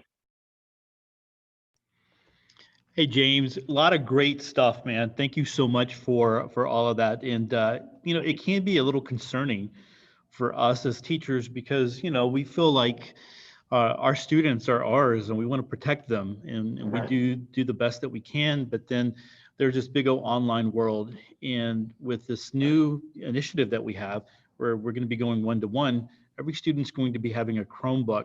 One of the questions that came through was, and I don't know if you could speak to this or not, maybe help provide a little bit of insight, is what kind of security features are going to be on those Chromebooks that will help protect students? Right. So one of the things that we have in place, we are obligated to protect our students when they're at home, just like as if they were at our school district. So their internet will actually be funneled back through our content filter to help protect them. So our content filter will look at those links and identify if they're malicious, if they're inappropriate, and it will block them from getting to those types of dangerous or inappropriate websites. So that's one piece of security that we have in place. I'm also working to get enterprise-wide anti-malware software. Everything comes with anti-malware. For me, it's not good enough. I always want the next best thing. So I'm trying to get that implemented as well. That's good. Okay, so another question. You talked a little bit about the apps. You know, you're in the Schoology room. Schoology is one of those things where we can have apps inside of that. What I've been telling everyone is we still, although it's inside of Schoology, we still need to vet all those apps and make sure that they're appropriate and all the things that we've always shared in the last couple of years as far as data privacy and all those things still apply. Just because it's Schoology doesn't mean that, you know, we just go out and can bring everything in. So if someone was wanting to, and I'm not specifically talking about the apps inside of Schoology, we need to, you know, we look at those a little bit. Not only do they have to pass all the data privacy, but not every app is an app. That's one of the things that we're finding out. Not everyone is useful, although, you know, they're available. But what is the procedure? You did mention it. You talked a little bit about it, but what is the procedure for someone who finds something really great and it's not on the list already, the approved list? What's the procedure? How do they go about doing that? Okay. The easiest way and the best way is to open up an iSupport ticket. In the iSupport ticket, which is isupport@cfisd.net, that's send an email to that and it will create the ticket if you don't want to go into Ivanti portal and create a ticket that way, right? You've got multiple options. And just state, this is the product that I'm looking for. Here's why I want to use it. And here's some good contact information to reach out to these people to, to get them to sign the data privacy agreement. Now, just because they make the request doesn't mean that they're going to get it. There have been vendors that we've talked to who were it was a small mom and pop shop. And they were literally like, I've got a server in my garage right now, and that's what I'm running this app on. And unfortunately, it's just me. I can't put these cybersecurity measures into place to protect your data. So for vendors like that, we don't want to do business with them. And chances are there's probably something out there that does similar stuff in a different way, a more secure way. So, but yeah, iSupport at CFISD.net is the best way to make those requests. And that's where a teacher would start.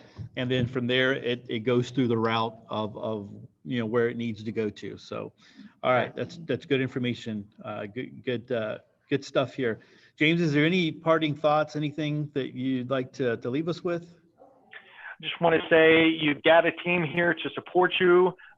We respect you all. We definitely love the work that y'all do. If there's anything that we can do to make your jobs better, please reach out to us and let us know. We're all a team here. Most definitely. We really appreciate what you and Eric do to keep us safe, not only staff members.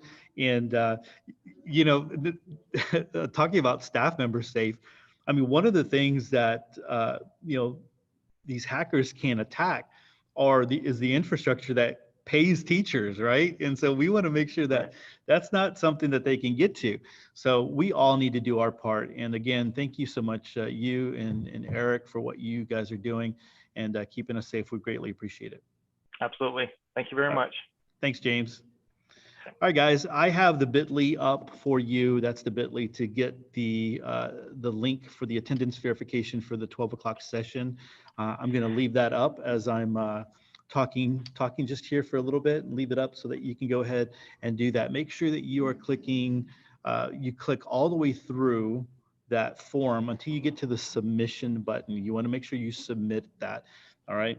And I know I'm getting a lot of email. I can't answer I apologize. There's no way that I can get to the email right now as I am facilitating this Zoom room and all the things that are going into that.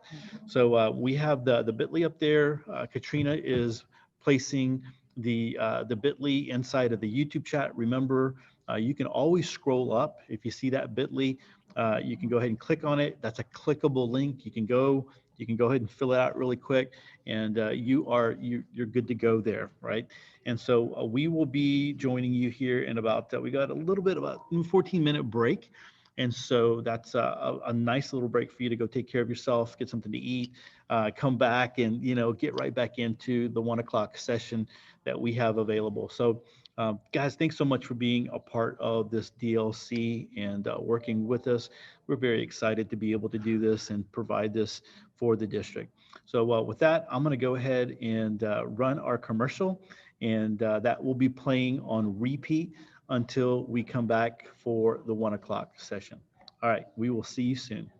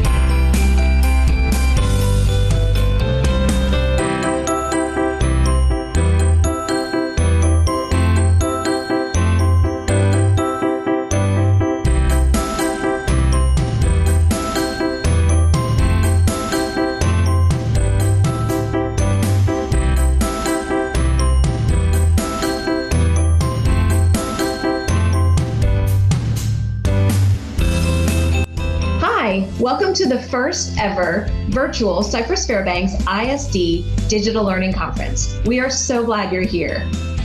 As you are going through your day today, remember that we have 7 different rooms running simultaneous sessions. So there should always be something great that you can watch. In order to earn professional development credit for attending these live sessions, you must complete an attendance verification form during each session. The presenter will show a slide with a unique link to that particular session. When that link is shown, make sure you take a picture or write down that link. And shortly after the session completes, make sure that you fill out that attendance verification form. These forms will be time-stamped, and the form will only be open for a certain amount of time. So make sure that you don't delay in completing that form. We will only be able to issue professional development credit for those that fill out the form during the allotted time. We are so glad that you have decided to spend your day with us today. And on behalf of the entire Cypress Fairbanks ISD EdTech team, thank you. And we hope you enjoy your day.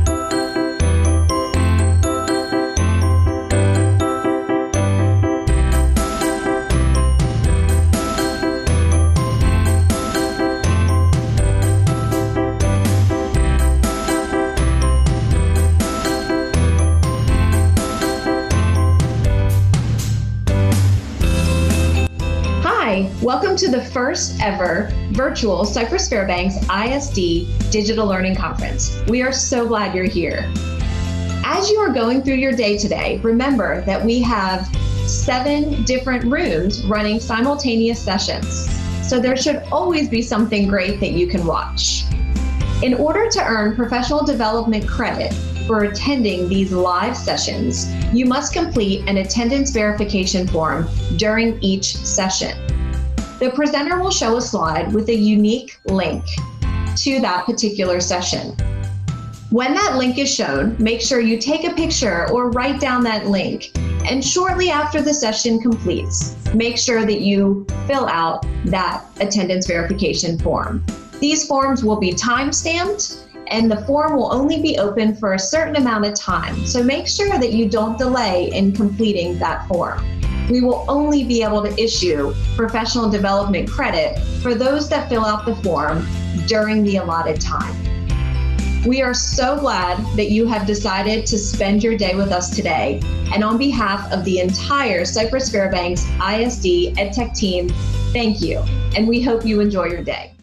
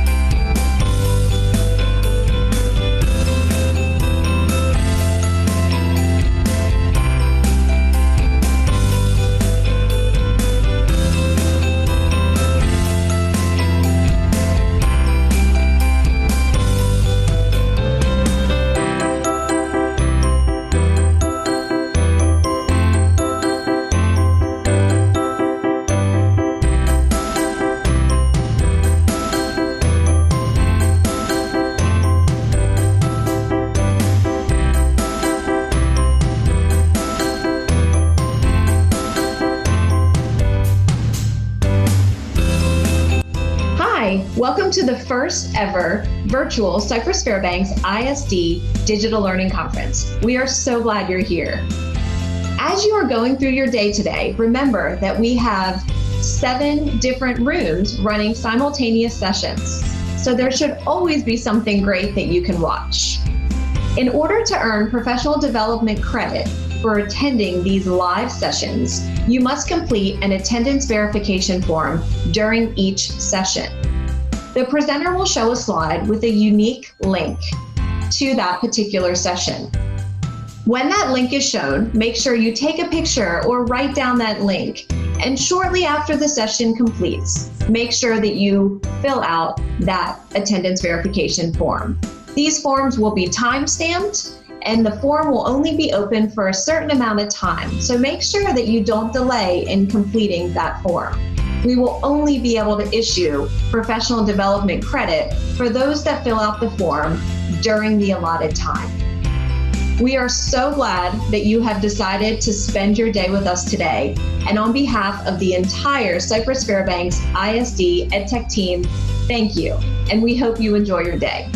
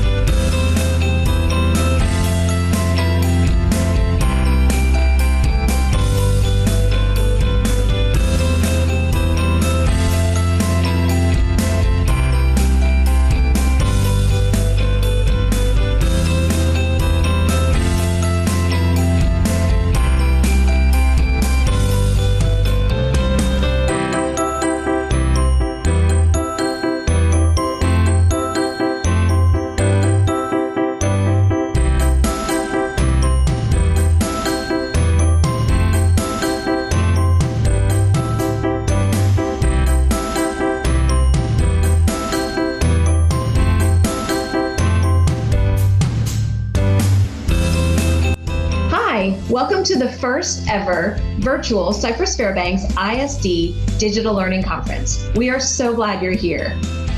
As you are going through your day today, remember that we have 7 different rooms running simultaneous sessions. So there should always be something great that you can watch. In order to earn professional development credit for attending these live sessions, you must complete an attendance verification form during each session. The presenter will show a slide with a unique link to that particular session. When that link is shown, make sure you take a picture or write down that link. And shortly after the session completes, make sure that you fill out that attendance verification form. These forms will be time-stamped, and the form will only be open for a certain amount of time. So make sure that you don't delay in completing that form. We will only be able to issue professional development credit for those that fill out the form during the allotted time. We are so glad that you have decided to spend your day with us today. And on behalf of the entire Cypress Fairbanks ISD EdTech team, thank you. And we hope you enjoy your day.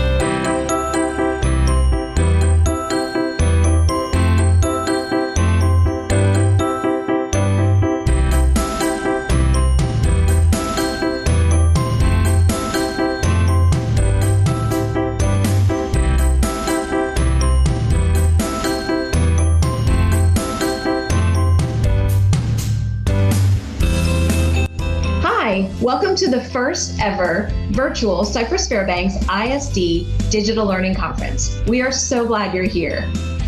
As you are going through your day today, remember that we have 7 different rooms running simultaneous sessions.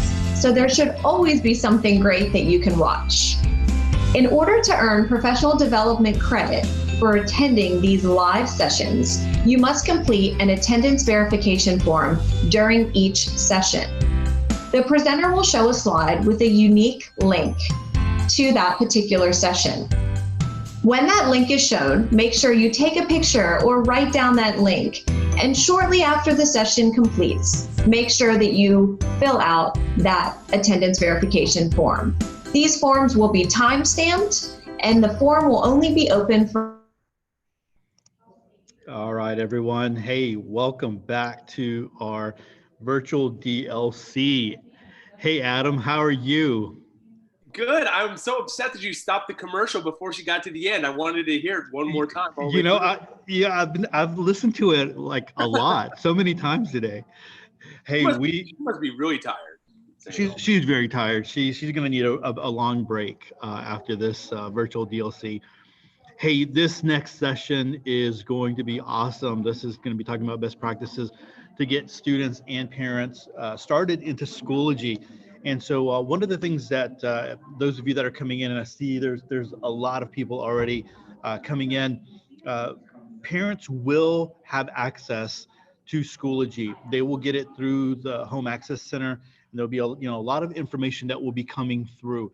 We do ask that teachers don't try to kind of force parents inside of Schoology yet. Let them go through the Home Access Center and get their login information that way. We do request that, but Adam is going to be sharing a lot of great information here, and we're going to have more information as we get started in the school year. You know, Schoology we've really just blasted into Schoology, and there's so much to learn and so much to know. And so we're trying to be very purposeful about the information that gets out there, and to help everyone get the access that they need. Hey, I want to remind you that if you're here for the 1 o'clock session, that link for the to verify your attendance will be at the very end of the session. We'll put up a bit.ly. We'll put it in the YouTube chat, and you'll have it. You can easily click over there and go ahead and get there. But really want you to be able to take some time to focus in on what Adam's going to be sharing. So I'm going to stop talking and turn it over to you, Adam. Go for it. Great. Well, I am super excited to be here with all of you. Some of you, this might be a repeat session for you. So some of the things are going to be a little bit redundant, but some of you are maybe here for the first time. I'm hoping that your day has been going well. I know that I was looking through the actual agenda of some of the different tracks, and there are some tracks that I actually would have wanted to be a part of if I wasn't having to lead 7 different sessions, but hopefully you've been able to take advantage of that. Hopefully everyone has gotten a lunch in them. I had a nice hour break, so I was able to get that lunch in, so that was nice. And hopefully this time is going to be beneficial for you as we look at how the kind of best practices of Schoology when it comes to students and parents. And I'll talk about my agenda here in a little bit, but first off, I do want to introduce myself. My name is Adam Larson. I think Todd finally got tired of complimenting me, so he just let me introduce myself. That's fine, Todd. I'll write that down as a note, though. But essentially, my role, my name is Adam Larson. I'm the Director of Educational Strategy for Schoology. I've been with the company for about 5 years, but before that, I was in public education.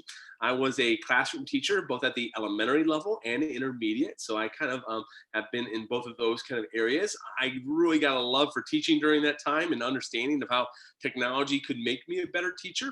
I used that knowledge actually to move into a campus-based instructional technology specialist position. So I was working at a 4,000 student high school campus that was going one-to-one back in 2008. This is actually at Klein Oak High School, so in Klein ISD, which is a little bit north of where all of you are. I was there helping everywhere from calculus teachers to cosmetology teachers to help move forward with technology. I learned a lot of great lessons, helped out all the different campuses that were rolling out at that time, and I eventually found myself into a district level position where I was working at Houston ISD, helping with a 60,000 laptop distribution across 48 different high schools. I was helping the technology team, a curriculum team and the assessment team to all be able to move forward. And it was actually during that time, I was actually part of an LMS committee where I saw Schoology for the first time. And it was kind of love at first sight. I was like, I wish I could have used it in the classroom. I wish I could have been training teachers on this. I wish I could have used this to introduce to campuses. I felt so strongly about it that I decided to join the team. And I've been working with them ever since, kind of introducing districts to the possibilities of Schoology. Now, what's really interesting, when Todd and Becky first approached me about coming and helping out with this section, I was more part of the sales process because I just know districts, and I live close by in the Houston, I live in the Houston area, so I was definitely close. But when they asked me to help with the digital learning conference, it was something that I was excited about helping with. In fact, I'm actually on vacation up in Wisconsin right now. This is not my house. That is not my fireplace. I'm kind of in a rented space here. But I was so excited about it. I knew I wanted to be a part of it, even in the middle of vacation. So I'm really excited to be here. Now, the agenda of today is I do want to talk about the best practices of how to use Schoology with students and with parents, but it really starts with understanding their roles. What are students doing in the platform? What are parents doing in the platform? Without you seeing that, it kind of becomes a little bit nebulous. So I'm going to be walking you through Schoology from a student perspective and a parent perspective, really spending some time clicking on more buttons, especially if you've heard me talk about the secondary experience or elementary experience earlier. Don't tune out, stay with me, because we're actually going to be going through some more, like, what clicks do they actually do to make these things happen. So I do want you to see that. And after we understand those roles, then I want to break out what Schoology does to help those individuals move forward. What can you as a teacher do to help? What can your principals do to help? And what can your district do to help? So Schoology, you as a teacher, you as a principal, you as a district, what can you do to make this more successful? And I'll kind of spell those things out. I have about 2 in each kind of category. That's not to overwhelm you. But with that said, I am going to go and stop sharing my screen, or my video at least, so I can start sharing my screen up here in the northern woods. I don't know how good my internet connection always is, so I want to make sure I save as much bandwidth as possible. And I'm going to go ahead and start sharing right now. All right, so let's go and start talking about Schoology from those different perspectives. What you see right now is I'm actually logged into Schoology, and I'm logged in as Sally. Sally is one of our secondary students. I actually have an opportunity to go over to an elementary student view as well, because I think that might be helpful for you to be able to see, especially if you're trying to understand how to build content and things like that. But when a student logs into Schoology, first off, the login process can be tied together with everything else that they log into the district, so the credentials don't have to be a one-off situation. Most districts that are having problems with students and parents, usually it has to do around login, and because they have not set that up through their Active Directory, or they have not synchronized it with the other credentialing. I know that Todd and the team are working right now to make sure all that's going to be as seamless as possible. So that's going to be one hurdle that you won't have to worry about. But when Sally logs in, she's going to have access to kind of some main functionality in Schoology. Courses, groups, and resources being the main thing, and then even a grade report, which we'll spend a little bit of time talking about as I go through things. But specifically on the homepage, she has access to her course dashboard. Now, the beautiful thing about courses in Schoology is that these are all preset in Schoology through eSchool Plus, through the integration that happens with eSchool. So for instance, when Sally logs into Schoology, she doesn't have to wait for her history teacher to create a course. The course is automatically generated through eSchool. She doesn't have to wait for Sally, for the algebra teacher to send her an access code, because she's automatically enrolled. She doesn't have to wait to enter the access code in herself to get into biology, because again, that's happening right through eSchool Plus. So literally all of her periods 1 through 7 are going to be found in one place. So she never has to add these courses. She can simply access them. In a little bit, I'll actually go into one of those courses just to be able to show you things from that student perspective. In addition to those courses, though, she also has access to groups. And for her groups, this is ways for students to have more ownership, to be able to create a sense of community and collaboration, all within Schoology. The first group, excuse me, the first group that you see here is the senior class of 2020. So this is a student-led group. So literally, when Sally goes into this group, this is a place for her to be able to share ideas, have discussions, post updates, share resources. All that can be done through the group. However, that group is still facilitated by a teacher. So it's not like Sally's working independently with a bunch of other students. It would still be facilitated by a teacher. So you can make sure that things are on the straight and narrow there. But the group provides a place for Sally to engage and provide a place for her to be able to do some work. The other group is a varsity basketball. This really just streamlines things for her. You know, in the past, I always talk about how sometimes coaches would create Facebook pages or Twitter handles to keep students in kind of in the know. Now with Schoology, we provide a place for her to see all of her kind of school related activities in one place. And whether that was varsity basketball or National Honor Society or robotics club or Lego league, whatever that might be, all that's going to happen right there in Schoology. Even part of a student government. So she wants to be part of, maybe she might be the vice president of the student government, and she's providing direction for the rest of the individuals, or receiving direction from the president, wherever that might be. Those groups provide a ways for those users to come and collaborate all within the Schoology type world. So there's a really benefit for Sally when it comes to Schoology. In addition, though, to all those courses and groups, one of the nice things that Schoology does provide is the ability for all the things that she needs to have access to be aggregated. So for instance, when she goes to recent activity feed, she can see all the updates that are being made in the various courses. So there looks like there's 2 updates from Tracy Teacher about the varsity basketball. That's loud and clear that there's a game coming up. And underneath that, you have a mental health and awareness that's being made by the district. So literally, the district can be posting out updates that students also receive. So there's ability to do that. Underneath that, a principal announcement. If you are a principal listening right now, you can create your announcements now in a digital format and have that be uploaded into Schoology. And then it's quick and easy to make that update available to students and parents as well. And that update happens right there. Or even a teacher who's wanting to make an update about a field trip possibilities for next year. The idea here is that Schoology is going to aggregate everything for the student right there in that recent activity feed. So you can really provide the direction that Sally needs to be able to move forward. And on the right-hand side, what she has here is kind of like a to-do list. And the very first to-do list, and the most important one for her to pay attention to, is probably that overdue list. This keeps track of all the overdue assignments that are happening in all of her various courses. So right now, for instance, she has a Google assignment that's needing to be done in biology. And instead of having to go into biology period 3, going into the particular unit, going into the particular lesson, and then figuring out what the assignment she actually hasn't done, she can literally click right on that Google assignment, and it'll take her right to that particular place. And all the teacher had to do is create a due date for it. And once the due date's passed, it's automatically going to alert the student that there's an overdue notice, and then it quickly allows her to actually jump to that assignment by just clicking on the link.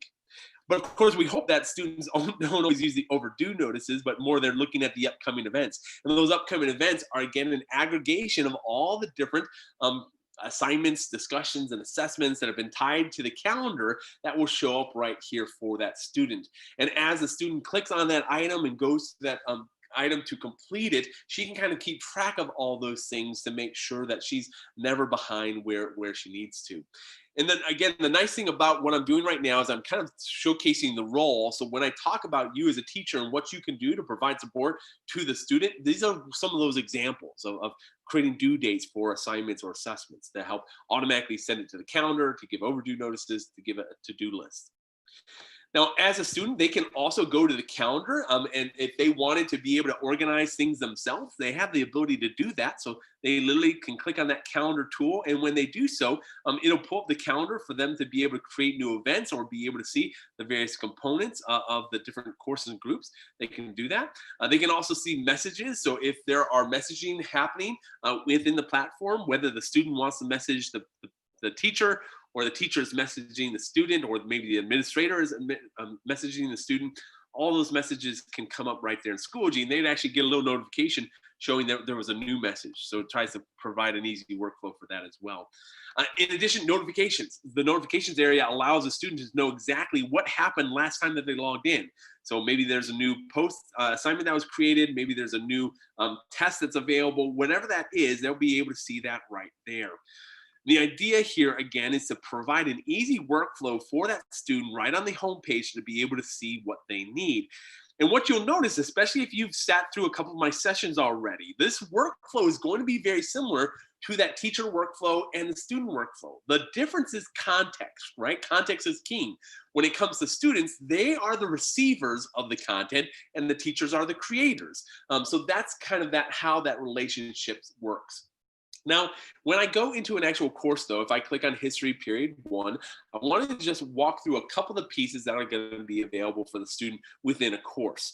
Now, in a particular course, you'll notice that this is History Period 1. On the back end, the teacher literally has Period 2, 3, and 4 as well in this course, but Sally's only going to see Period 1.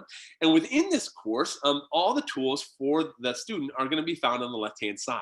So the materials accesses all the content in the course, updates, grades, mastery, members, back channel chat, conferencing, other tools that can be turned on or off, but those are all going to be found on the left-hand side. And we'll talk about a couple of those as I go through things. But the content is where I want to begin. The first thing that you'll notice right under History 1 is student progress. Now, for those of you who remember the presentation that I gave specifically for the secondary, there's a way for a teacher to create what's known as completion rules. And those completion rules kind of create requirements for students to be able to work through content. And this is one of those examples. So for instance, I have Unit 1, Lesson 2, and now within Lesson 2, I have content that I've already finished and content that's yet to be done. This allows a student to quickly see kind of where their progress is through a course. And that's all things that a teacher can do to help make sure that the student kind of understands what they're doing and what they need to be able to complete next. Now, underneath that, you'll have a Unit 1, and within Unit 1, you have Lesson 1 and Lesson 2, and within Lesson 2, you have the content found inside of that. And actually, in one of my previous presentations, I saw one of the chat questions, and by the way, there's more than 2,000 of you, so if you are chatting right now in the YouTube chat and you're looking to get answers to your questions, I will tell you that's going to be difficult for Todd and the team. They are quite a bit of miracle workers over there, but answering all those questions can be very difficult.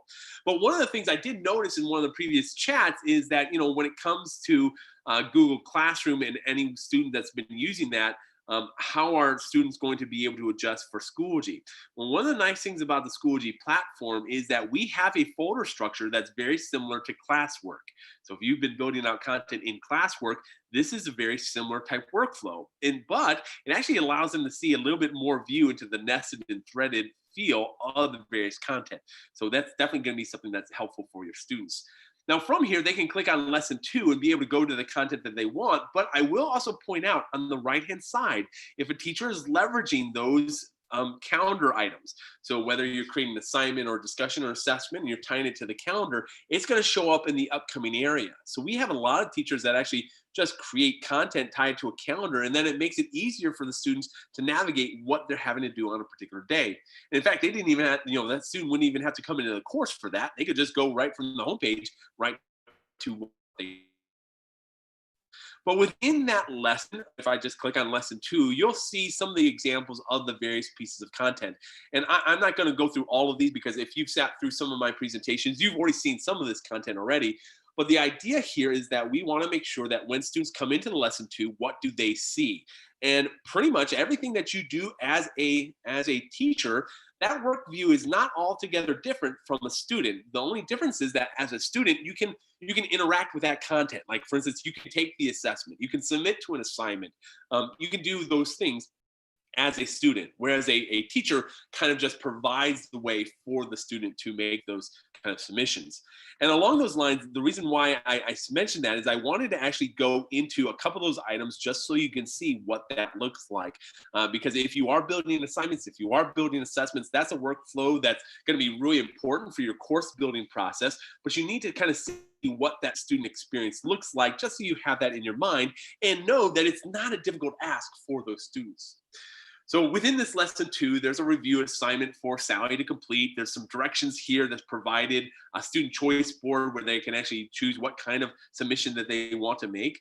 Underneath that, a rubric that's made available so the student knows exactly how they're going to be assessed. Remember, the more information you give to the students, the easier the actual assignment is for them to be able to complete accurately, and the better, I think, responses you're going to get from the students. But on the right-hand side, this is where they're actually going to make their submission. Now, for this particular example, there's already multiple submissions here. So this is used for our demo purposes. But if a student ever wants to submit into Schoology, what they would do is that they would go to the resubmit assignment or submit assignment if it was the first time. And from here, this is where they could actually upload a file. So if they have a file that they've been working on their computer, they just go to the submit assignment, they choose upload, and then that assignment is in Schoology. Or if they want to do an audio video recorder, they can actually record audio and video. So if you want them to do a oral presentation and you want them to submit it to Schoology, they literally can record themselves in Schoology making that assignment. So there's ability to do that within the platform. There's also ability for them to create right in Schoology. So if you want them to be able to create in the platform, they can do that here in Schoology as well. There's some functionality around the HTML editor, which allows them to do those kind of things and do the formatting options that they need. I will also mention that if you want them to even be able to save as drafts, so if they haven't finished anything in particular, they can do that. However, I will make this comment is that most of our teachers are having students kind of create things outside of Schoology and then uploading them into the platform. That way they can use, whether it's a Google or Microsoft tool, whether it's something that they're doing on some other kind of productivity suite, it's easier sometimes for them to just use those tools and then submit them as an upload to an assignment. But just know that it is available in Schoology as well. Now, the nice thing about that is once they do submit, then they're able to actually go into the assignment themselves and be able to see the submission that they've made. Now, this is actually a pretty critical step because there are sometimes students that go into that submit button, they'll upload their assignment, but they won't actually press submit. And when they don't press submit, then the assignment doesn't actually get submitted. I have a fourth grader, a sixth grader, an eighth grader. For the last couple of months, my students have been using Schoology. And one of the things that specifically my eighth grader, is she was making various assignment submissions. The very first time she submitted and she got a due date, an overdue notice because she didn't have the assignment turned in. Well, it was no problem because she had the assignment on her computer, but it just was marking it as overdue. And for my daughter, that is unacceptable. So she was trying to ask me what was going on.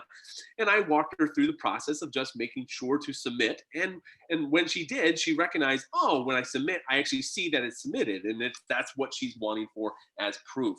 So if anything, that is one of the things that does come up just to make sure that, especially as a teacher, we'll talk about this more as I get into the teacher aspect, but make sure that you always understand the workflow that the students are going through so you can kind of pinpoint those areas where they might struggle and provide some suggestions for that. Obviously, there's things in Schoology that we provide support on that too, but like I said, we'll get into those things. But the idea here is that as a student, you can easily submit right in Schoology by just going to the particular assignment, submitting the assignment, and uploading whatever you need. Now, in addition to that type of assignment tool, the other one is the assessment tool. And we're going to actually have a whole session that's going to be based around the assessment tool at 3 o'clock, specifically how to build content within the assessment tool. But just know from a student perspective, they're going to be able to start attempt.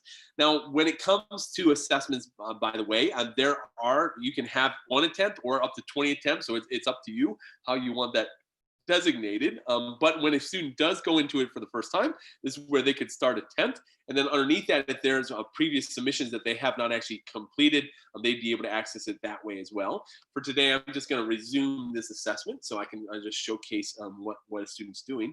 But when they go through their assessment tool or the assessment tool in Schoology, it's a workflow that's going to be pretty conducive for them just building out or going through a normal assessment. There's going to be the assessment window where they'll be able to see the question. And then you as a teacher, as you're creating the question type, would just ask them to do what they need to get done. Like multiple choice, true, false, those are going to be easier and more self-explanatory as students are familiar with those question types. But some question types might require them to say, like, highlight the sentence that showcases the non sequitur example. So now they're actually selecting the actual sentence right within the reading. But the overall experience itself is one where it really allows them to quickly and easily navigate within the assessment to go from one question to the next. And then things are pretty self-explanatory. Like this one is a click and drag activity where they're labeling the image. Or maybe if I go to the next question and it's a highlight hotspot where the students are actually selecting the different images right there in Schoology. So the idea is when you're building out the assessment, like I said, we'll talk about this more at the 3 o'clock session, is that you can build out the assessments that really direct the students into what they need to do on the particular pieces and engage them in the learning process. So the assessment tool is vital for that. But the big thing as they are going through this actual assessment is that at the very end, there's going to be an opportunity for them to review. And once they review, they can see any questions that they flag or those questions that were unattempted. And then when they press finish, it'll actually submit. Now, for this demo purposes, I don't want to actually submit this, but just know all these promptings happen as they're going through the assessment, and literally they'll be able to submit right there from Schoology. So that's the big thing when it comes to courses. I wanted to make sure I was able to showcase some of that workflow to make sure that everyone got a chance to see some of the aspects of the student working through the course that you might not have seen even if you'd sat through some of the different sessions earlier today. But the idea here is for the student is those courses, those groups, those become like the really main points that that user will interact with within Schoology. And providing a great workflow for them in those courses is going to be imperative. But like I said, we're going to talk about that more from that when I get into some of the other aspects.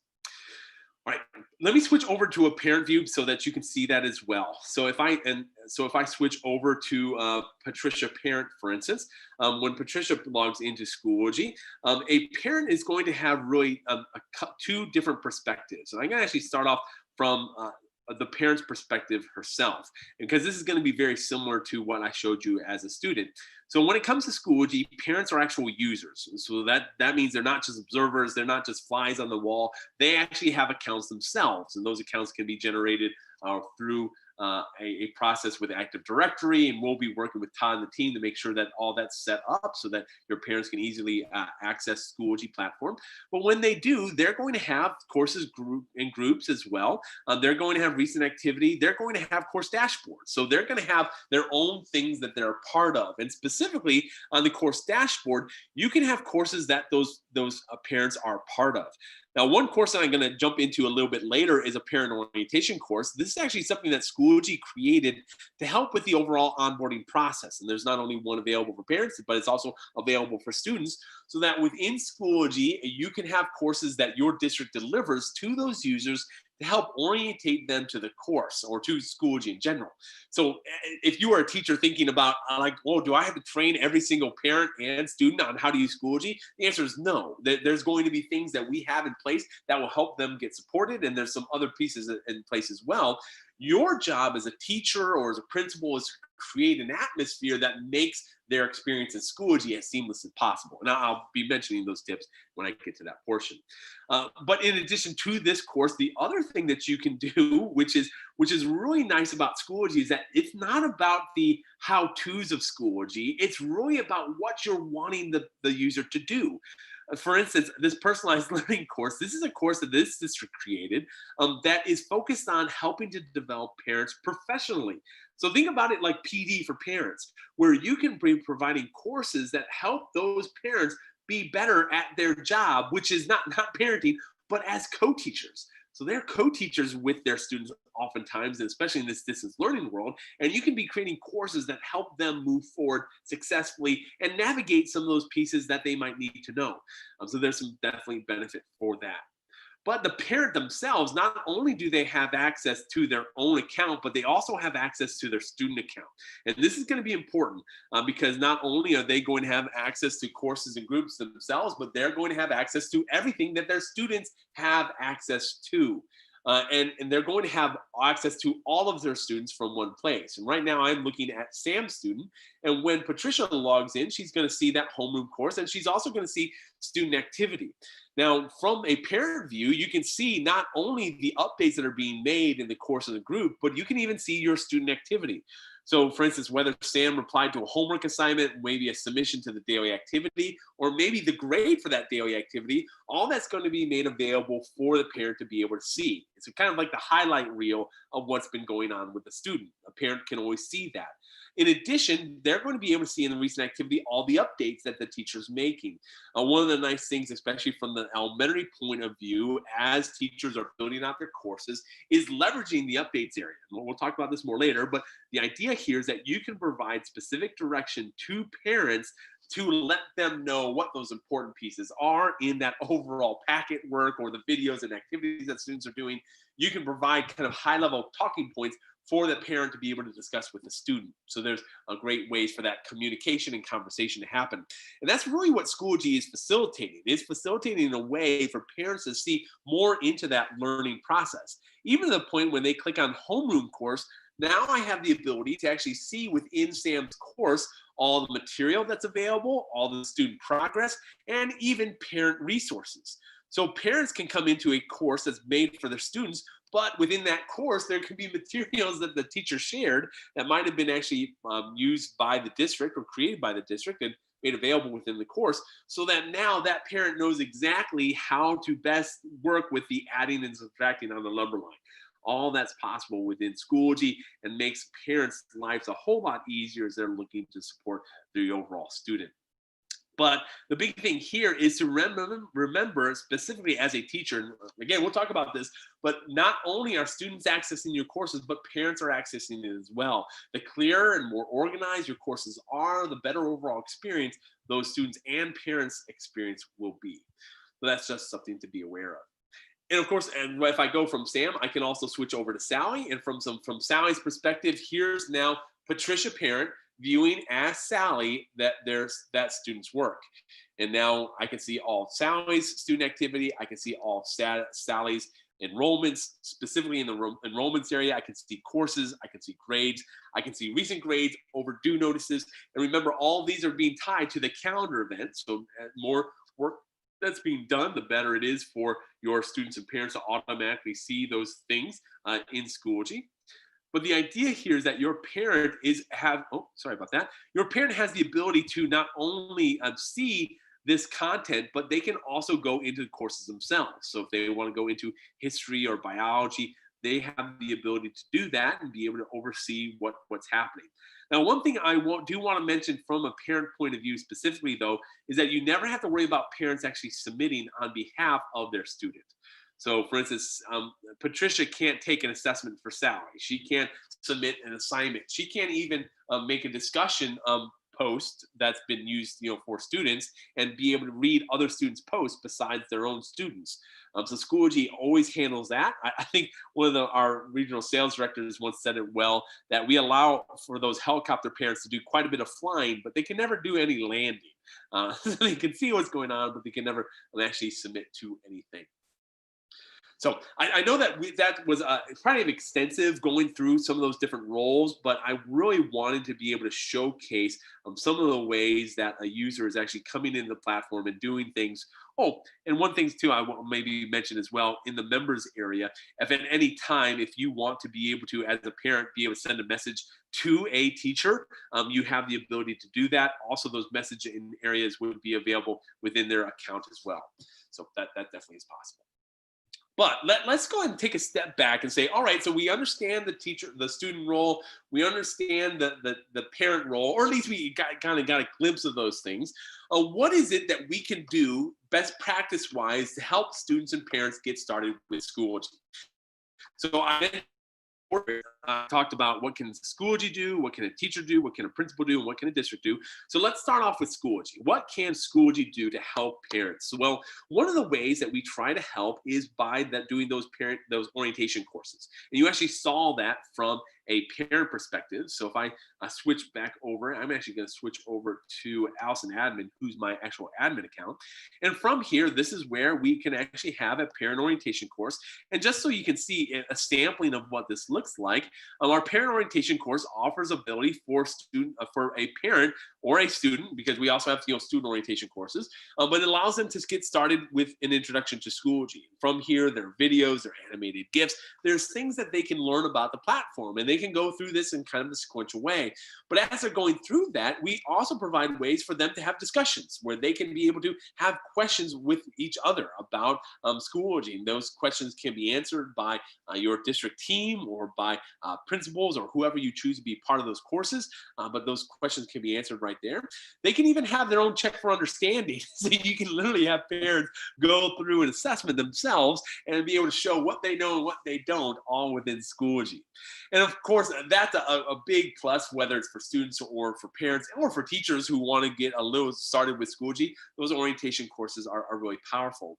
But one of the things that we found is that not only do you need to kind of set that kind of the pace at the beginning about how to do things, but even in the midst of things, right? When they're kind of in the trenches or that, just in time type training, we also made this little S available. And this is actually something that Todd brought up earlier in one of the sessions, and it's something that's really important.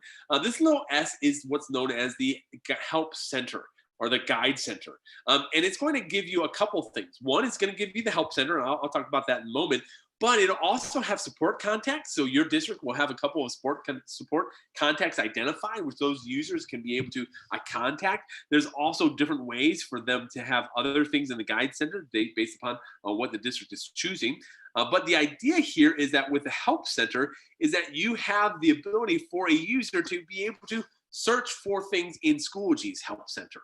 So for instance, if I want to know more about assignments and maybe how to turn them in, as long as I spell it correctly, I can type in assignment, and now I get video results of how to complete an assignment with a video in a student perspective.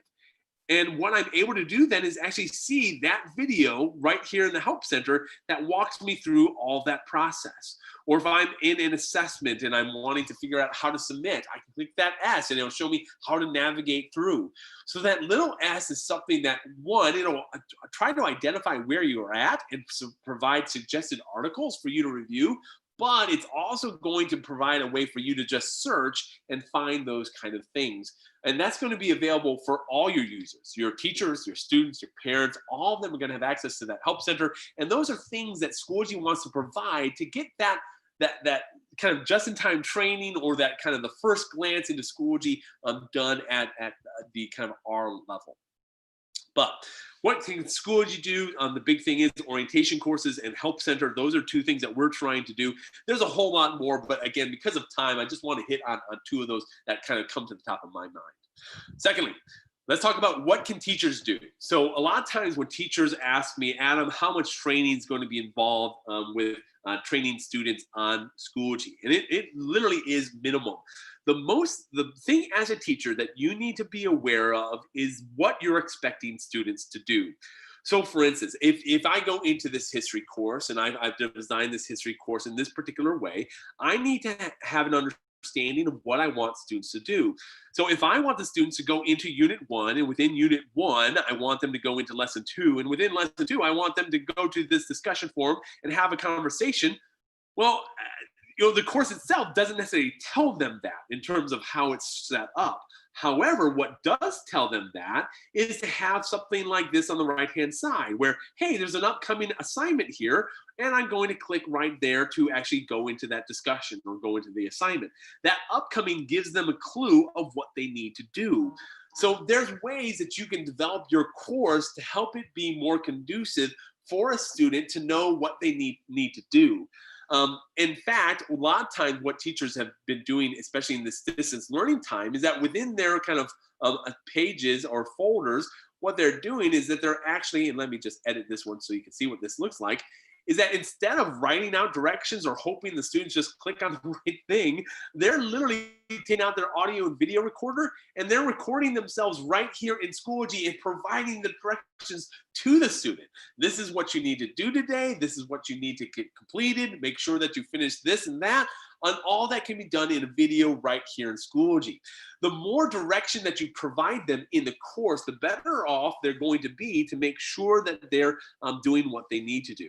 And remember, this kind of goes back to another session that I gave earlier today about distance learning and blended learning. In a blended learning world, you as a teacher can direct a lot of students to a lot of things, but especially in distance learning world, you're needing to provide direction that's kind of more asynchronous, that the student would go into this course and be able to know what they need to do when they enter into it. The other big thing when it does come to the overall course and as you're building out is make sure that you as a teacher kind of understand the workflow. In fact, one time, and this was not with Schoology, I once was in Klein ISD and we were actually about, I think it was around 9 years ago, they were using Blackboard, which is another type of learning management system that is not nearly as easy to use. And one of the students came into my office. I was a campus instructional specialist at the time. The student came into my office and said, Mr. Larson, can you help me? I'm failing my history class. And I said, well, you know, I love history, but I don't know if I'm going to be able to help you. He said, no, it's not that. My teacher keeps on saying that my work is late. And what I was able to discover is that the student didn't know how to submit, and the parent and the teacher didn't know how to teach the student to submit. So there's a kind of a thing where you as a teacher want to provide, you know, assignments and assessments and to the students, but make sure that you know how that process works, because that's going to be helpful for your understanding. And then be willing to just show them once or twice how to do that at the beginning. And I guarantee I have a 4th grader, 6th grader, and 8th grader. I taught my 4th grader the first time how to take out a camera from his smartphone on the Schoology app and take a picture of it and submit it to the assignment. And literally by the second time, he was doing it himself. But the idea is that if you expect the student to do something, just understand what that workflow is like.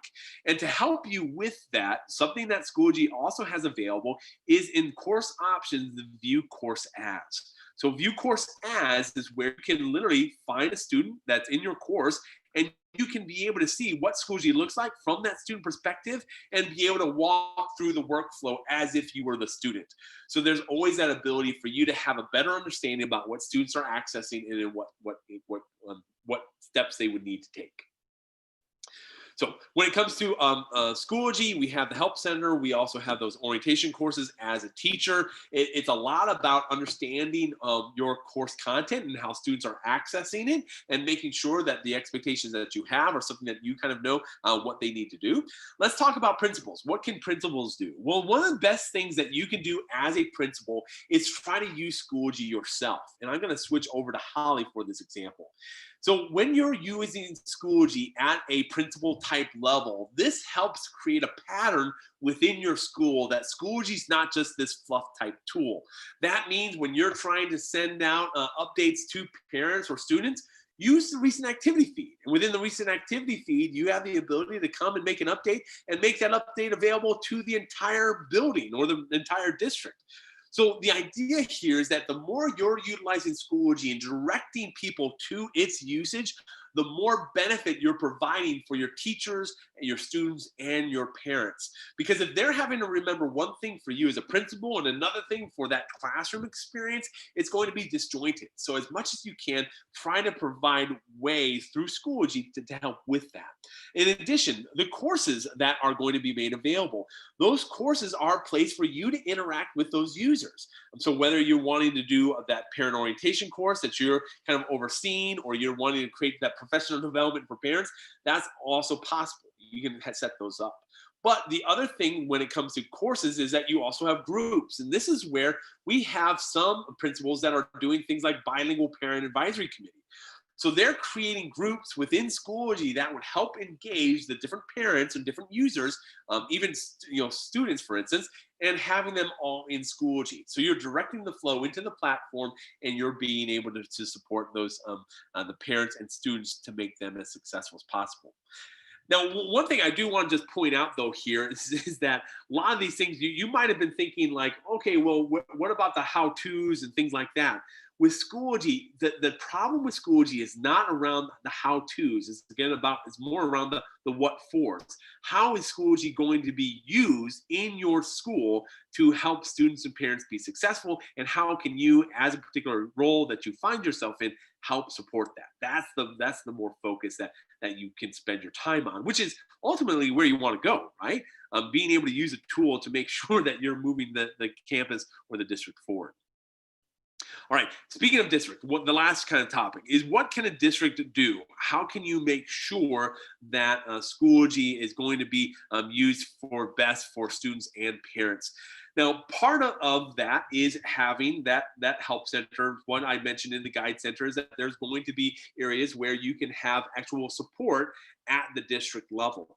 The biggest thing as a district, though, is that you really need to make sure that users are aware of, one, the URL. So it's going to be a URL that's specific to your district, and that can be tied into a lot of different places, right? It could be on the Sci-Fair website, it could be on the campus websites. Just having a link available to Schoology is always important, but then making sure that users know how to log in. Now, the more that you can have that login synchronized with other things in the district, that's going to be the most beneficial piece. And I know that Todd probably can maybe talk a little bit to that later, or I don't know where the process is right now with implementation, if they've gone through those steps yet or not. But the idea is that Schoology really can make sure that if users can get in, that's the biggest thing that the district needs to worry about, making sure that easy login is provided to those different users. The second thing, though, is to really make sure at the district level that there is a solution focus in mind, that Schoology is a tool that your district will be able to use. And that, again, starts even with those kind of, and I know this isn't even student or parent related, but even curriculum instruction or PLCs. If you're using Schoology to make sure that users are in the platform doing those different pieces, it's going to make sure that Schoology becomes part of the culture of Sci-Fair. The more that Schoology is part of that culture, it's embedded into what you do, the more output you're going to see from those various users, specifically students and parents. And then one last message about the district level is that, remember, at the district level, you're going to have teachers who are also parents. And they're going to be parents who also have students in the district. Because of that, there's ways for those teachers and parents to link their accounts together. And this is something that we can definitely make available. But essentially, what it allows them to do is link accounts. So this is a demo site, so I have a bunch of accounts linked together. But the idea here is that all your teachers who are also parents can have those accounts linked together, so that you don't have to go from one login to another, or log in or log out for those different types of views. That's going to definitely be helpful in terms of getting your teachers and parents in a nice, easy workflow, so that those teachers can really benefit from the overall platform. Now, with 5 minutes left, I want to say thank you so much for attending this session. Some of you are repeat offenders who are in the sessions multiple times. I'm really thankful for you. But hopefully this was a session that was informative. One, that you were just able to see the different views, whether it's student or parent. I think sometimes that's helpful just to be able to see. And then, of course, as we talked about the role that Schoology plays, the role that teachers, principals, and districts play, and to make best practices for students and parents and how to get started with them. Hopefully this was a helpful session for you to be able to think through. Now, the good news is that this session is not just, a one and done kind of thing. The Schoology team is working with Sci-Fair, making sure that we can do our part to make sure that you're successful, because when you're successful, we're successful. So this is not a conversation that's going to end just with this digital learning conference. But it is going to be the end of this particular session. I want to thank you for your time. And Todd, was there anything that came up that we need to talk about? You've been doing a great job of kind of pinpointing some areas that we maybe need to spend some more time dipping into. Yeah, no, I think you've done a great job, and we're trying to monitor the chat here, and there are a lot of questions. Some people are feeling overwhelmed. One of the ways that we help to alleviate that is if you can go through the Getting Started with Schoology course. Everybody who was in the district last year, then your campus has a Getting Started with Schoology course. It's just for your campus. And so if you didn't get to finish that, you should have finished that. But if you didn't finish that, go back and do it. Or if you need a refresher because it's been a while, go back and do it. The great thing about Schoology is you have those courses there, in Schoology. And so that you can always go back and you can just refresh, yourself on how to use Schoology, because that Getting Started with Schoology gave you the basics of what you needed. And so if you're feeling overwhelmed, it might be that you need to go back over there and do that. We asked Adam to kind of take us to the next level of that. The other thing is that it's going very fast paced. Some of you have asked, are these videos going to be recorded? And yes, that's the beauty of pushing these through to YouTube. They're recorded. Because of the technical glitch that we had today, they're kind of all over the place. We really wanted them all in our own Cyfair EdTech YouTube channel. That didn't happen today, but they will be downloaded and re-uploaded into the EdTech channel. So we're going to be working on that. Just kind of be patient. But if you bookmark this specific channel here, you can always come back and watch it in the next couple of days if you need to. And you can always speed it up. You can slow it down. You can do all of that good stuff. If you find you don't have any courses right now in Schoology that you can play around with, you can always create one. Adam, will you go through that really quick? Just creating a sandbox. Can we do that? Yeah, let me start sharing my screen so that we can I can walk you through that process, because that is something that we're making sure that's being done for your teachers, so that all your teachers, you won't have to create your own courses when that process happens. But in the courses area, there be my courses. So again, you would just go up to the top, click on courses, and then when you get that drop down, you'll see my courses. And when you select my courses, this is at the very top right. This is where you can say create course. So if you want to be able to create your own course, to be able to see what that looks like, you have the ability to do all those things. And in fact, at the very bottom, if you want to know how to create a course, we have a help center for that. So it literally will walk you through that entire process. And just know, again, when it comes to the prime time, those courses will be automatically created for you, so you won't have to be able to create those. And you're right, Todd. It's interesting when it talk about pacing. The nice thing about YouTube is being able to change the speed and be able to listen to it at your own pacing. We wanted to get all the content out there, and then for users to be able to consume it at different levels. Also, if you're joining this session for the first time, we're trying to set the stage, but the part of the day was having the whole 2, 3, 4, 5, 6, 7 sessions all together and being able to take that in. So this is a process, and we're just thankful for the opportunity that we had to present today. Yeah. The other thing is that it could feel overwhelming when you get all of this new big platform. But once you get in it, I can attest to this. Once you get in it and you start playing around in it, you start building things, you start adding folders and graphics and those different kinds of things, you realize how easy it is. And the thing is like there's not, you have courses, you have groups, but really they kind of work very similar. I mean, it's all very similar the way it works. So when you get it in one place, it's very easy to transfer that understanding and that knowledge into the next place. So my biggest advice is to get in and start creating, start playing around. Your campus more than likely has already created a group. Maybe your teachers, your teaching buddies, they've already created a group. Go ahead and join that group, and you can see how things are working inside of Schoology. It is very powerful. There's a lot of great things that are available to you. So hey, Adam, thanks so much, man. We're going to go ahead and take a little bit of a break. I know if you need to do anything, take care of yourself. I want to share with everyone. If you are, so I'm going to share my screen. If you are, I'm going to put up the bit.ly in just a second. But if you are in Cyfair, which most of you are, you're getting an update in Schoology. And the way I know that Adam referred to this here a little while ago. The way that we get to Schoology is through my.cfisd.net. That is ClassLink. And so we go there and the Schoology icon is there. You click on that and you authenticate into Schoology. But once you do that, you're going to get an update. Now, I have some updates here because I am in some other groups and things like that, but it's going to look something like this. Todd Sepulveda, Cyfair ISD. I am pushing out a newsletter, CFISD and SGY.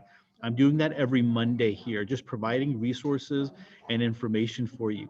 This is what yesterday's or this last Monday, July 27th, this is what the newsletter looked like. All right. And so in that newsletter, I have an access code for a group. You want to make sure you're joining a group and not a course. And so when you join that group, you will find old newsletters. And you want to do that because I'm not always going to post them here. I'm actually going to delete these after a while because I don't want them just out there in the main update. And so that's why I'm trying to push everybody to that group. So make sure that you join that. But, we talked a little bit about Edpuzzle. Edpuzzle has been turned on. I gave you some do you knows information here. I'm providing resources for you, videos and other links that you can click on. Like, are you getting too many emails and notifications? You can click on that and you can go to a help sheet where you can start working through some of these things. So anyway, there is a lot of great information here. Schoology is going to be the platform for CFISD.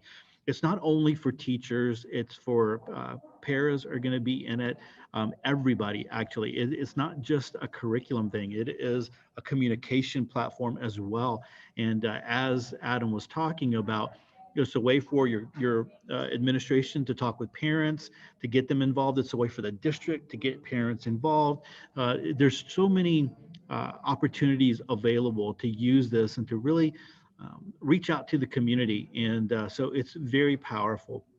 So I've dropped the bit.ly in there for you. It's there. Katrina, who is the Schoology coach for the district, she is dropping them in. She is actually Stephen Stone. I know it says Stephen Stone in the YouTube channel. We're having, with all the technical difficulties, we scrambled. I mean, we did whatever we needed to do to be able to get the DLC up and running. And so she is manning Stephen's YouTube account, and she's pushing out all that information for you. So make sure you click on that link and you go fill out the attendance verification link. You make sure that you click next. You need to get to the point in the attendance verification sheet where you hit submit. All right, you've got to do that. This is going to be up for until we start the next session, the 2 o'clock session. The 2 o'clock session is one that I'm very interested in, how to beautify your courses and how to make them look, because you don't want just straight folders. You want to be able to make them look good and engage students. And so Adam is going to walk us through how to do that. And we're really looking forward to that. So there's the bit.ly. Like I said, I'm just going to reiterate this a bunch of times. The bit.ly is in, the clickable link is in the YouTube chat. If you don't see it, just scroll up and click on it. Go fill out the attendance verification sheet. Make sure you get all the way to the end to where you hit submit, and you're good to go. You will get attendance credit for the 1 o'clock session. All right, so we're going to go ahead and run our commercial for about 5 minutes, and then we will come back for the 2 o'clock session. I hope you are enjoying that, or this whole DLC, and we're glad you're here.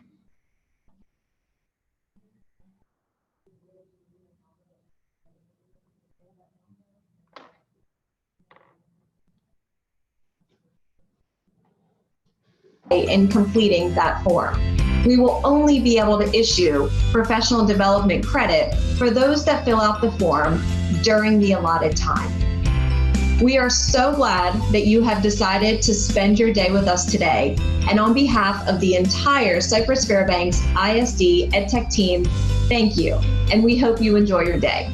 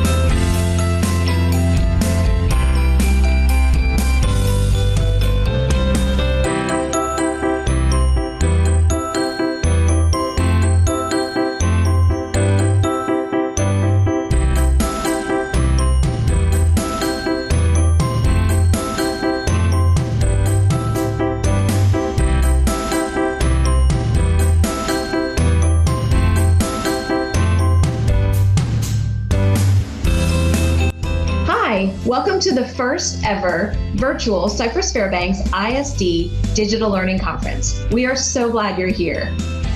As you are going through your day today, remember that we have 7 different rooms running simultaneous sessions. So there should always be something great that you can watch. In order to earn professional development credit for attending these live sessions, you must complete an attendance verification form during each session. The presenter will show a slide with a unique link to that particular session. When that link is shown, make sure you take a picture or write down that link. And shortly after the session completes, make sure that you fill out that attendance verification form. These forms will be time-stamped, and the form will only be open for a certain amount of time. So make sure that you don't delay in completing that form. We will only be able to issue professional development credit for those that fill out the form during the allotted time. We are so glad that you have decided to spend your day with us today. And on behalf of the entire Cypress Fairbanks ISD EdTech team, thank you. And we hope you enjoy your day.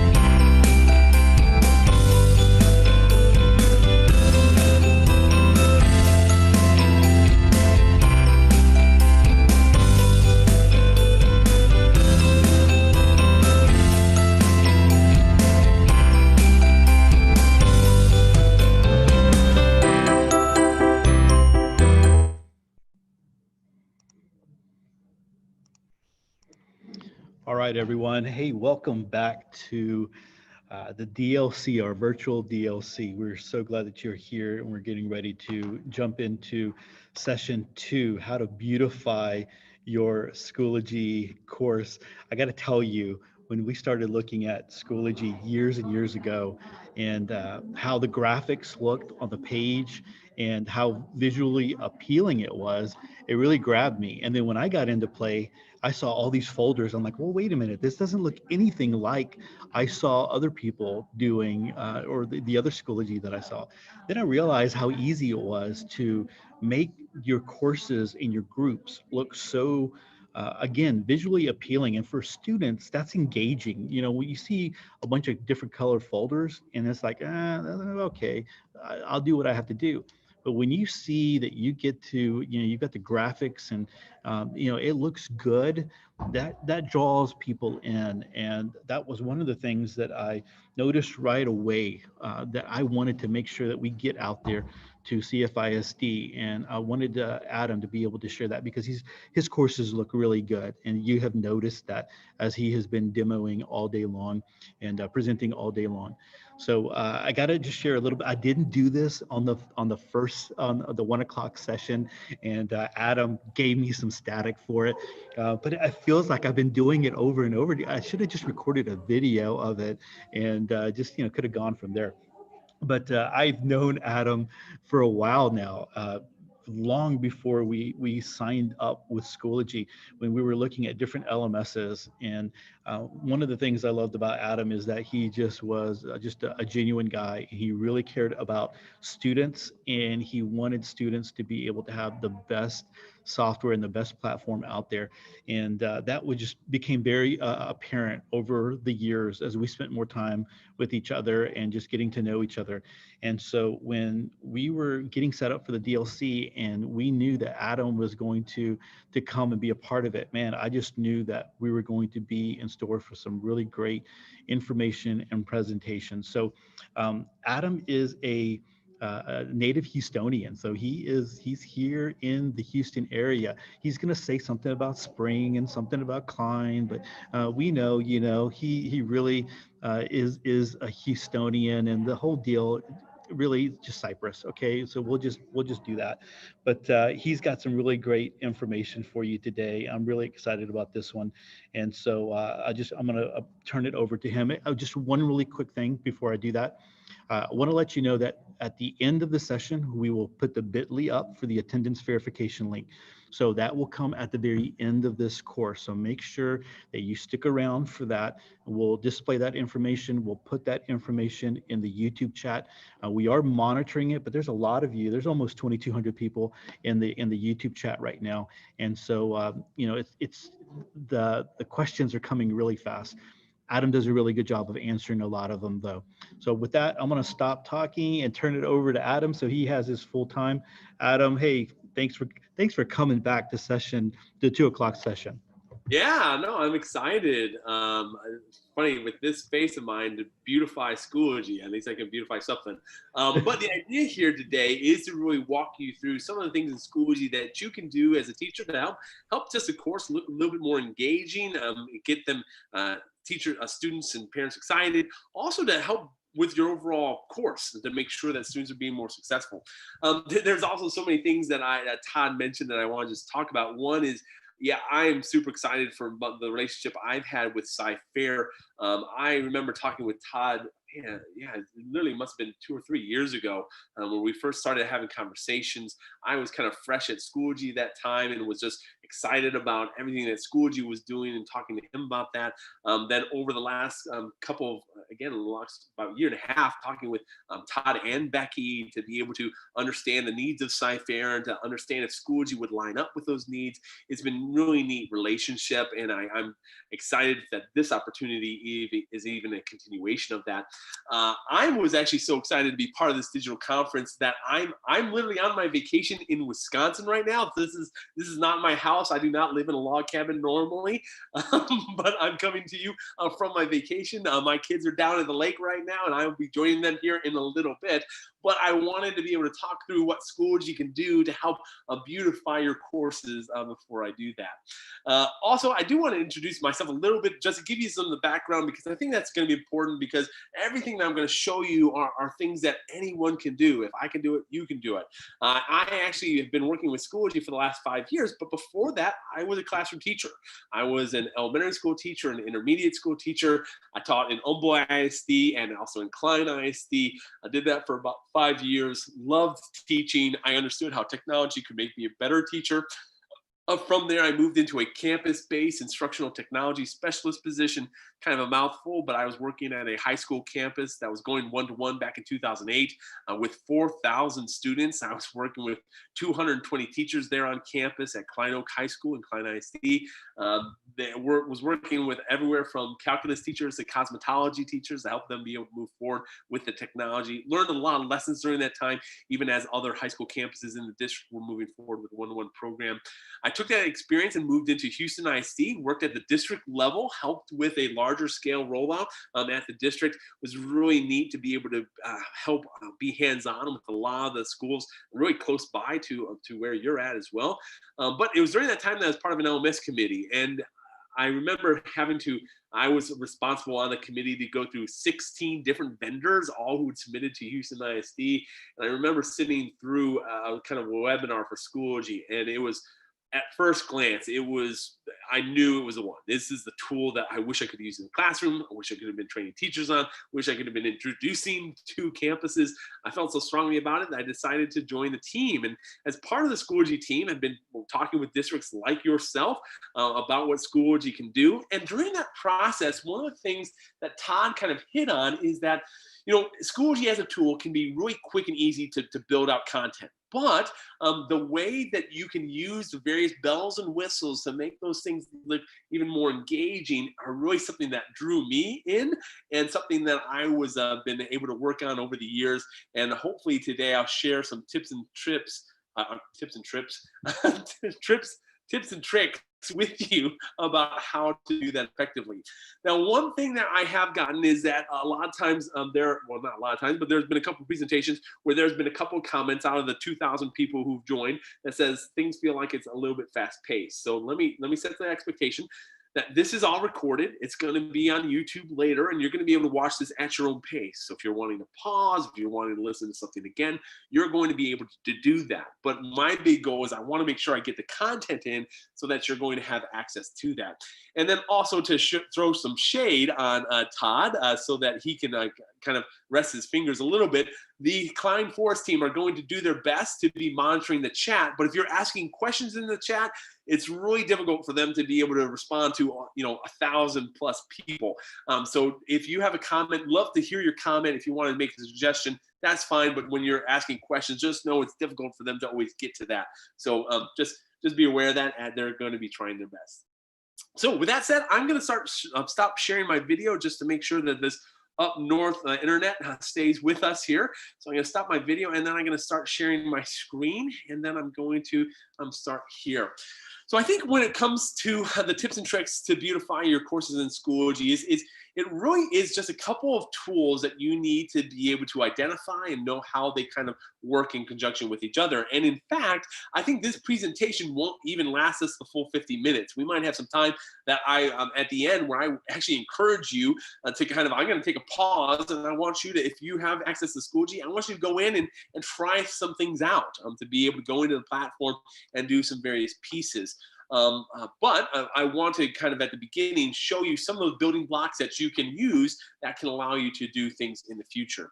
So I'm actually going to start off from a blank course. I think this one is currently blank. Yeah, so this is a world history course that is completely blank. This is where you will all be starting from. I know that Todd and the Sci-Fair team is actually creating content that you're going to be able to utilize within your courses, so you won't be starting from scratch. But when it comes to beautifying your courses, this is where I really want to start. So the very first thing that you can definitely do within a course, and this actually has been done already, is the image for your course. Now this seems like a very small thing to do, but it really allows you to have some personality to the course, especially the perspectives and things that you would utilize.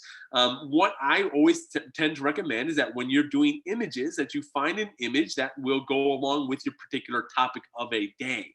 So you don't necessarily have to have just a stock image that's there for the whole rest of the year. This image can be changed out at any time. All you have to do is press edit picture, and when you edit picture, you can attach a file that you can upload right from your computer, or you can find some of these set images here. Now the big thing with Schoology is, especially when it comes to the images, that I want to kind of point out, and this definitely is a little trick, is that Schoology will always have this as the width. So it's about like a 1-inch width, let's say, and that's in pixels, probably about, I think it's like 100 pixels or something like that. Don't quote me on that. We can Google that later. But the idea here is that if you have a 1-inch wide image, you can have that image be as tall as you want. And what would actually happen is that the tools that are on the left-hand side would actually be pushed down. So for instance, if I go over to, let's say I switch over to another, let me go into Tina's course. When I go into Tina's course, I think she has this done that way, where she's literally created an image that has pushed most of the content down. So when a younger student comes into her course, all that she has kind of on the left-hand side is this be nice, be kind, be you kind of comment or image that she has. And she even used the GIF functionality so that now the background is see-through, but it allows it to still look like it's kind of floating on the side. So that's one tip that I would just suggest at the very beginning. If you're wanting to be able to kind of manipulate the images over there to the left-hand side, there's a lot of things that you can do if you understand the proportions of that way. And specifically, just to make sure I'm being clear on that, let me switch back over to Tracy. When I say 1-inch width, what I mean by that is, let's say you have like a 4:3 image, right? That's kind of a standard image that would be like on a PowerPoint slide or something like that. What it would do is that it would take that 4 down to that 1-inch width, and that 3 wouldn't be a 3 anymore. It would be like a 0.75. So essentially, it'll maintain the scaling of it. It would just make it really small. So that's why if you want to be able to manipulate that image, it's best to kind of set it up that way. And by the way, as I am talking about images in general, what I usually do for all of my image creation is PowerPoint. So within PowerPoint, if you just create images, and I can even walk everyone through this if that's something that's going to be valuable, maybe later on. The idea is when you create images in PowerPoint and you upload them and you edit them or crop them or do those various pieces, you can then save those images as an actual JPEG file, not the actual PowerPoint, just the images themselves, and then you can upload them into Schoology. So there's going to be some benefits with that as we're talking through the content. So that's one thing on the side that I definitely would recommend is saving images that kind of showcase your particular course. This particular course actually has it where I had like an image that I kind of overlaid on top of it. So it's like Washington High School, and then in the background that image could change out, but you'd still have that Washington High School. So there's even things to do with that that you can do in kind of like third-party tools like PowerPoint. All right, let me go reset here. Make sure I'm on the right side. All right, the next step is when I go to actually create content. A couple things that you need to know. One is when it goes to a page, I'm going to go to add materials. I'm going to go to add page. I want to talk through some things that you see here that are going to be really important when it comes to building content just in general within Schoology. So whenever you create any kind of content area, you have this text box or this description area. For the page, this will actually show up in a page, but on a folder, it would show up in the course. And if it's a discussion, it would show up in the discussion. The idea here, though, is that when you're creating content in this area, you have kind of the text formatting type tools, but you also have the ability to go to insert content. And specifically, that insert content button allows you to insert images or media. This is where you can find various images from your computer and be able to upload them into a page or into a folder. Those images are going to provide a lot of the kind of the looks to your various courses. And again, those images could be some that you find on a copyright resource like Pixabay or something like that, or there could be images that you created in PowerPoint, but regardless, you're able to upload those images into Schoology and specifically into this kind of description area. And I'm not on my traditional computer because up here I was not able to connect my other computer, so I'm not able to actually find the images that I was hoping to show today. But just to give you an example, if I go ahead and just type in some text, this is where an image could be. So if I were to pretend that image would be there, and this is also where I would have text around it, I could be able to do that. If I also go to insert content, not only do I have the ability to insert images or videos, I can also insert actual Google or OneDrive resources, or even YouTube or something like that. So a lot of times if you're trying to embed content, embedding content also is a great way to make your courses more beautified. So you can be able to pull in those different resources as well and embed them right into Schoology. The nice thing about this specifically is that when you click on, let's say, Google Drive or resource app, it'll pull up all of your Google content. And then when you actually select that content, you can choose to have it be embedded. So you don't have to worry about going to the site itself and getting the HTML code and all those kind of steps. You can literally embed it right into Schoology right from that kind of area there. There's some really kind of fast ways to do that. In addition to the page, one thing also that I want you to make you aware of is that when you are creating a page, and let me just title this welcome, for instance, is that whenever you create a page, there's a specific functionality that's only available on pages, and it's called display in line.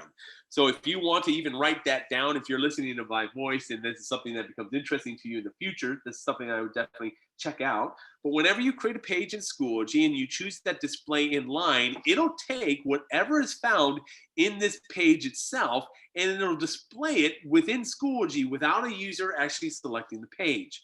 So for instance, if I press create right now when a user looks at this page, they actually see where that image would be. They would see where that embed code would show that PowerPoint or that Google slide. So they would be able to see that right there. And in fact, if you want to just see what that looks like, in my history course, it starts off with a banner, which is a page that's displayed in line that has an embedded Google content. So instead of having to build this all in Schoology or something like that, I'm just taking a tool like Google, which is a productivity suite, and I'm embedding it into Schoology to create the content that I need. So that's one way that you can be able to do things in Schoology to provide a little bit more beauty and a little bit more engagement to your overall course. And if I just walk you through those steps again, if I go to add materials, I go to add page. And then when I go to the add page area, this is where I can have the ability to enter in text. I can enter in images through that insert content area. I can even insert things from Google or OneDrive or YouTube. And then at the very bottom, I would just select display on new page, which would then make it display in line so that when it's selected, now it's going to showcase there. Now, if you ever are confused about that, just know if this is grayed out and says display on new page or display in line, it's switching over to that. So basically, you'll know it because when you create, if you don't see the image, if you don't see the text, that means you selected the wrong one. So make sure that you select it so it says display in line when you select, and then it's highlighted. And from here, we've seen a lot of teachers do some really great things in terms of what that page can provide. Especially, I might show you some examples of some different courses after I go through this, just so you get a sense of some of the things that teachers are actually building out. All right, the next step, if I go to add materials, the next big piece in terms of making your courses beautiful is creating folders that are more than just the title. So a lot of times teachers will come in and they'll say unit 1 or week 1 or chapter 5 or whatever that might be, and that's about it. But folders can also be a place to embed images. So if I go over to the description area here and I go to insert content, what you'll notice is that it's the same kind of workflow where now I have the ability to embed an image, or I can embed something from Google or OneDrive. When I do that, and I can say imagine image here. Now there's no need to display in line. There's nothing for that for folders. But when I press create in that situation, now not only would I have my folder set up, but I would have my image there as well. And we have, again, a lot of teachers, and what I do when I'm creating a lot of my images is I use PowerPoint to be able to create kind of a collection of images that would correspond with my units and would give me some functionality that would make things look a little bit more streamlined. So for instance, if I go back to that US history course, for instance, I have my displayed in page with my embedded Google slide. And underneath that, I have my unit 1 and unit 2, and with images that are set up to kind of provide a sense of wonder, to make students think about what's in that folder and be able to kind of greet them with some more images right there from the get-go.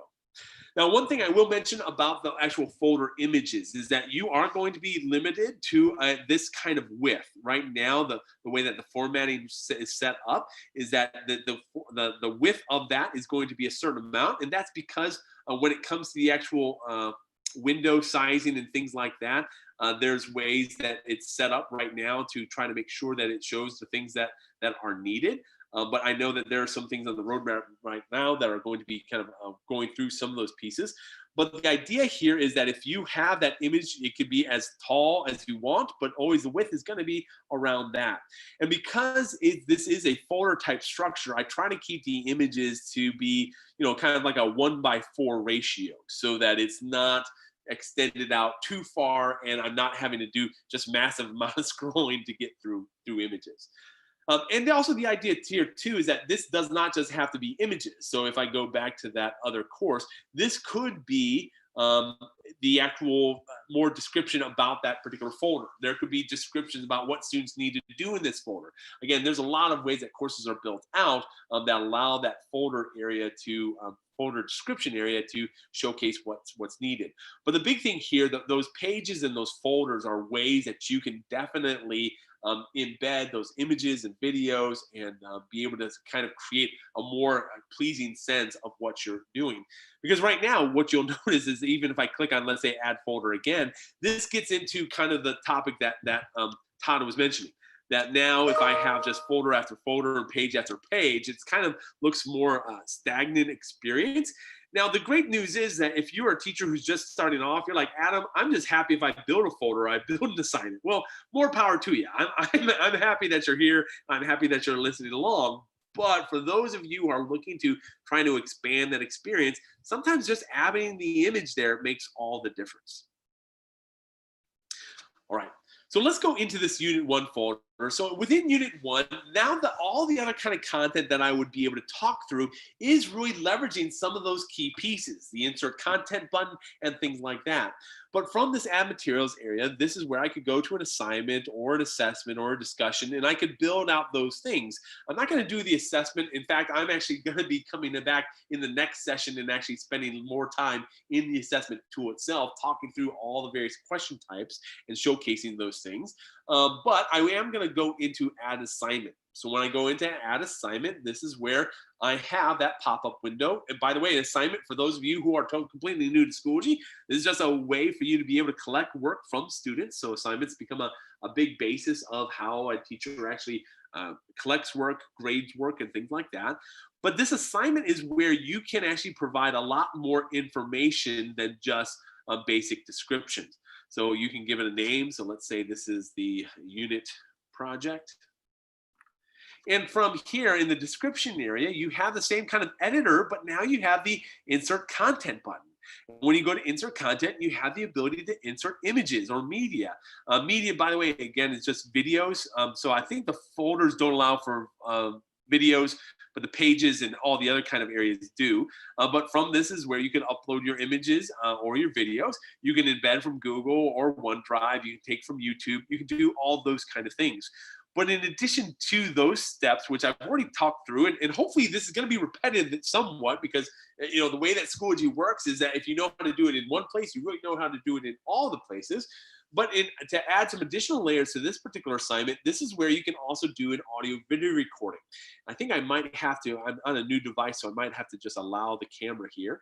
But when I click on audio video, this now allows me to start recording right here in Schoology. Here's the benefit, is that when I start recording here in Schoology, there's going to be a little timer at the top over here. And when that timer is going, it's just showcasing how long this video is actually taking. But when I press stop recording, it's going to actually format it in a way that's going to allow me to insert it into the assignment itself. Now, this isn't necessarily beautifying a course for me, some of you it might be, but the idea here is that the more kind of engaging experiences that you provide to students, the more beautiful that course becomes. It becomes a place where students feel more connected to you as a teacher, and they feel like they're actually being kind of welcomed into the process. Now, I'm going to stop here just because I am on this up north kind of Wi-Fi, so I don't want to try to do all those things at the same time.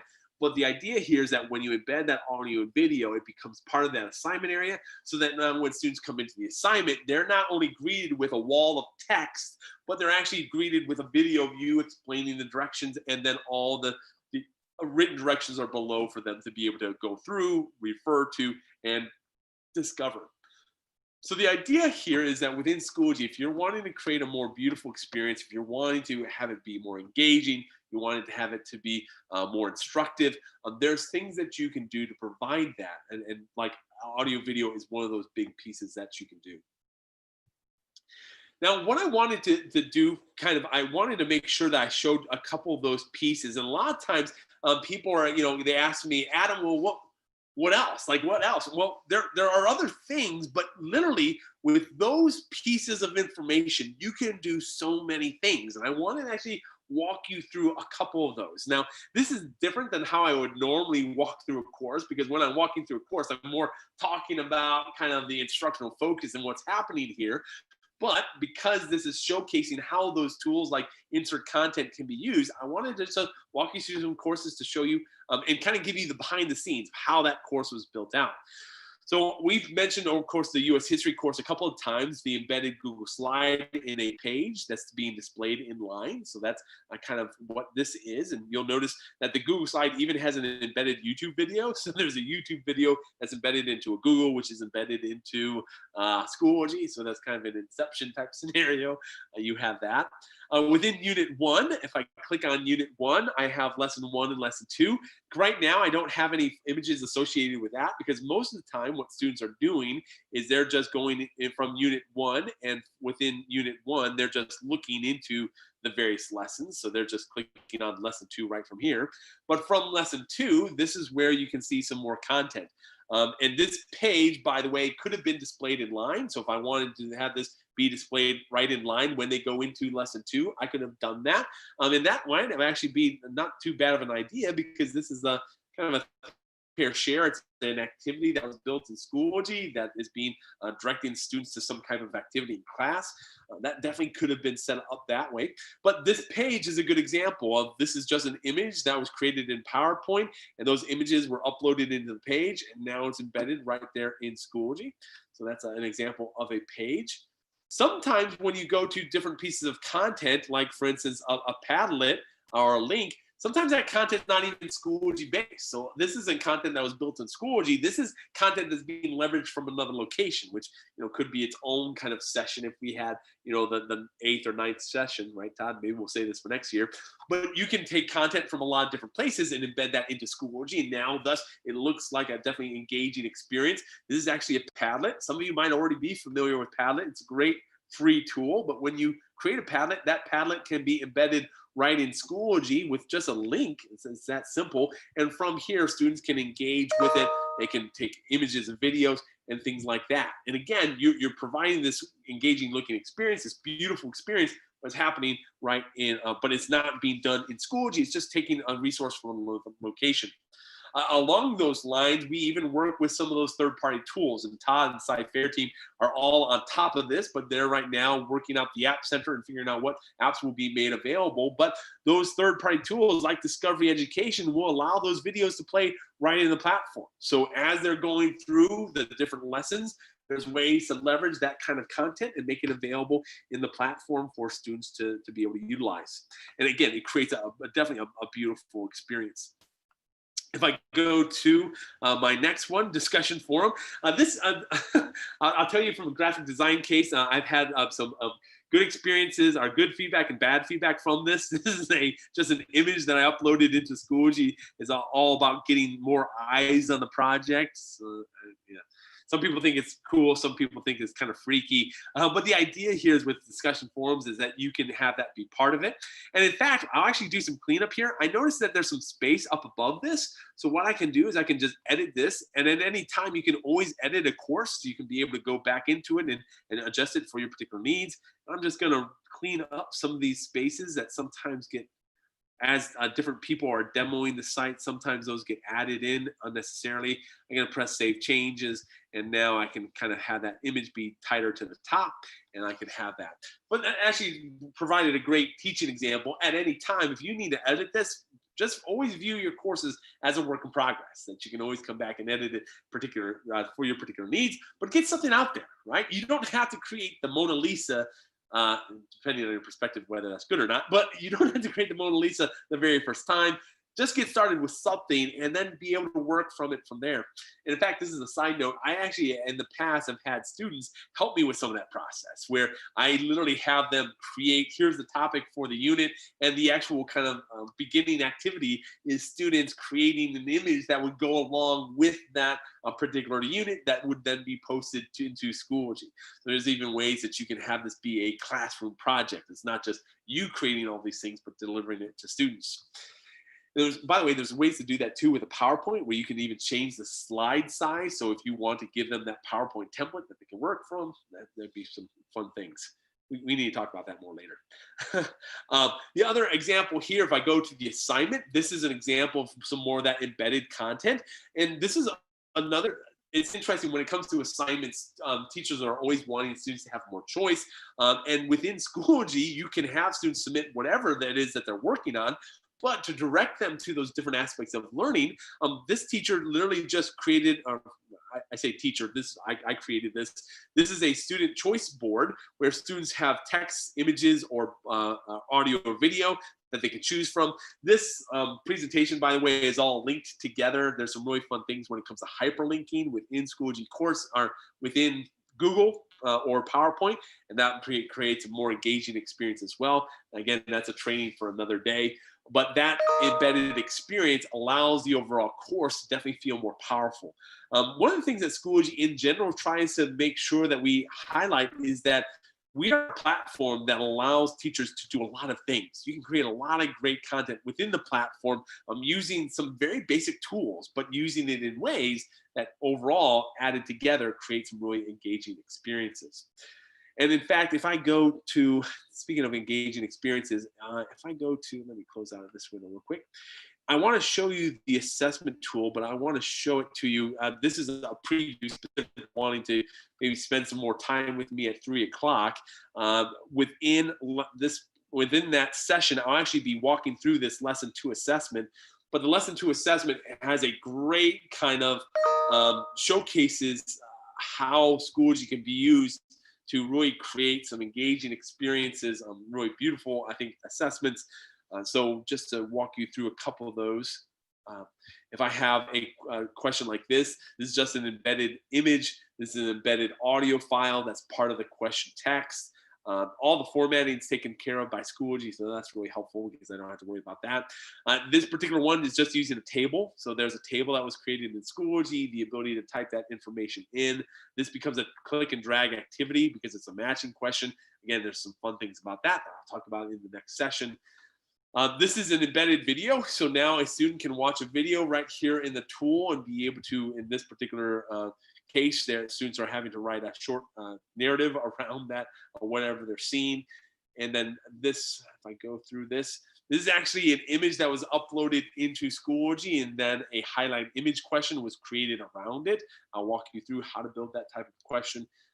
This is a highlight hotspot, again, an image that was uploaded into Schoology. Some areas are selected to be hotspot areas, and then embedded audio files. So again, for all these things, it's the same thing. Insert content, select image, select video, or select audio, embed content from different places. But if you know how to do those simple things, everything else is all about building them out and making sure that you are creating those experiences that you want to. Now, I do want to say this before I know that I wanted to give you some time to be able to work and play, and maybe if there's even questions, we can try to do that. I don't know how many are on right now. But one thing I do want to also talk about is that this is something that you as a teacher don't have to take on all by yourself. Now, I mentioned specifically around students and how students can, be helpful to this process. There's even like activities that you can do with them. But remember, if you're listening to me right now, you might be a teacher who knows your content really well, but you're not really, maybe you wouldn't call yourself tech savvy. You most likely are, but you wouldn't call yourself that. But you have someone on your PLC who is. There are ways to be able to delegate responsibilities within the PLC so that now the expert content leaders can provide direction to the other teachers who might be more ability to build out some of this content.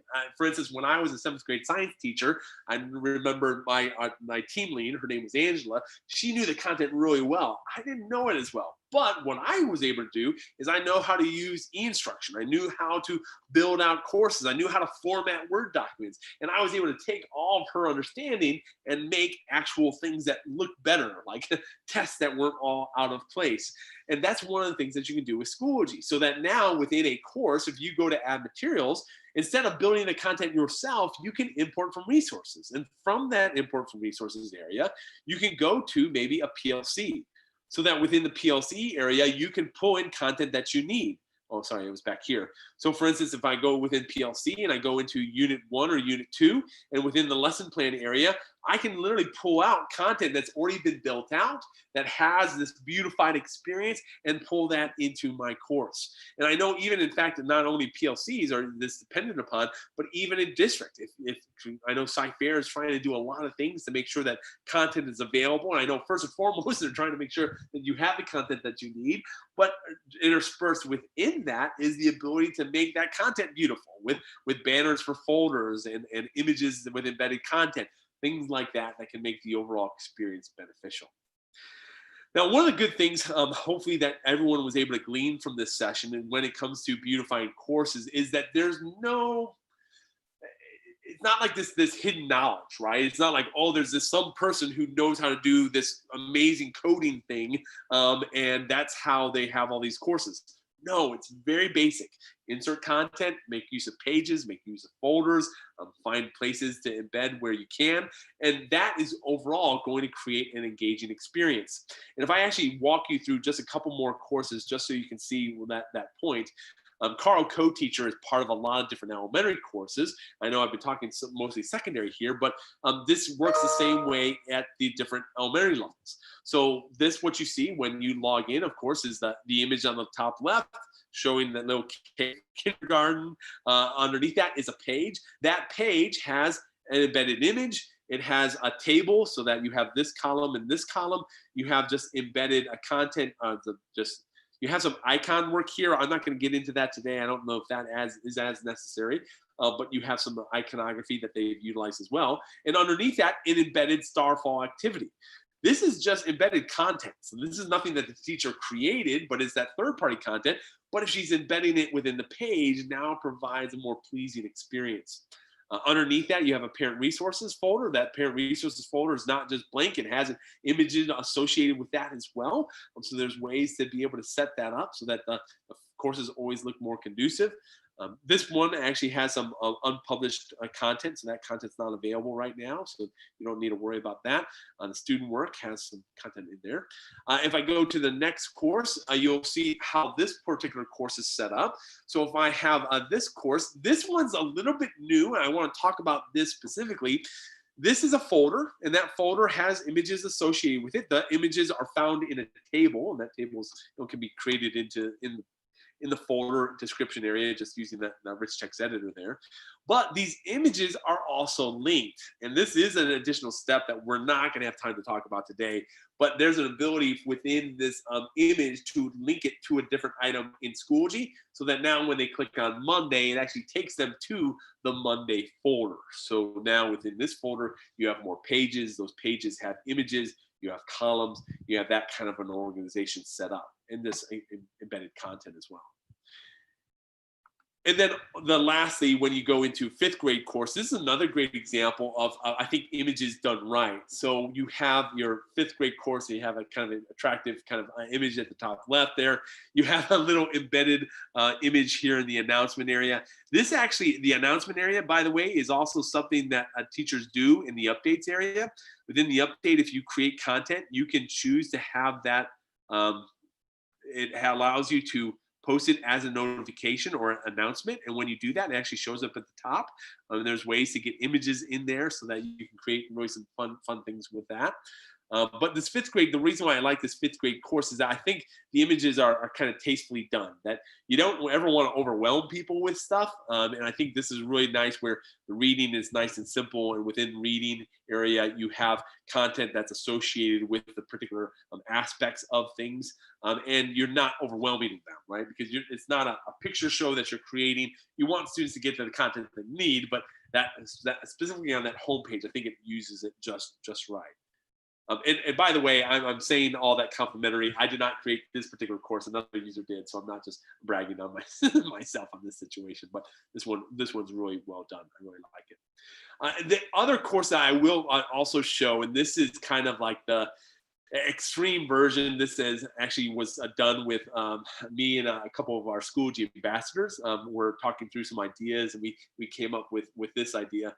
This course leverages a bunch of the concepts where an image was uploaded, that image was tied to a link, then those images were copied into an update, and then that update was made into an announcement. That really is the steps that you have to go through, but there's a lot to it.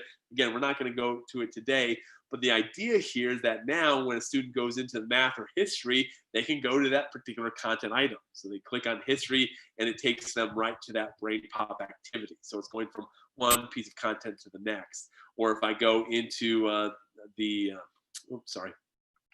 or if I go into the science, it takes me to Monterey Bay Aquarium, which is an embedded video of the Monterey Bay Aquarium where students can watch and see it right here in discussion forum. So there's some really great things in terms of building out content that you can do within Schoology that's using those building blocks of things, inserting content and those various pieces. In fact, under here, this is just an animated GIF. So GIFs can be uploaded as images as well. So there's ways to definitely create some things like that too. But if I were to give you a summary, I always say I'm going to give you some time at the end. I'm sorry I went a little bit longer in this presentation. Hopefully you were able to see a couple of those concepts that I think that can be beneficial when you're building out courses. The good news is that your courses don't have to be beautiful. They can definitely provide the instruction that you need using the great tools that are found right in Schoology. But for those of you who want to kind of put some bling in your courses, you can do that. I think as a classroom teacher, I was never good at like decorating my walls. So like I was terrible at that, but I loved doing things on my website, and I loved, of course, doing things in the learning management system. And for those of you who still like to decorate your walls, more power to you. But there's also ways that you can be able to do things in your Schoology world that I think can make the overall experience better. Because in a way, especially in this distance learning world, you're creating the culture through your online presence. The more beautiful that presence can be, I think the beneficial you'll find yourself in. But let me go and stop there. Todd, I know that you and your team have been looking over the chat questions. I know this one was a little bit different. It's a little bit slower paced on this one, hopefully compared to the others, and definitely kind of meandered through some of the different topics, but love to see if anything kind of came up to mind. Yeah, I mean, there's tons of questions. There's always questions, and they're kind of all over the place as far as you're dealing with Schoology. There's just a lot of people have, a lot of teachers have a lot of different questions. I wanted to ask you, or if you could speak to this. So Schoology doesn't, we have the toolbar, we have the editor, the text editor. You can't change different fonts and stuff like that. What can someone do to to use a different font though? Can you speak to that? Yeah, so within a page, you have the, let me actually go over to, let me go back into my Tracy perspective. You have the ability to change the fonts. Most of the time, I think I just use Arial. So I just wanted to make sure that or Tahoma, I think that's what it is. You have the ability to change the fonts so that you can be able to, let me see. Oh, no. Okay, so I don't know if you can change the font here. The reason for that is for some of the screen reading functionality, we keep it that way. However, one of the things that I've done as a workaround is if you create something in Google or Microsoft, like let's say you use a Google Doc or Microsoft Doc, you can copy and paste that, and that font that's recognized on that browser window can carry over to Schoology. So there's some ways to get around it if you'd like to by doing that functionality. Yeah, that I think that's so beneficial for those that are wanting some different different options. There is that you can copy and paste from a different program, and Schoology will hold that formatting. So I think that's a great option for someone to be able to use. Even the dingbats. I would encourage those that that looked at the getting started with Schoology, because one of the things that looking at that course, it really impressed me was just the layout of it. And I was asking questions like, how did you do this and how did you do that? And I know that when that course was created, they just used some dingbats and different things like that. I thought it was just so pleasing, graphically pleasing. So I love that course. I mean, look at it. Can you click on some of the modules there? Just the drop down so we can. So, I mean, they have the objectives there, the dingbats. So you see the ones, twos, threes there next to, lesson 1, lesson 2. I just think that is so, kind of just draws you into want to work in that course rather than just have straight up, folders and text. And what's interesting too, Todd, is that we I think Schoology was very purposeful, that we first and foremost wanted K through 12 teachers to be able to use our platform. That was the goal, and that meant that people needed to quickly, easily build the content that they needed. There are a lot of other tools that are out there that kind of provide this huge kind of like HTML editor. And by the way, we also offer HTML editor capability, but it's almost like you need a team of instructional designers to actually build out the course. Schoology did not want to be that way. We wanted it to be a tool that could quickly be used by every teacher in a district, but still have those additional capabilities. So if you are into dingbats, or if you're into embedding content, or if you are wanting certain fonts to be certain ways, you can still do that within the platform. There's just some different ways to do that. And you know what, Todd, it might be even fun to even do some follow-up things with even the professional development team that have some more of those kind of tips and tricks too. Yeah, definitely. And I think people are going to want to know more about, I know that we have teachers out there on Twitter and, doing a lot of, sharing out a lot of content about linking, doing links and stuff like that inside of Schoology, and making it look good like that. So it's really exciting to be able to, again, I'm just going to go back to the fact of having a place that's graphically pleasing. If you think about, as an adult, going to a website that was just nothing but text, you would back out of that pretty quickly, right? Unless you were doing some major research or you were doing something along those lines, you would back out of that pretty quickly. We are a very visual society now, and having these little things that kind of capture our attention are going to be very important. And so I think dealing with, K-12, the kindergarten students, you shared a lot of that stuff already, Adam. That would really get the students interested in there. But even all the way up to 12th grade, there are things there that would grab students' attention. So I appreciate you doing this course or this session. I think this was an important one. Yeah, well, I think you and you or Becky, I know that you suggested this idea, and I thought it was a great one. And it's some of those things that we, especially if I've been using Schoology for the last 7 years, things that I take for granted. But like seeing how all those pictures put into place, pun included, it's neat to be able to kind of talk through that. So I appreciate it. So we have one more session at 3 o'clock. We do have that assessment, right? We do have that assessment, and that is a big one because in Sci-Fair, we like our assessments. So having all these different, to be honest, so all the different question types, and so I'll just spin a little teaser here. All those question types in Schoology, and then the fact that we are going one-to-one, that's a big game changer for us. In the past, we always needed that paper. You remember that was one of the conversations we had early on, Adam. We needed the ability to have answer sheets and to scan answer sheets, because that was our old system. And at that point, we would never be one-to-one. But this whole COVID thing, this world that we're living in right now, kind of changed things. And it's going to be a real big blessing for the students, because they get engaged with assessment type questions that they would have never, they're fun really, and they never would have been able to do if they weren't one-to-one. What, again, to add to that, it's, in a lot of these different sessions, we've had a chance to show the assessment tool, but so many teachers see that and say, like, there's no way that I could do that in my classroom. You can. Like, it literally is a tool that every K through 12 teacher can use to build out great question types, and a lot of it's already done for you. You just have to insert the right image, add the right text, and boom, you're ready to go. So I'm excited to be able to dive into that a little bit more. And it's going to be, I think, a very similar pace this session, Todd, where anyone who comes back, you won't feel overwhelmed. We're literally just going to camp out on those question types and see where we go. So.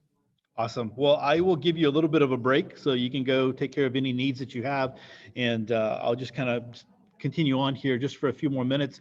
Hey, I want to thank you for being a part of this virtual DLC and being patient with us as we work through all the kinks this morning. And we are now here about to go into the last session. It's been a long but really great day. We're very excited about all the great sessions. And one of the things about being tied to one of the rooms is I don't get to go see all the other sessions. So I'm going to have to go pop into all the recorded versions. And so that's what's really great about having this Zoom sessions kicked out to YouTube, is that all the sessions get recorded.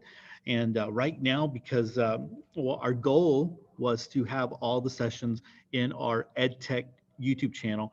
But because of the glitch this morning, they're kind of all over the internet on all of our different YouTube channels. But we're going to grab them all, and we're going to put them all in one YouTube channel to kind of make it easy for people. And the great thing is, just like our EdTech Live that we've been doing for the last couple of years, they're going to be out there, they're going to live out there, so that you can always refer back to them.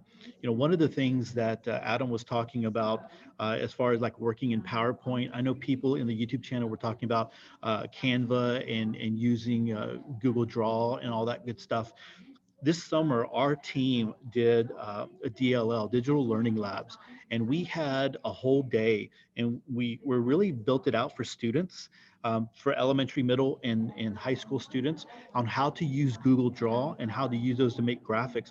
But we found out that there were a lot of teachers going into those. There was a lot of adults going into those sessions because they were learning how to make graphics. And so that is over at the Cypher EdTech YouTube channel, and you can go and subscribe there. I mean, that information is going to be there, and so you can always access it. We have a lot of great information, and we're going to continue doing that because we are committed to providing resources for CFISD to take it to the next level. And now, again, like I said, with the one-to-one, with the Chromebooks that the students are going to be receiving, there are so many things that we're going to be able to do. So let me go ahead and put up the bit.ly. I know that my partner in crime, Katrina, is sharing out the, let me see, let me make sure I bring up the right one. Katrina, our Schoology coach, is sharing out the bit.ly in the YouTube channel. So if you haven't gone to go get your credit, go ahead and do that right now. I'm going to go ahead and share this out if you need to see it visually here. So it's the bit.ly 4BVMGJ, and you can go get your attendance credit. Make sure you walk all the way through those attendance pages until you get to submit. You want to make sure that you hit the submit button, and that way you get the verification, you get your attendance verification, and you get credit for this course. All right, so we are going to take a break for a few minutes, and then we're going to come back with the very last session. This is going to be a good one. You think about all the assessment questions that you can use for like an exit ticket, for a quick little pre-test exit. I mean, there's just going to be so many ways. Don't think of just assessments as your benchmark, your formal assessments here. So okay, I'm going to go ahead and end it there. I'm going to go ahead and play our cool little promo video. Make sure you see that we have an EdTech Live coming up in September. We already have that scheduled out, and we're going to have some really great stuff there too. All right, so let me go ahead and play our video, and we will see you here in a few minutes.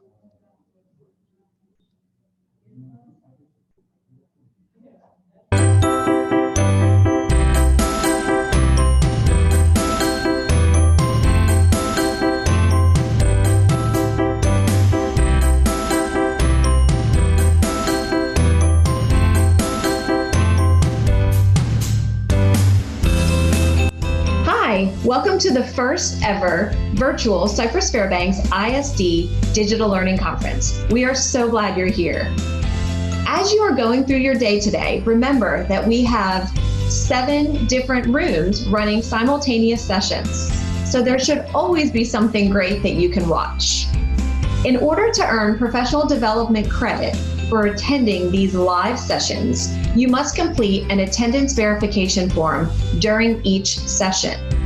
The presenter will show a slide with a unique link to that particular session. When that link is shown, make sure you take a picture or write down that link. And shortly after the session completes, make sure that you fill out that attendance verification form. These forms will be time-stamped, and the form will only be open for a certain amount of time. So make sure that you don't delay in completing that form.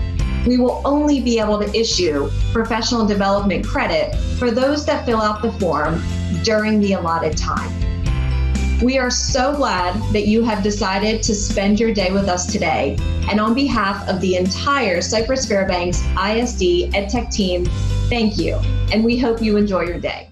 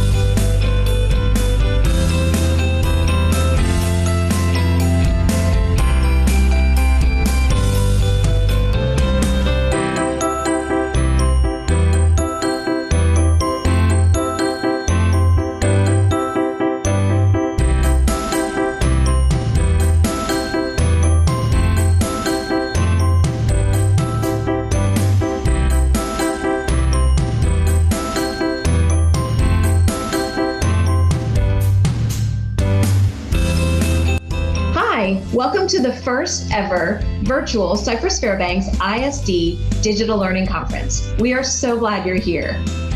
As you are going through your day today, remember that we have 7 different rooms running simultaneous sessions. So there should always be something great that you can watch.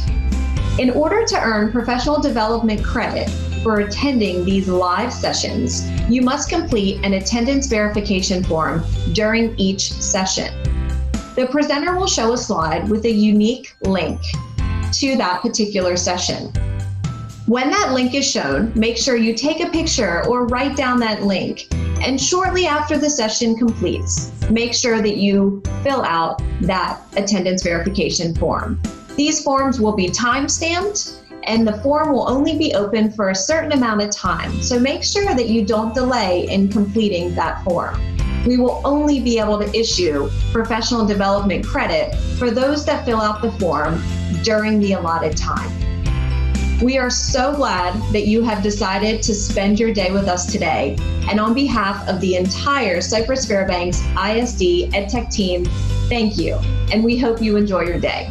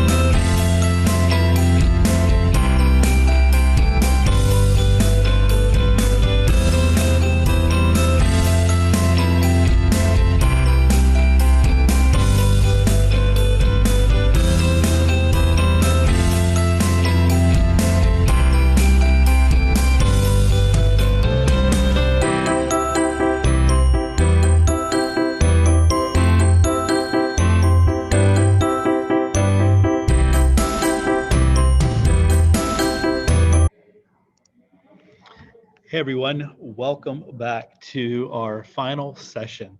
Hey, I do want to say that before we get started here, there are some presenters that are going to do a 4 o'clock session. So I know Adam embedded a lot of his 8 o'clock stuff um, into his other sessions here. But if you need to get that other hour, Jake Miller is going to be available at 4 o'clock. And so after this session, you'd want to jump into our Glide app and go over there. And then also Meredith Akers will be presenting. There's going to be one more session as well. I didn't get that name, but there'll be 3 more sessions at the 4 o'clock hour that you can where you can go and get some more PD. All right, so I don't even know if I need to introduce you anymore, Adam, but okay. So Adam, I've known Adam for a while. We've been looking at different LMSs, even way before Schoology was going to be the one that we eventually go with. I was looking at a bunch of different LMSs, and we were considering what was out there. And I got to meet Adam and the Schoology team, and really I just appreciated them and how they just interacted. And they really came with a heart to understand CFISD and what we needed to be successful with our students. And so I was able to share a lot of different things. If you were with us in the last session, I shared out that at that time, Schoology didn't have an they had a third-party app that would provide answer sheets. But we really needed something, because we weren't going to be one-to-one, that would run answer sheets from our system, and that we could do that with our big assessments. And a couple of years after that, I think it was about 1.5 years, 2 years after that, I got to sit down with Schoology, and they shared with me some of the improvements that they made, including those answer documents. Now, here's the thing: at this point, that's not really as necessary as it was back then, because now with the whole COVID thing and our school board approving our one-to-one initiative, every student's going to have that, a Chromebook. And so that opens up the possibilities for assessments and question types that they have available to them way beyond any that they have ever had. So it's no more just pick A, B, C, or D, or write an essay. It is all these different question types. Schoology has like 19 different question types that you can utilize. So as Adam is going through this next session, I really want you to think about, don't just think about your formal, assessment or your summative assessment, your benchmarks, your DPMs. These question types can be used in so many different ways. They can be used as exit tickets. They can be used as pre-assessments, post-assessments. There's all different kinds of things you can do. You don't have to have a big sit-down, shut-down to gauge where your students are. This could be a quick little, check-in with what you're teaching, and to see where they're at. So really excited. Adam, if you're just joining us here for the very first time, Adam is a native Houstonian. He is right here. He's not with us. He's going to tell you where he's at. It's kind of amazing. He is on his vacation, and he is taking his day to be with us on his vacation. So I'm going to stop talking. I'm going to turn it over to Adam and let him go from there. Adam, thanks so much, man, for being here and hanging out with us all day long, really. Well, it's great. Well, and Todd, you are going to take me to that backyard grill, right? That the hamburger, right? We're gonna go. What do you remember the name of that big hamburger that we were looking at there? All I know is that after eating there, I was going to have to go back and do a 2-hour presentation. So I got a salad. I think that's what I ended up eating. Yeah. We need to go back and definitely have that hamburger there. And Backyard Grill, they're really great partners with the district, so we appreciate them. All right. Well, cool. Well, I'm super excited to be here in the presentation. As Todd was mentioning, I am there local in Houston, but right now I'm actually in Wisconsin. This is not my cabin. We're renting the space, but we're really enjoying ourselves. But I knew that I wanted to be part of today because there's a lot of things that are going on at Sci-Fair that I'm super excited about. As Todd mentioned, I've been talking with Todd, Becky, and the rest of the team for a couple of years now, and it's been neat to see how Schoology and Sci-Fair have come together to really, for Schoology to meet a lot of the needs that Sci-Fair has, and wanting to continue to meet those needs. Now, the session today is the last session, and I would actually love it if you would like to chat in YouTube. I'd love to see if this is anyone's first session with about 2,000 people in here. Hopefully there's maybe some new ones. With that case, I will be kind of setting the stage of who I am, and then also talking about the platform. Some of you already know who I am, so this might be old hat for you. But my name is Adam Larson. I'm the Director of Educational Strategy for Schoology. I've been with the company for about 5 years, living in the Houston area. But before that, I was actually in public education. I was a classroom teacher, both at the elementary level and intermediate level. I actually started teaching at Humboldt ISD way back when. Taught for about 5 years. Really got an understanding of how I loved teaching and how technology could help me be a better teacher. And I used that knowledge actually to move into a campus-based instructional technology specialist at Klein ISD.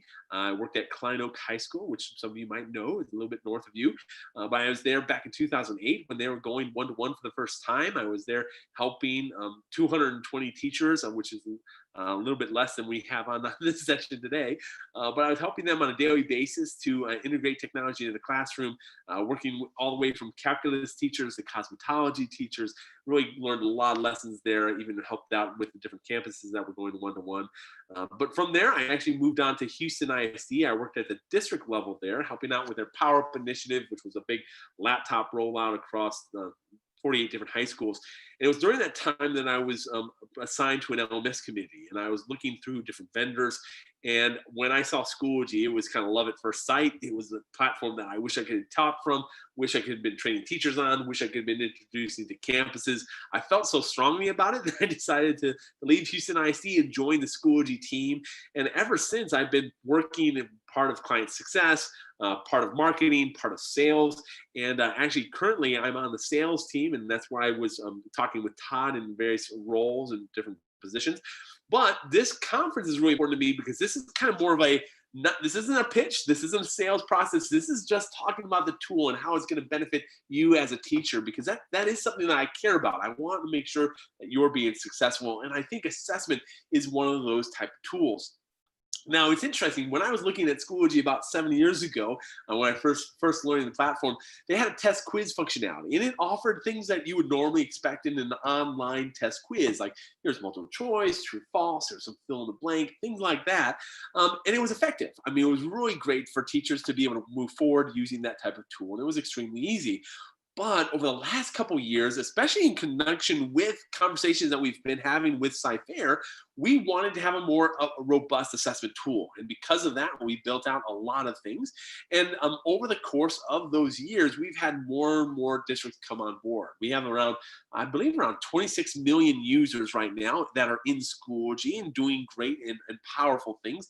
And assessment is a big piece of that. And what I wanted to do during this session is really kind of camp out on the assessment tool, talk about the different question types, talk about how they can be used, and even talk about some of the kind of use cases for them. Also, I want to start sharing my screen. So I'm going to stop sharing my video to make sure I have enough bandwidth. I'll start sharing my screen here. All right, but for those of you who are new to Schoology, new to this session, this is your first session, one thing I would encourage you is go back after today, and there's a bunch of YouTube videos that will be made available that are focused on this room number 1, the Schoology session. So I want you definitely to go back and check those out, especially if you're an elementary teacher. Check out that kind of the beginning started with elementary from teacher, student, parent. If you're secondary, check out the one around secondary, teacher, student, parent. That's a great place to start. And then there's some other sessions that you can view as well. But this particular session is going to be focused on assessment. And of course, those assessments happen within a course. So I'm right now logged in as Heather Meza into Schoology. Heather's one of our secondary teachers. She already has some courses that are built out here. The US History and AP US History, these are actually coming right from eSchool Plus, so she never has to create courses, so that's always a nice thing. And those courses automatically have the students enrolled in them. The reason why I point that out is that there are some teachers who are using assessment tools like Quizlet, like Kahoot, like, a lot of these different type of tools, and they're all great. I'm not going to ding them for that. But with Schoology, all of your courses, all of your enrollments are already taken care of for you. So you don't have to do any of those steps. So that's one big benefit when it comes to the assessment tool. And then within Schoology, as content's being built out, there's going to be the ability to actually go to add materials and add assessment. Now, what I wanted to do is I want to actually go into an assessment that's already built out, because I want to talk about some of the different functionality of questions that are currently there, show you kind of the behind the scenes of that. And then as I'm talking through, talk about possible use cases for these assessments, because Todd was exactly right. When it comes to Schoology assessments, this can be a formative experience, or this could be a summative experience. It could be high stakes, it can be low stakes, it could be really whatever you need it to be. We even have some teachers that don't use assessments as a traditional assessment, but more as a module, where they're packaging content together and allowing students to go through those pieces. So really, Schoology can be used in a lot of different ways. But I'm going to click on the questions area, and when I do, actually, let me talk through a couple of these things, because I think that would be helpful just to talk about some of the setup options. So when it does come to our assessment tool, we have the ability to set up some various things for that particular assessment. So for instance, if you want to set a time limit, if you want to randomize the question order, if you want to show possible points for each question type, because there's ways to create factors for questions, you can be able to select those things.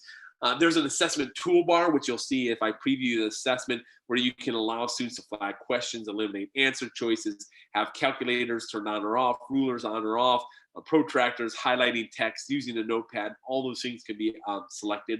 Even the ability for student settings, where if you want students, after they submit the assessment, to be able to see their score but nothing else, or maybe to see their submission but not see the correct answers, or see their submission with correct answers. There's all those kind of things that you can select. The ability to select the number of attempts that students can have, even the ability to determine how the final grade is determined. All that, those things can be set. In addition, the assessment itself can be tied with third-party tools like Respondent's Lockdown Browser. So if you literally want to have a secure testing experience, we can utilize third-party tools like Respondent's to provide that. And Todd might speak about that a little bit later in terms of what the district's planning with around those kind of aspects. But the idea here is that within Schoology, this really is some robust things on the front end and on the back end when it comes to the Schoology assessment. But what we wanted to focus on today is more the questions. What kind of questions are you being able to build in Schoology? And we have over, as Todd already mentioned, over 19 different question types. And I wanted to just showcase a couple of those. But we have things like multiple choice, true, false, matching, ordering, fill in the blank text. These first 5 are what are known as our kind of like normal or standard question types. These are things that you would expect to find in like a Google form or something like that. But we have also enhanced question types. So we have fill in the blank drop down, fill in the blank drag and drop, short answer essay. Just over the last 2 months, we even came out with an audio, video, and file upload question. So within an assessment, you can actually have students record their audio and record their video. I'll actually walk you through how to do that because I don't have an example here of those. We have a label image, a highlight hotspot, highlight image, highlight text. So a lot of highlighting going on. And now I'll point those things out as I go into the assessment itself. We have math short answer, number line, and also chart. There are other question types that are going to be made available as well. There's things that we're super excited about. One of the things specifically is an adding item from an item bank where there's going to be the ability to build out assessment banks and for those to be able to pull from those banks into Schoology assessment. So there's going to be some great functionality around that I probably won't get into today, but just know we definitely have that functionality. But for today, I do want to jump into some of these questions. And I want to show you kind of the behind the scenes of what these questions look like, how they've been built out. And the reason why I want to do that is oftentimes when I'm showing an assessment, a lot of times people feel that they're great, but that's nothing that I could do as a teacher. And I wanted to make sure that everyone knows that this is definitely something that you can do. So whenever it comes to building questions, what you're going to see is a standard kind of format. So whenever you go into any kind of question types, you're going to have a question setup. So you have this question setup at the very top, and underneath that, you have places where you're going to be setting up the question. And underneath that, you have a correct answer setup. This is where you're going to be able to select what the correct answer is, and I'll talk about some of the other things that are found there as well. Now, there is also underneath that a kind of a learning objective, a tie-in. So if you wanted to be able to set that up, you can. But for today, we're kind of just focus on more of the actual building of the question versus tying in into learning objectives. So within the question setup area, when I come up to the top area and I actually click on this, you'll notice that you have kind of a rich text editor that pops up automatically. The nice thing about that is it kind of saves some screen real estate, so it doesn't showcase unless you select on that area. But when you do, then you can be able to add the content that you need. Now, right now, the only thing a couple of things that you see here is that you have an image, you have also an audio file, you have some text. All that content, it was created right here in Schoology, where you can just literally, you can be able to type in the text that you need. You can come over here to the right, to the tools area, and you can insert content. So whether that's an audio file, whether video file, or using things like that, you can be able to submit that and have that added to the question. And now within the question itself, that can be part of what you're doing. Now, underneath that is where the actual answer options are. From here, this is where you can also pull up the rich text editor. As of right now, there's no additional content there, so there's no images or videos or things like that. But you could do that if you wanted to build out questions like that. Specifically, I know at some of the younger grade levels, that becomes a big piece of the assessment building process, is actually having images built throughout the entire question area to help students understand what is needed, and that is more, image-based versus text-based. But the idea here is that you can literally have this question setup be whatever you need, so that you can set up your question. In addition, with this multiple choice question, you can do options for that, where you can create more options. So if you want it to be more than just A, B, C, or D, you can also have E, F, G if you'd like to. And if you also wanted to take away any of those functionalities, you can also, any of those options, you can also do that over there to the right-hand side.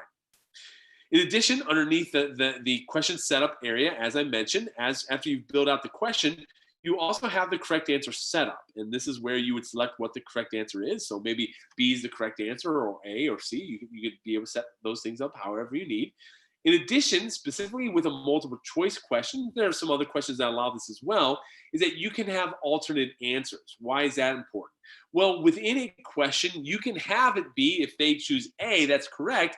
But if you also have an alternate, choose A and B, or let's say maybe they just choose A, I can make this so that they get 75% credit.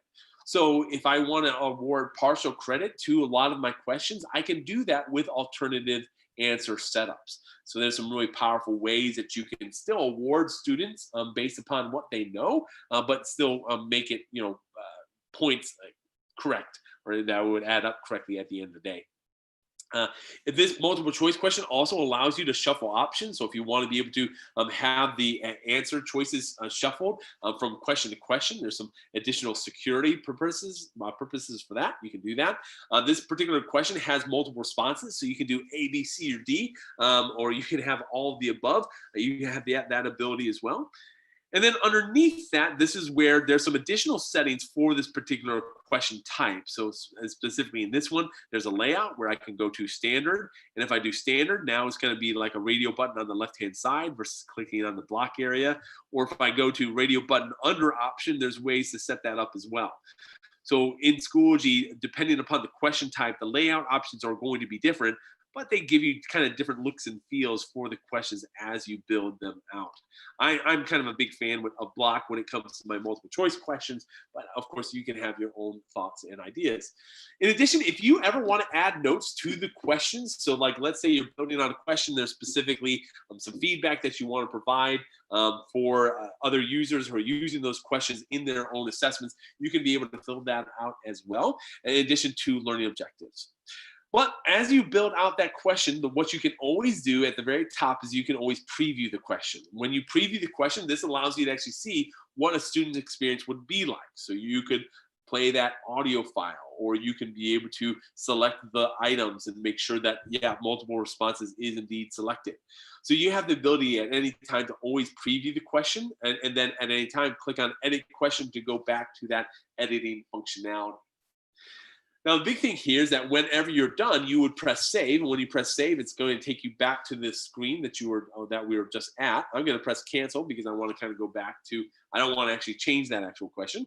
But then that's where that question would be built. From here, this is where I can then change the point value. So on the point values is that if there are certain questions that need to be more valuable than others, you have the ability to set that all up in Schoology. In this particular case, I'll just have it as 1 and all the other questions are 1. But if I needed to have it more, I could. There's also the ability to copy a particular question. So if there's a question that you want to use it multiple times and you just want to change the various nuances of it, you can do that. Or if you want to just delete the question, you can also delete it so you don't have to worry about seeing that. That's always possible. But if I go to the next question, this is our matching question. This is again one of the standard question types. This is the same kind of setup. So you have the question set up, you have the correct answer set up. So you're going to see that time and time again. I think that's going to be really helpful when you are kind of going into these various questions. Also, by the way, I want to make sure that I pointed this out, but I'm going to walk you through some of these pieces, and this is not going to be an extensive training in terms of everything here. But if you wanted to play around with assessments more later, if you go into the assessment tool and you go to the bottom S here, this is actually pulling up our help center. And when you pull up the help center, it's actually going to provide suggested articles based upon where you're at. In this particular situation, you're in an assessment. So this is where you can get a guide to Schoology assessments. And from here, this is where you can see a step-by-step directions on how to build out all the various assessments and what those different assessment questions look like. And when you actually click on assessment questions, it could even open up another tab to walk you through those pieces. So just know if you're wanting to kind of explore on your own at any time, you could go, well, maybe not during the next 30 minutes, you can go into Schoology, click on that little help center and be able to walk through those various pieces. But with this question set up, and since this is a matching question, I have my question set up at the top. This is where I put in my various texts. In this situation, I actually created a table. So there's a table functionality right here where you can add as the rows and columns that you need. You can also change the styles of that. So that's all can be set by you. But then you can enter in your text as needed. Underneath that, you're going to have two columns. You're going to have prompts and you're going to have possible answers. Prompts are the ones that you're going to be tying the answers to. So for instance, in this situation, it's cellulose and chitin and glycogen and starch. Probably not pronouncing that correctly, but essentially you have the ability to create prompts, and then the possible answers are over to the right. Now you can always add prompts or remove prompts. You have the ability to set those things up however you need. That's always going to be available to you. But once you set up the question itself, then below hand, this is where you're going to add the correct answer setup. Now, one thing I will tell you is that if you ever try to create a question that does not have a correct answer setup, you actually get a little red bar that'll come up saying, hey, you're not able to build this question yet because you haven't done the correct answer setup. So there's even some helpful things in terms of if you don't build it correctly, it'll actually direct you to what you need to do to rectify the situation, and then you'd be able to change that out. And correct answer setup is one of those things that you'll definitely want to make sure that you do in order for you to save that question. Now, this particular question, what I can do is I can just drag and drop the different things into place, but I've actually selected duplicate responses. And what that means is that a response like energy can be used multiple times. The nice thing about this is that if I unselected that, that would mean that I could only use the answers once. So energy could be used once, structure could be used once. But if I wanted to have that in another place, I can just drag and drop that to whatever I need that to be. And then if I go back to duplicate responses, that will then allow this to come back where I can now drag and drop that right into place. So there's definitely some functionality when it comes to matching that allows you to do those kind of things. There's also, again, the ability to preview this. So if I wanted to just preview what this question type looks like, this is what that student view would be. Here's my table. Here's my possible answers, and then my potential responses. And then here's my possible answers and how students would just drag and drop that right into place. So there's ability to always check that out to make sure that you're happy with whatever you're doing as you're building out those assessments. If I close out of that, I can go down to the next question type, the short answer essay. This is one of the easiest questions to build out because it does offer you the ability to just insert the text that you're wanting students to ask. This particular one has a video player that's actually been inserted as well. So this is where that video would actually play within the actual assessment itself. The question itself. So that's going to be set up right there.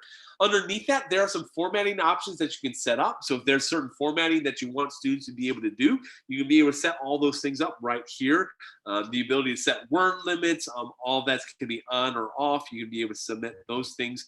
And then, of course, you can even tie learning objectives to that as well.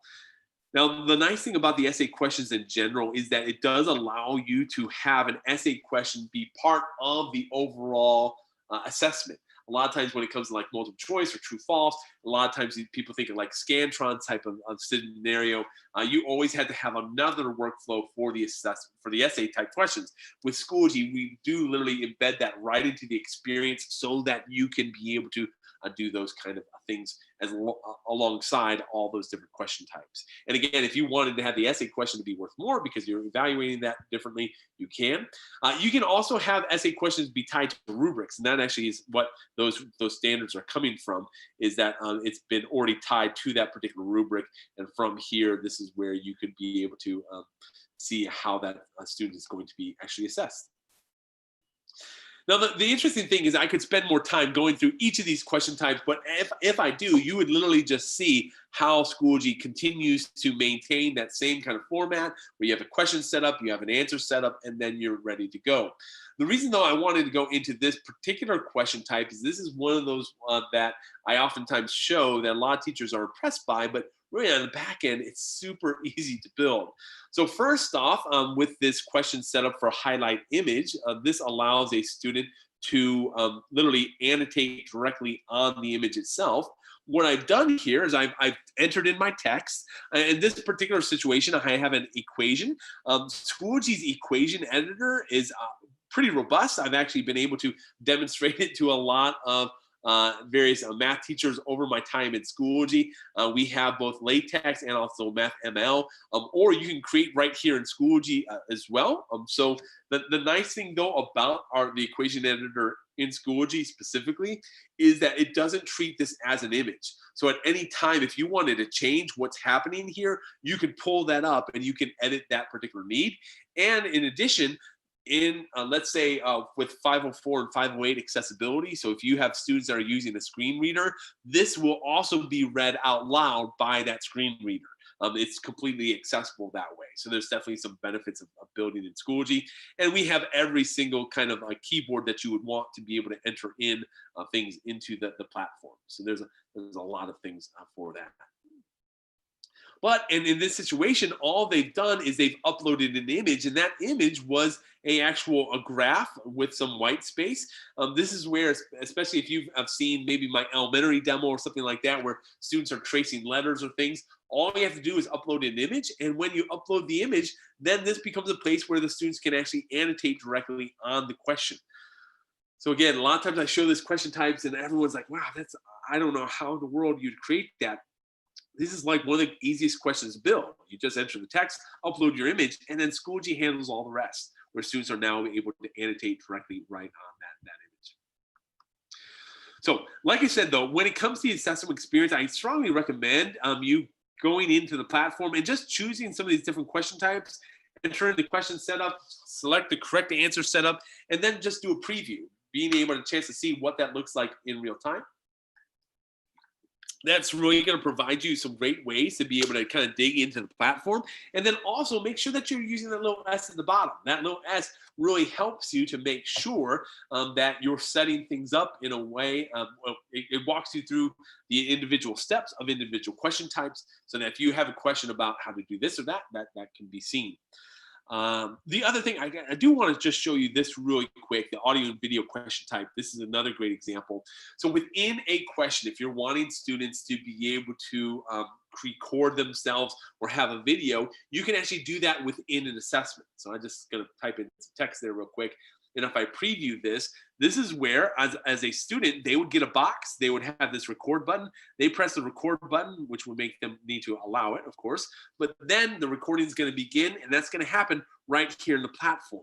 So we've had a lot of, for instance, CTE teachers who are, the students are doing some kind of project and they're needing to showcase their understanding of how to do certain things.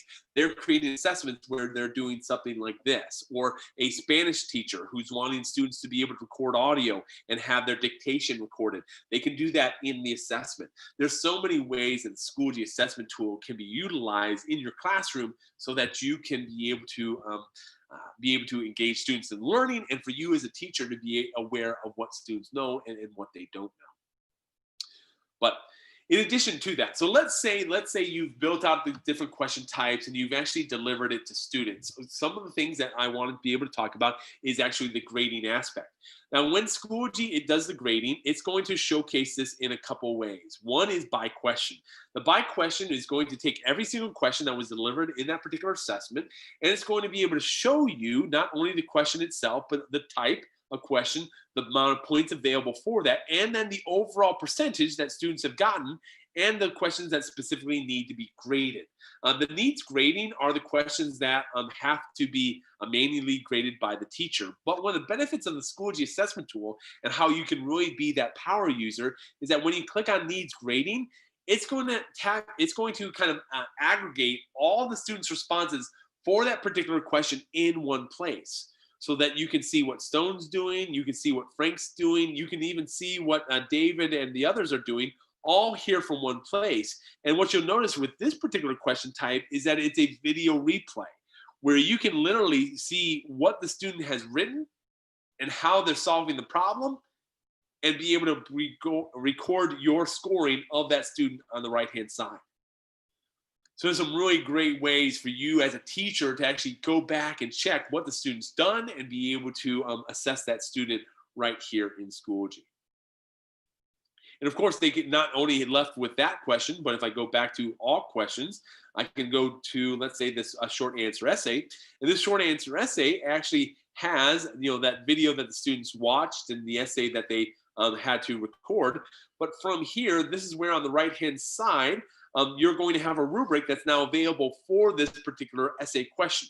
This is huge. A lot of times when it comes to essay questions, you're talking about a certain point scale or something like that. But Schoology allows a rubric to be tied to an essay question so that now you can not only provide kind of the baseline, what their overall score is, but you can have that tied to a performance of an actual rubric. And that rubric could be available for you as a teacher to be able to go back and see and be able to understand what the students needed to know and what they didn't. And of course, the student would be able to be able to see that as well. But Schoology wants to provide ways for you as a teacher to quickly see all the students that need grading and be able to score those students. But in addition to that, you can also go by student. So this is where you can see individual student submissions, and within those individual student submissions, you'll be able to actually see their overall responses. So that now you can see every student's, individual students' responses to all the questions within an assessment and be able to adjust scoring if needed. So there's ability to do that within the platform as well, so that now you can see all the different questions that were being delivered and what the student made on that particular response. This is really helpful, especially if you're having a one-on-one conversation with the student about their performance, or you're having a parent meeting and you're showcasing how the student's performing. All that's possible within the platform. In addition, there's some other things that you can do in terms of if you need to actually unsubmit an assessment. Let's say a student accidentally submitted and you need to unsubmit it, you can. Maybe there's a submission that they made that they accidentally did, you can delete that. But the other piece here that I want to talk about really briefly is the ability for you as a teacher to also start an attempt. And this is actually part of what's known as observational grading. So you as a teacher can actually use an assessment to assess a student without the student actually responding to it themselves. And some of you might be saying, well, Adam, what kind of use case is that? This really happens oftentimes at the elementary level, so that if you have an elementary teacher that wants to be able to keep track of assessment, but the students themselves aren't actually going into the assessment. Maybe it's like a reading observation. Well, you can use the assessment tools, observational grading functionality, to be able to keep track of those scores and be able to have them all logged in to Schoology. And then, of course, can be reviewed at a later time. But the idea here is that you as a teacher are literally selecting the responses and being able to have it scored automatically for you. We even have some teachers who have some students that have special education needs. So you might have the majority of your students taking things online, but you have a couple students that need to have those written copies, and you want to still be able to understand, what the students, you want to see, all the students' data in one place. You might use something like observational grading to do that. Again, that's just an example of what some of our power users are doing to really make sure that Schoology's assessment tool is meeting all their particular needs. Now, in addition to that, we also have the ability to do live progress. So live progress is a little bit different than the grading aspect. Live progress is something that you as a teacher can pull up during the assessment experience itself. You can see this by the different sections or periods. That's always possible. But what you'll see is that you'll see the students on the left-hand side, and then you'll see a couple different columns. The first is status. The status basically shows whether the student has exited the assessment, whether they're currently in the assessment, maybe they haven't even started the assessment. You'll be able to see all that at first. That's really helpful, especially if the students are in your classroom and they go off of the screen or they go off the assessment to go somewhere else. You literally on the status area can be able to see when they have stopped accessing it.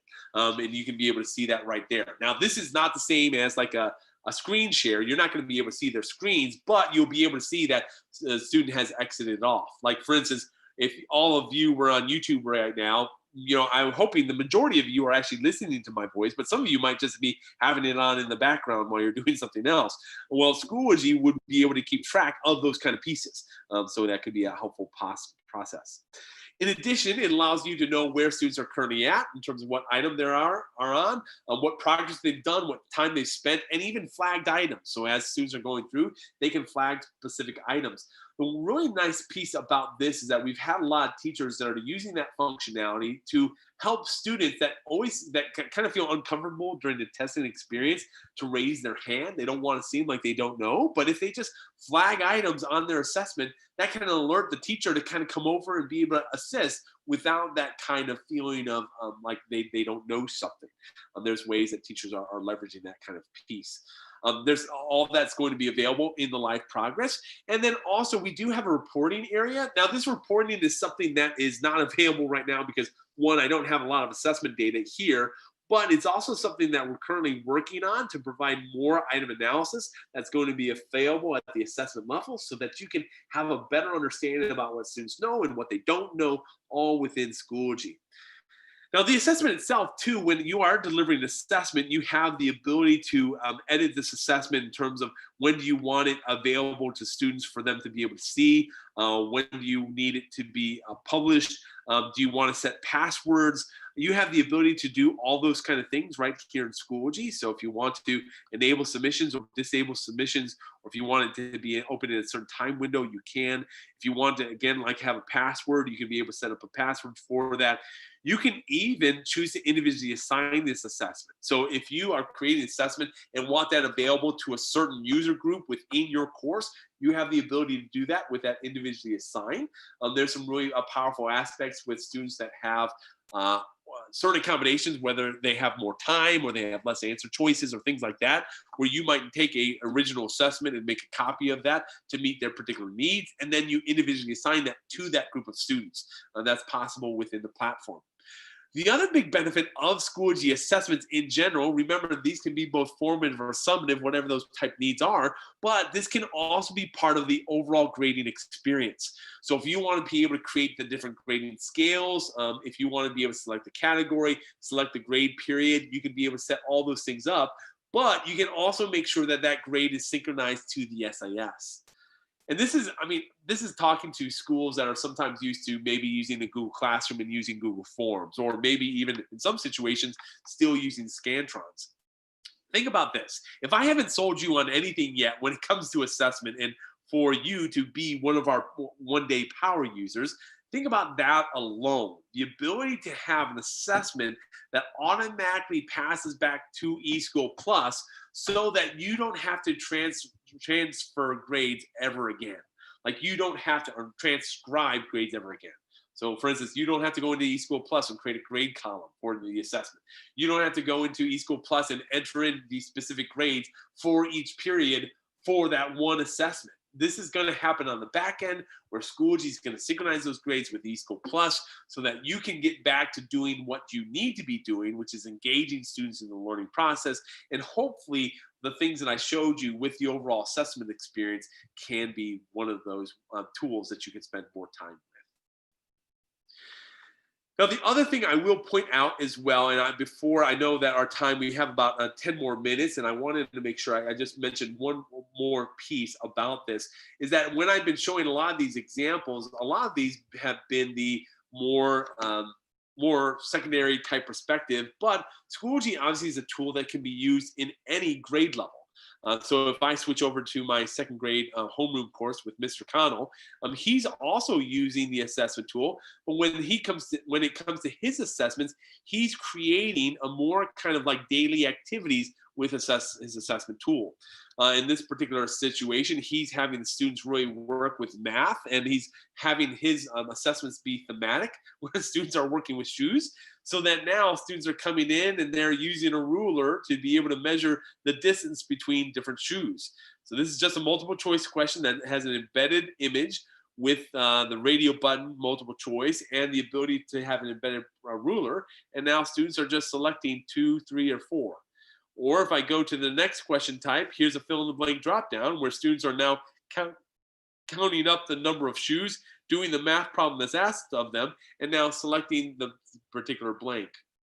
Or maybe this is a math problem where they're actually coming in and solving the problem, but they're actually putting in their number sentence using the keyboard that's set up in Schoology. This is just another question type that allows you to have math short answer. And this particular math short answer kind of limits the student's scope, so they don't have all the scientific calculations and things like that, but allows it to put right there. And of course, that is different than the actual calculator itself. which I think do I have that calculated or not? No, I don't think I have the calculator turned on here. But that is just for student entry, not for student to actually use to calculate. The highlight text question, which is a really powerful question type as well. The ability to have my number line where students are dragging and dropping the different things into place. But again, like I said, Schoology provides workflows for users to build out assessments in a lot of different ways. Even when it comes to our professional development, one of the things that our professional development users are doing within Schoology is that they're creating assessments, but their assessments, instead of it being like a graded activity where you're trying to grade the teacher work, you're literally coming into Schoology and creating assessments that now are modules. And within this PD course for a professional development that's focused on personalized learning, this learning module is all about providing content to the user while also assessing. So if I were to preview this real quick, this is an opportunity for a user to come in and be able to read through some content. So whether that's a learning through an article that's embedded right here in Schoology, and then going to the next item and now selecting a multiple choice question that is tied back with that personalized learning. There's ways for you to build assessments out in that particular way. And again, I think the more that a teacher leverages assessment to do, warm-up tickets and exit tickets, the more functionality that you'll see, and your mind will start exploring all those options that are available. And Todd, you're exactly right. I mean, when a school district has more technology in teachers and students' hands, there's more ways for them to be able to leverage that and explore the possibilities. And hopefully today, as I walk through just a couple of these examples, you were intrigued about what assessment might mean for your classroom, and that you're going to spend some time kind of looking through how you can utilize assessment yourself. But what I want to do right now is I do want to kind of stop. I've been talking a lot today. This is my 7th session, so I appreciate all of you sticking with me. If you were here for all 7 sessions, I would like to know. Just do something in the chat. Just let us know that. I'd be interested to hear. I really appreciate you putting up with me for this whole time. But Todd, at this time, how are we doing? Is there anything? I know that there was kind of a lot that we covered there. There's a whole lot to kind of think through. I think most of the conversation today might even happen a little bit later as of thinking more about assessment. Anything that we can talk about right now? Yeah, no, I think one of the important things to remember when we're talking about Schoology is there's a lot of good information out there on the internet. And so I know that there are YouTube videos that dive into each question type in a lot more depth, right? They give you that overview. And so I just want to encourage those that are watching, whether you're watching live right now or you're watching a recorded version later on, whatever it is in Schoology that you're trying to get more information about, definitely the Schoology icon on the very bottom right-hand corner, you always want to use that. That's the fastest way that you can get information. And so Adam is clicking on that right there. But then I have learned so much just by going to YouTube and typing in whatever, whatever I'm searching for. There's just so much good information out there. Things that Schoology has done and put out, but then also things that other users, they're just regular teachers that have decided to share what they have found with Schoology. And so I just want to encourage everyone out there. There's a lot of information if you just go search. And Adam, would you agree with me that really the best way to get into this and to experience it is just to play around with it? I mean, everyone can make a sandbox course, and then they can go into assessments and just play around. You're not going to break anything, right? No, you're exactly right. And in fact, Todd, what I would recommend is that please play around with the assessment. The number one mistake that we have happen when it comes to assessment in general is teachers use the assessment for the first time for what? For the Unit 1 test. And it's like you're just asking for issues to happen, because it's literally you're like going from never driving a car to doing the Indy 500. Like, what work up to it. Like, do it for an exit ticket, do it for a warm up, see how see how that works, and then be able to move forward that way. So yes, play around with it, enjoy. And Todd, you're exactly right. We have a strong Facebook presence, Twitters. We have a lot of Twitters going on. We also have a lot of things going on Instagram. Within Schoology itself, we have a lot of public groups that are available too. So yes, there's a lot of places that you can be able to see resources. And we're just excited about what this means for Sci-Fair. Todd, I think at the end of the day, I'm looking back on these 7 sessions that we did, and I'm just so excited that I'm having this conversation with you and the team that's out there. But I really see great things in store for Sci-Fair, and it's exciting for me. I agree with you. And like, you were mentioning people out there on Twitter. We already have teachers out there that are just blowing it up with things that they're doing, and they're sharing out their templates and sharing out things that they're doing, and which is great. And yeah, I want to remind everyone who's watching, there are teams on your campus that were trained in the spring. And so every teacher in Sci-Fair went through the Getting Started with Schoology course. That is the self-paced course. But you have a team on your campus that went through a more in-depth training. And so, when you get back to campus and when things get going again, you can tap into those master instructors, those master trainers that will be able to share out information with you. Just like everyone else, we're all learning, but they did have a little bit more training and to be able to share out with you. So you have that resource as well. Going back to the platform that I used to be responsible for in the district, and knowing how much is out there with Schoology, it just blows me away that I can, I don't have to call someone, I don't have to send off an email. I can just go find that information, and I can get right to work and do what I need to do. So that's a really great benefit for us moving forward here. All right, Adam, man, I got to tell you, thank you so much for taking a little bit of time, not a little bit, a lot of time out of your vacation and spending it here with us. We greatly appreciate it. I hope everyone in the YouTube chat just sending out, you got a lot of fans, and appreciate it. I even got an email about you, and they want to connect with you. So yeah, I know. I've been getting some Facebook requests and Twitter handle requests and LinkedIn. So yeah, it's great. I accept everything. So. Awesome. That's really great. Well, Adam, I'm gonna go ahead and let you go, man, because I know is your family still at the lake? They are teasing me out that window right now. So I am about to go out and have some fun. So listen, everything else, enjoy your summer. I look forward to coming back to Texas at the end of the week. I'll be back there in the Houston area, but and Todd, we'll follow up on that lunch. We definitely will, and bring some of the cooler weather with you if you can. I'm dying here in 72 weather. I mean, oh man, don't tell us that. Don't tell us that. All right, Adam. Everyone. Thanks, man. Appreciate it. All right, so everyone, if you're still with me, I'm going to go ahead and put up the bit.ly link so that if you haven't gone ahead and signed up for your credit so you can get your attendance, you want to go ahead and do that now.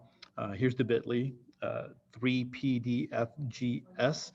Katrina is also putting that into the YouTube chat, and so that's a clickable link, and you can go do that. Make sure that you are going all the way to the end of the submit, to the submit button, and make sure you submit it there.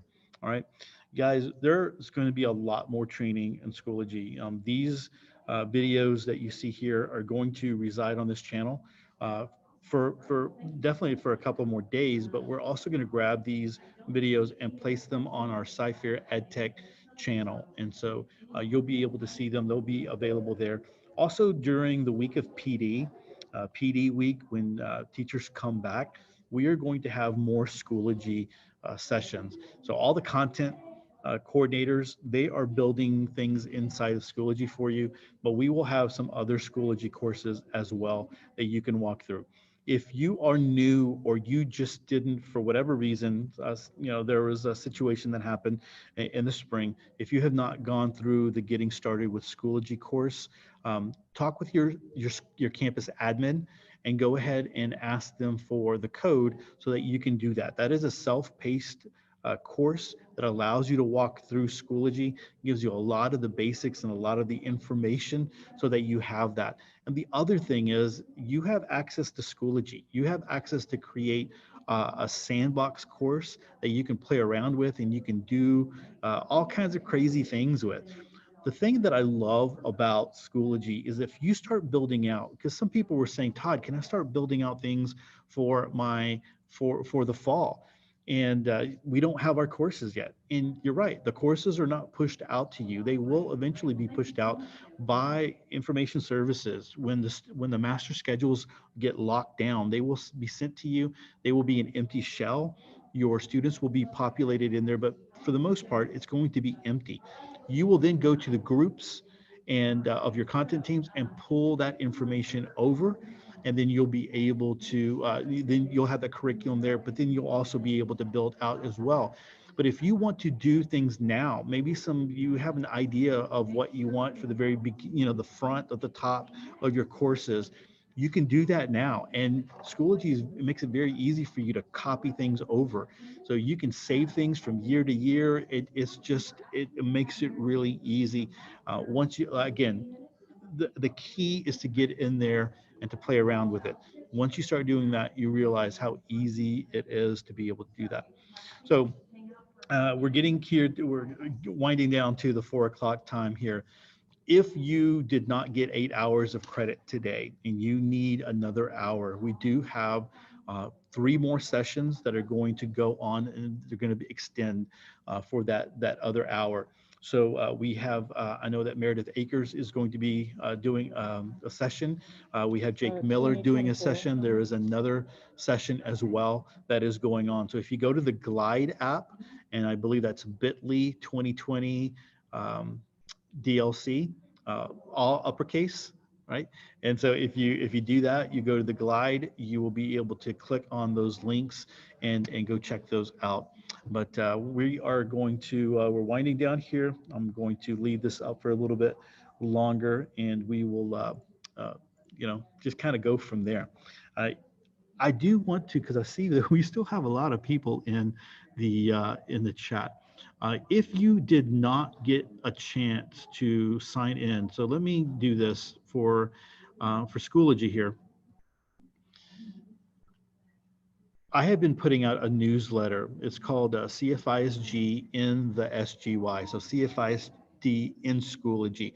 I've been putting that out for the last 2 weeks on Mondays. So on Monday, yesterday, I sent out another one, and I'm trying to put a lot of resources and things, questions that I'm getting from people, and I'm trying to put this information in there.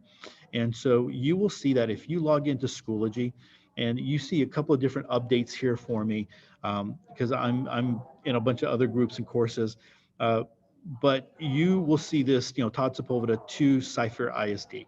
So this goes out to everybody who's in Schoology, and basically it's just a newsletter and with helpful information, and it looks like this, okay?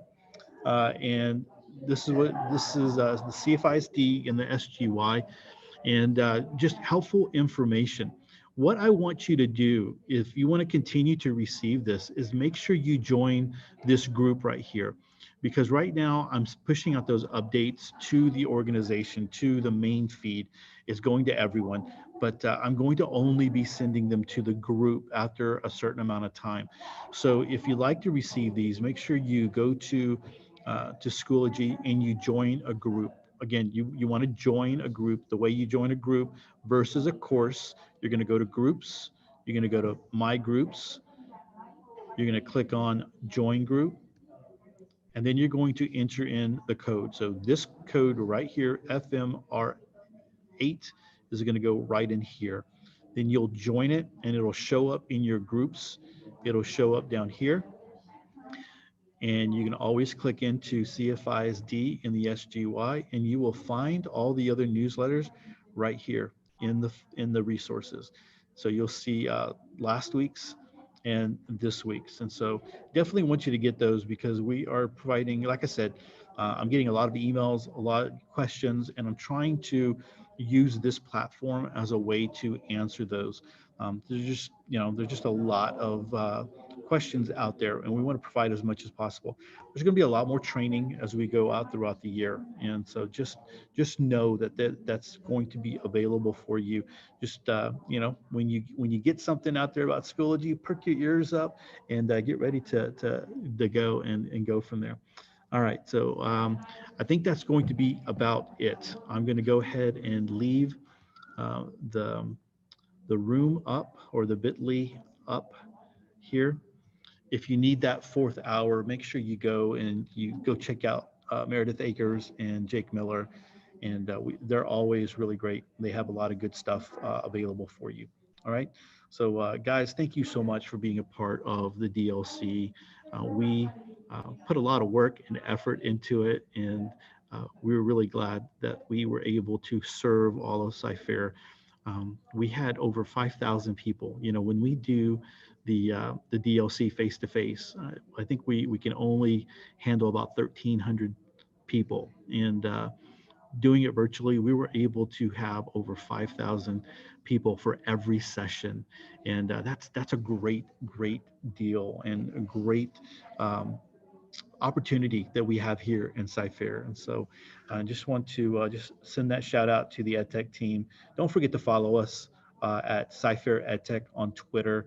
We're going to be putting out a lot of other great information throughout the year. We have our EdTech Live coming out in September, and all the other things that we're going to be doing. All right. So I'm going to go ahead and sign off for today, and to say thank you. And Katrina, the Schoology coach over here with me, manning. She was Steven Stone all day long, manning the YouTube channel, and we are going to take a little bit of a break today, but we are going to be back tomorrow serving you in the district with Schoology. So y'all have a great evening. Thanks so much.